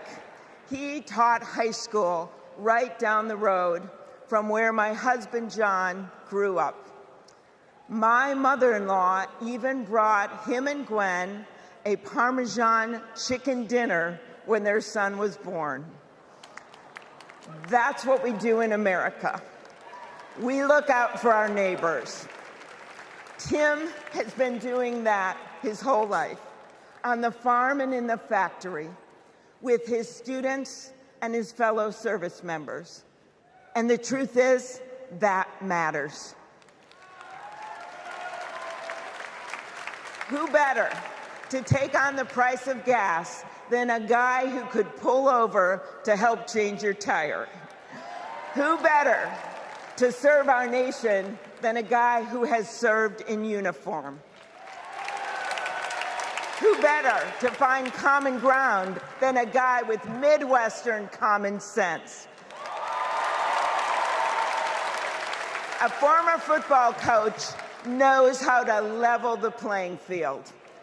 And a former public school teacher knows how to school the likes of J.D. Vance.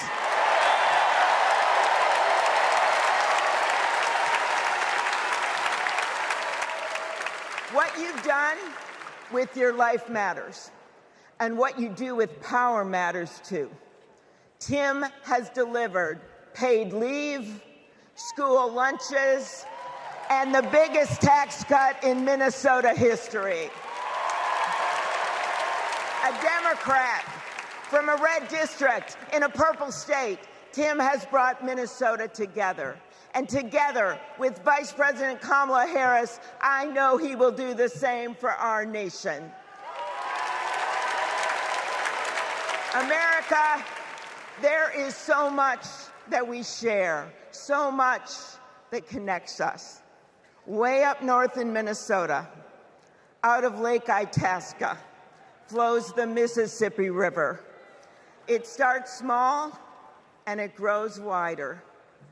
It flows down to Wisconsin and to Iowa. It goes down to Illinois and to Missouri. It goes to Kentucky in Tennessee. It goes to Arkansas. And it goes way down to Mississippi. And then it goes all the way down to New Orleans, Louisiana, where the spirit of our nation's resilience abounds. So let us commit here and now to cross the river of our divides to get to a higher ground. And let us join together to elect Kamala Harris and Tim Walz.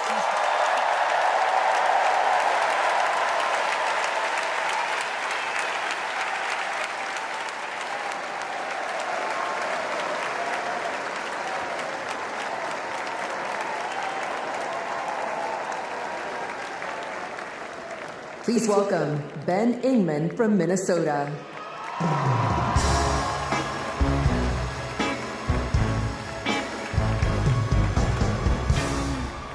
Tim Walz is the kind of guy you can count on to push you out of a snowbank.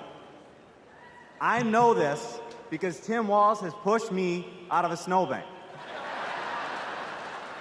I grew up next door to the Walzes in Mankato. Mr. Walz was also my geography teacher and my coach. Not for high school football, but for 7th grade basketball and track.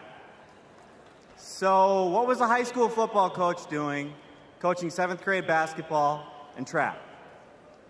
Well, there was a kid in the high school who couldn't afford to pay for lunch, and he ran up a lot of debt. And Tim and Gwen decided they'd help pay it off. They started calling around the district to see if there were any positions they could fill to make a little extra money, and that's how he wound up coaching us 7th graders. That's right. Coach Walz got us excited about what we might achieve together. He believed in us, and he helped us believe in each other. And his leadership stuck. That track team went on to win a state title, just like the football team. That's right. Speaking of which, come on out, Scarlets. Yeah.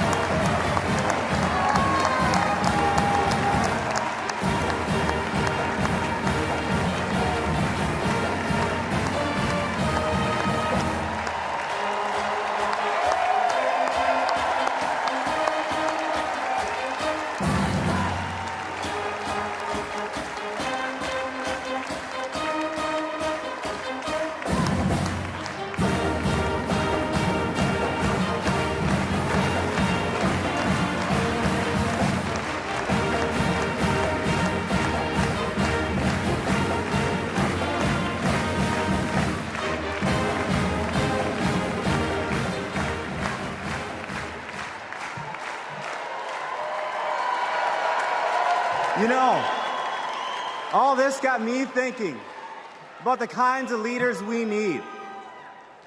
We want the people in charge to be genuine, compassionate, and trustworthy.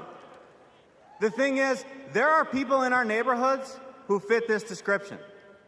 The kind of people who display quiet leadership by helping kids pay for their lunches, by bringing teams together to believe in each other. And when we're stuck in the snow, they push us out.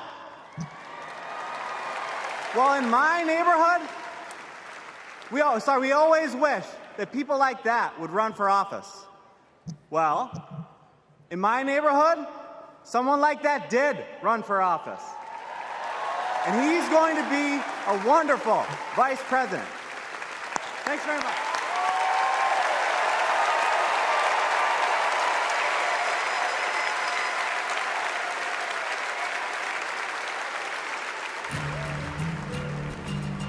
Out here in the wide open spaces, we are reminded of the values we share, a commitment to community, country, and standing up for what's right. Tim Walz grew up in a small town in Nebraska where he spent summers working the family farm. There were just 24 students in his graduating class. His dad served during the Korean War, and that meant a lot to Tim. So he enlisted right after his 17th birthday and served 24 years in the National Guard, rising to Command Sergeant Major. Tim went to college on the GI Bill and became a social studies teacher. That's where Tim and I met. We shared a classroom with a divider right down the middle. His classroom was a lot louder than mine, but I could hear how engaged his students were. Tim taught for over 15 years, and he coached football, helping lead the team to a state championship after 0 wins just a few years before. Tim taught them how to believe in themselves and that we're all in this together. When one of our students started the school's Gay-Straight Alliance, Tim agreed to serve as faculty advisor because he knew how impactful it would be to have a football coach involved. He inspired his students, and he changed lives. He is just so joyful in everything that he does, but I think also standing up for, what he believes to be right, stands up to bullies. Then, Tim's students inspired him to run for Congress in southern Minnesota. Tim spent a lot of time working with Republicans, fighting to help farmers and expanding veterans' benefits. Whether it was in Congress or as governor, his focus has always been helping working people like those he grew up with. That's why he fought for the largest tax cut in Minnesota state history. But Tim Walz was there for small businesses like ours. With the urging of Governor Walz, we were able to pass the Alex Smith Insulin Affordability Act, and it has saved lives in Minnesota.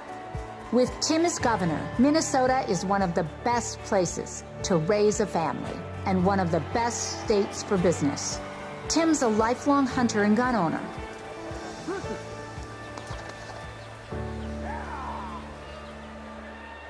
But after the Sandy Hook school shooting, he knew that we had to do something. So he's fought for background checks and red flag laws. But of all the things he's done, Tim loves being a dad. We struggled to have kids, and fertility treatments made it possible. There's a reason our daughter is named Hope. Hope and Gus mean the world to us. Governor Walz making good on a promise to his son and family yesterday by getting them a puppy. Then we're going to go get some food, corn dog. I'm vegetarian. Turkey then. And Turkey's meat. Not in Minnesota, turkey special. He's as at home on a farm, a fishing boat, a football field, or a factory floor as he is on the floor of Congress. Tim's commitment to service all comes back to the values we grew up with. Love your country, help your neighbor, and fight for what's right. Because that's what America is all about. 2 middle-class kids. One, a daughter of Oakland, California. The other, a son of the Nebraska Plains, only in America. Is it possible for them together to make it all the way to the White House?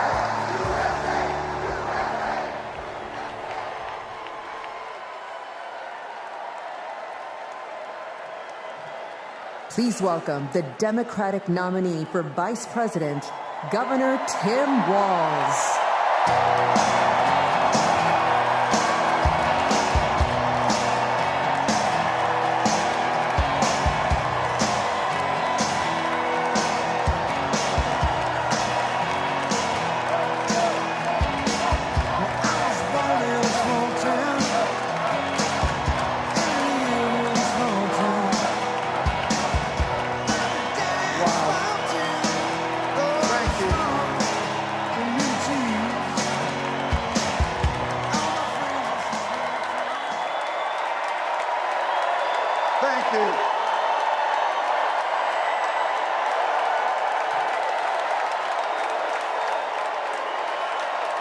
Thank you.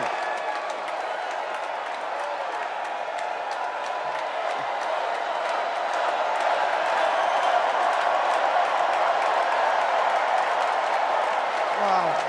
Well, thank you. Thank you, first of all, to Vice President Harris. Thanks for putting your trust in me and for inviting me to be part of this incredible campaign. And a thank you to President Joe Biden for 4 years of strong, historic leadership.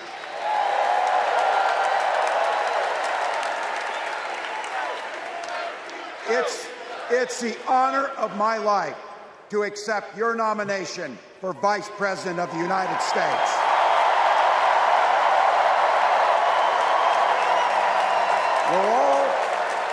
We're all here tonight for one beautiful, simple reason. We love this country. So thank you to all of you here in Chicago and all of you watching at home tonight. Thank you for your passion. Thank you for your determination. And most of all, thank you for bringing the joy to this fight.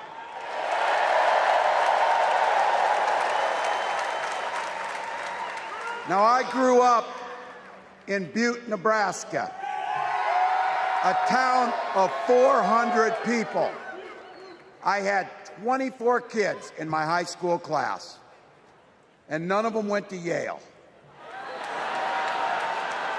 But I'll tell you what, growing up in a small town like that, you learn how to take care of each other. That family down the road, they may not think like you do. They may not pray like you do. They may not love like you do. But they're your neighbors. And you look out for them, and they look out for you. Everybody belongs, and everybody has a responsibility to contribute. For me, it was serving in the Army National Guard. I joined up 2 days after my 17th birthday, and I proudly wore our nation's uniform for 24 years. My dad, a Korean War-era Army veteran, died of lung cancer a couple years later. He left behind a mountain of medical debt. Thank God for Social Security survivor benefits. And thank God for the GI Bill that allowed my dad and me to go to college, and millions of other Americans. Eventually, like the rest of my family, I fell in love with teaching. Three out of 4 of us married teachers. I wound up teaching social studies and coaching football at Mankato West High School. Go Scarlets! We ran a 44 defense. We played through to the whistle on every single play, and we even won a state championship. Never closed the yearbook, people. But it was those players and my students who inspired me to run for Congress. They saw in me what I had hoped to instill in them, a commitment to the common good, an understanding that we're all in this together, and the belief that a single person can make a real difference for their neighbors. So there I was, a 40-something high school teacher with little kids, 0 political experience, and no money, running in a deep red district. But you know what?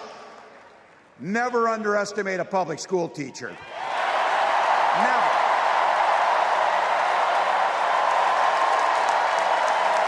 I represented my neighbors in Congress for 12 years, and I learned an awful lot. I learned how to work across the aisle on issues like growing the rural economies and taking care of veterans. And I learned how to compromise without compromising my values. Then I came back to serve as governor, and we got right to work, making a difference in our neighbors' lives. We cut taxes for the middle class. We passed paid family and medical leave. We invested in fighting crime and affordable housing. We cut the cost of prescription drugs and helped people escape the kind of medical debt that nearly sank my family. And we made sure that every kid in our state gets breakfast and lunch every day. So while other states were banning books from their schools, we were banishing hunger from ours.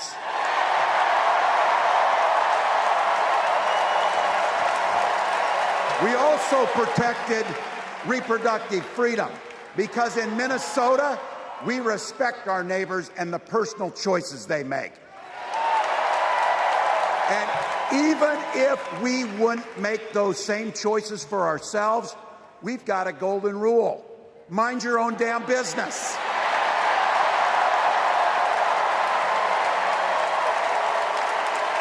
And that includes IVF and fertility treatments. And this is personal for Gwen and I. If you've never experienced the hell that is infertility, I guarantee you, you know somebody who has. And I can remember praying each night for a phone call. The pit in your stomach when the phone had rang, and the absolute agony when we heard the treatments hadn't worked. It took Gwen and I years, but we had access to fertility treatments. And when our daughter was born, we named her Hope. Hope, Gus, and Gwen, you are my entire world, and I love you.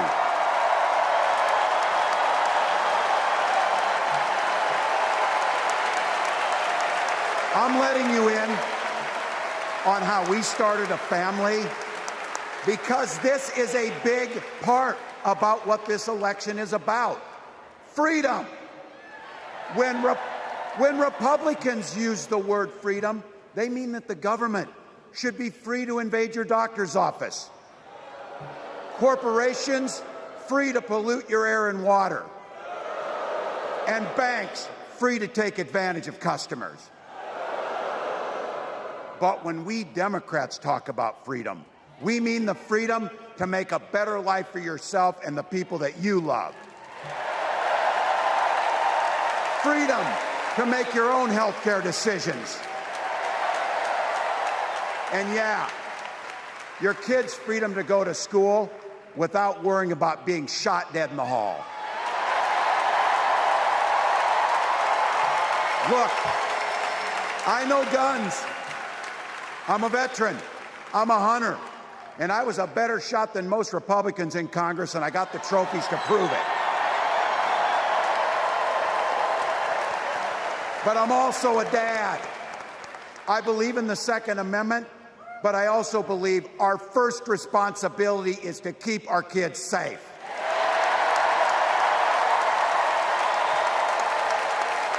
That's what this is all about. The responsibility we have to our kids, to each other, and to the future that we're building together, in which everyone is free to build the kind of life they want. But not everyone has that same sense of responsibility. Some folks just don't understand what it takes to be a good neighbor. Take Donald Trump and J.D. Vance. Their Project 2025 will make things much, much harder for people who are just trying to live their lives. They spent a lot of time pretending they know nothing about this. But look, I coached high school football long enough to know, and trust me on this, when somebody takes the time to draw up a playbook, they're going to use it.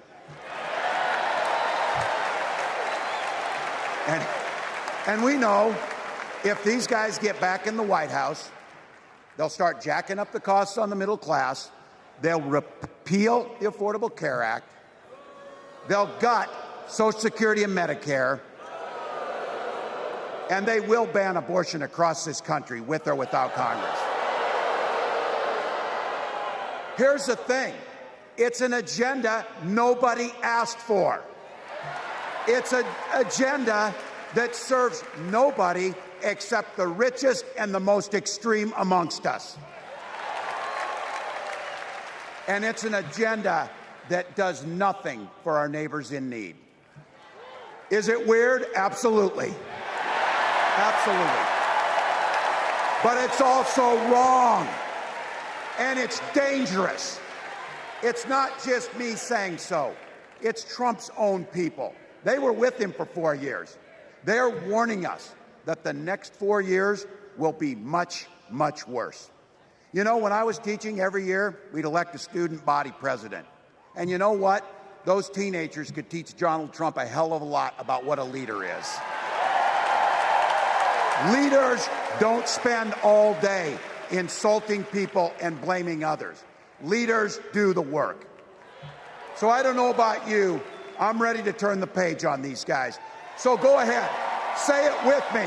We're not going back.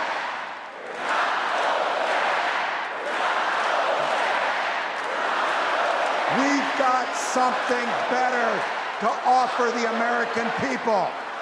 It starts with our candidate, Kamala Harris. From her first day as a prosecutor, as a district attorney, as an attorney general, as a United States senator, and then our vice president, she's fought on the side of the American people. She's taken on the predators and fraudsters. She's taken down the transnational gangs, and she stood up to powerful corporate interests. She has never hesitated to reach across that aisle if it meant improving your lives. And she's always done it with energy, with passion, and with joy. Folks, we've got a chance to make Kamala Harris the next president of the United States.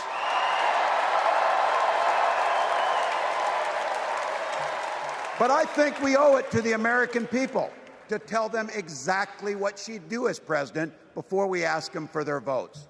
So here, this is the part, clip and save it and send it to your undecided relatives so they know. If you're a middle-class family or a family trying to get into the middle class, Kamala Harris is going to cut your taxes. If you're getting squeezed by prescription drug prices, Kamala Harris is going to take on Big Pharma. If you're hoping to buy a home, Kamala Harris is going to help make it more affordable. And no matter who you are, Kamala Harris is going to stand up and fight for your freedom to live the life that you want to lead. Because that's what we want for ourselves, and it's what we want for our neighbors. You know, you might not know it, but I haven't given a lot of big speeches like this. But I have given a lot of pep talks. So let me finish with this, team. It's the fourth quarter. We're down a field goal, but we're on offense and we've got the ball. We're driving down the field. And boy, do we have the right team. Kamala Harris is tough. Kamala Harris is experienced, and Kamala Harris is ready. Our job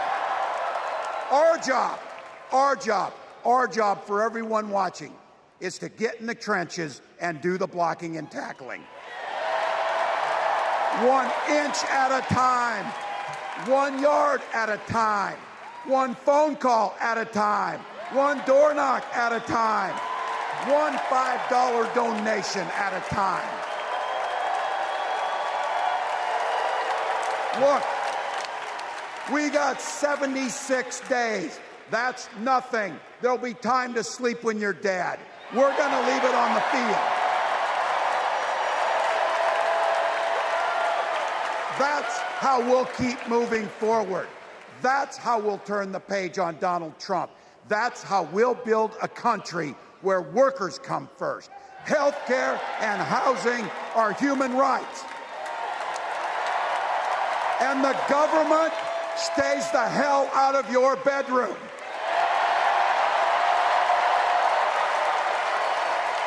That's how we make America a place where no child is left hungry, where no community is left behind, where nobody gets told they don't belong. That's how we're going to fight.